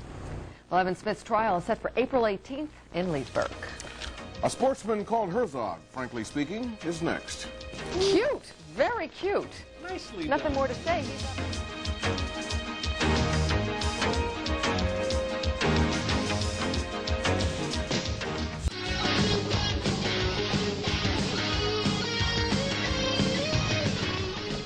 Frank is back. Jack Kent Cooke always liked to play Santa Claus. Knight in shining armor. Oh, He did something good. We got to give the man some credit. I mean, he's talked about a new stadium and everything else. He did. You know, there's some people that go to the football game. Whenever ABC comes in to televise a Monday night game, they put in a reverse angle replay camera up in the stands.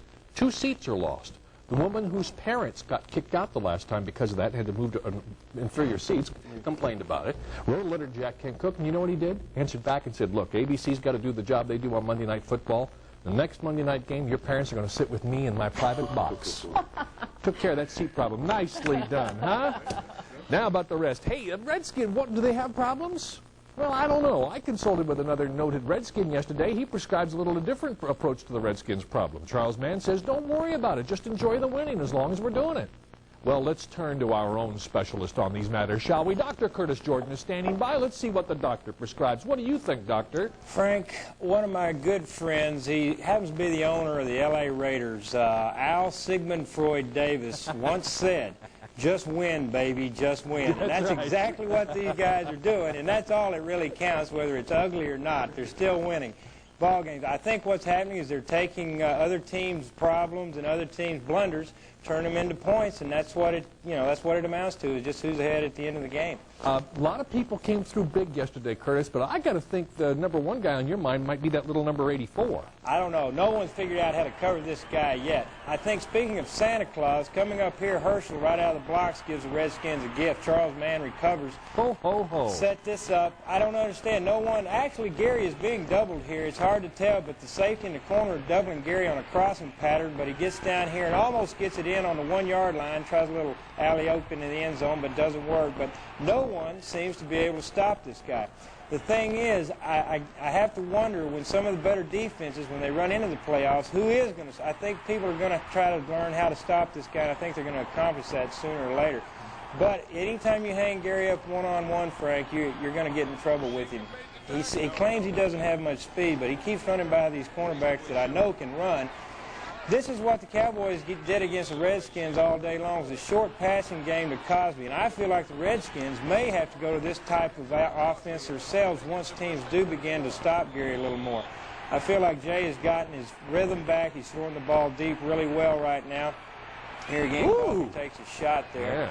Yeah. I don't know who got hurt worse, Alvin or Cosby on that one, but all in all, no one has really taken charge of the playoff race in the NFC or the AFC, and the Redskins are winning, and they're at the top. So really, they're doing as well as anybody else. The Bears barely squeaked by Minnesota last week. So it's really anybody's game, and I don't think there's a dominant team in the NFL right now. Gee, I think you're right. Now, what about your defense? Danny White passes for over 340 yards yesterday? I felt like this was probably the first game that the defense really didn't play as well as they have been all year. And you're going to suffer letdowns sometime during the season. I think a defense or offense is going to come out flat, and that's where the Redskins are in advantage. It seems like when one of the three parts gets flat, the other two pick up the slack. But I do think that they still have a pass rush, and they're still coming up with big plays when they need them and winning ball games. Curtis, tell me this. Defense comes in, Landry's defense comes in and says, we got to stop the run, so they put 8 men along that front, and they stopped the run. Or did they? Should the Redskins still have been able to run against that 8-man front? I feel like that is probably there. There's some things never change, Frank. The dapper John Riggins, he's come out of the mountains of Kansas. So I think, though, really, he is probably one thing that is not that he is the old, and the Redskins of new are now relying on Gary Clark and the long bomb and Jay Schrader's big arm. They haven't been able to establish a running game. As you can see here, the Cowboys just stopped time after time. George couldn't get anything going. And I don't think that's Joe Gibbs' type football. He does want to run the ball. Then you got to go back to the deep pass like this, but they seem to keep coming up with the big play. They've got to begin to establish some kind of running game, whether it's against an 8-man front or a Dubs defense or whatever. They've got to find this, because you can't control a game without a running game. Here's Oakland. Hey, what is this? Don't you love it? That's a typical quarterback, though, Frank. He waits till Crawford Carr knocks Okie down. Then he comes plowing in like he's the one that's doing the job. And Dexter started the whole thing in the first place. And he's probably sneaking out the back door right about now, not even worried about the fight. But that typifies the Cowboys this whole year. I think it's very frustrating for them to be on the bottom, and I don't think it bothers anybody in this area as far as that's concerned. But like I say, I think it's anybody's ball game as far as a playoff picture, and the Redskins got as good a shot as anybody. So what we got right now, what you're telling me is, in 1982, we had a team that was a bulldozer, just went out and drove it down people's throat. Now what we've got is a counterpuncher. Let them throw your best shot, and they're going to find a way to stop you. Exactly, and they may not do anything. They're a time bomb. It's like walking through a minefield with these guys. You never know when Gary's going to get open, or Ricky Sanders now, and Kelvin Bryant. There's so many big weapons, but they're going to have to establish some kind of running game to dominate a team. All right, Curtis, thanks for talking to us. We'll see you again next week. Okay. Right after the Redskins play the Miami Dolphins in Miami. All right. I love this brand of psychiatry. Just win, baby. Just win, baby. Al Davis. Thank you, Frank. We'll see you at 6. Coming up, Nancy Russo updates us on a night that might best be spent next to your fireplace. And Ed Turney shows us proof that you're never too old to swing.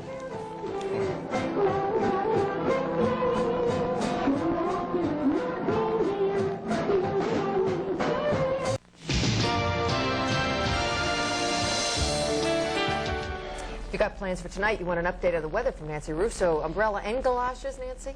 Well, you'll need an umbrella if you're going to be out late, because we're not expecting any rain until very late tonight, probably after midnight. One thing for sure, we are expecting very chilly temperatures tonight. All of our low temperatures will be in the 30s.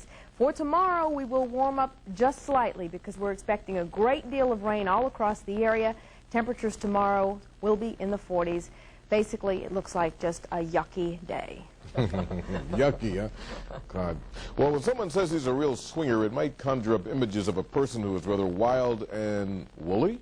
But tonight on Turney's Journey, Ed found a group of swingers where the youngest was 70 years old.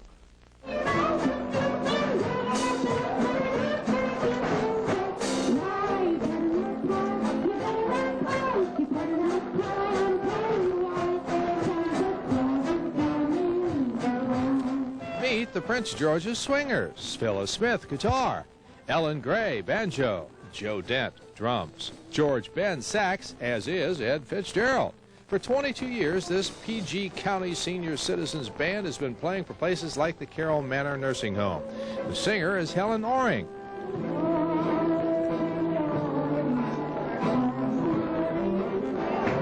I'm looking over all evil over that I overlooked before. Another member is Suzanne Finn, a 76-year-old cheerleader who is anything but bashful. She says she just simply loves to show off. Yeah, I love to do it. It makes me feel so good.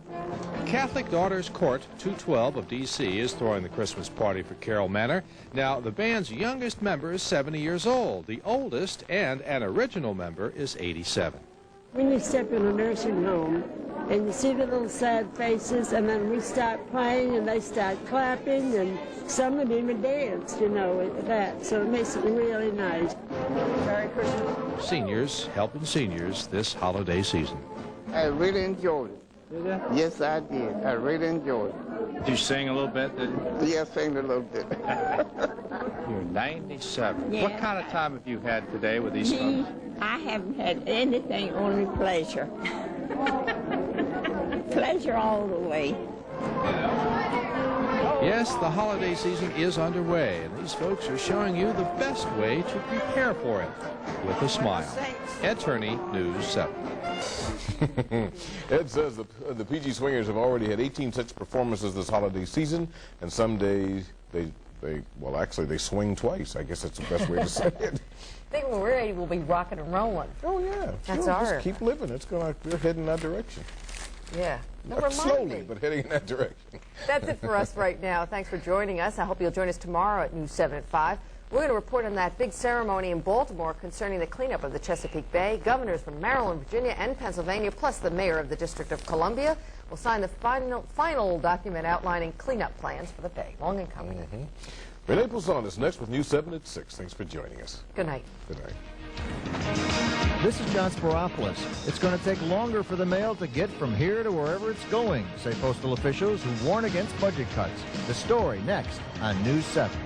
Apparently no verdict yet in the trial of former White House advisor Michael Deaver. I'm Sam Ford. I'll have the story. President Reagan's third nominee for a Supreme Court vacancy says he has no fixed views on abortion. I'm Jim Clark. I'll have the story. From WJLA-TV, Washington, D.C., the news continues. From the nation's capital, this is News 7 at 6. Good evening. Wes is off tonight. During this holiday season, when your neighborhood post office is bustling with activity, there are plans in the works that could make this holiday madness a year-round headache. As News 7's John Spiropoulos shows us, the postal system may be the latest casualty of budget cuts. This is a fight over $1.7 billion. That's how much the Senate wants to cut. But today, postal officials turned up the pressure on the Senate. They warned the cuts will affect service and could slow down Christmas mail. Almost immediately, people in areas around the country would begin to see delays in mail. It would start out spotty, and it would gradually spread around the country. If the cuts get final approval, here's what the Postal Service plans to do. Eliminate Saturday post office hours. Reduce weekday post office hours. Reduce street collections. Reduce the hours of part-time workers. And impose a hiring freeze. There will be no layoffs of full-time career employees, but there will be fewer of them because of attrition. With the kind of attrition we could expect, it would not be long before there simply would be insufficient people to cover all the delivery routes we have out there. The Senate plan forbids the post office to raise postage rates. At the same time, the Postal Service would be forced to cut back a lot of its planned improvements. In our region, 6 new post offices or other new postal facilities would stay on the drawing board. Officials say they already have a tight budget. They point to the fact that they cut 26,000 postal workers from the payroll last year. And what happened? The mail slowed in some areas, as News 7 has reported. And the fact was we began to have some service problems. I point only to the Washington area. Some of you have probably seen some stories here in the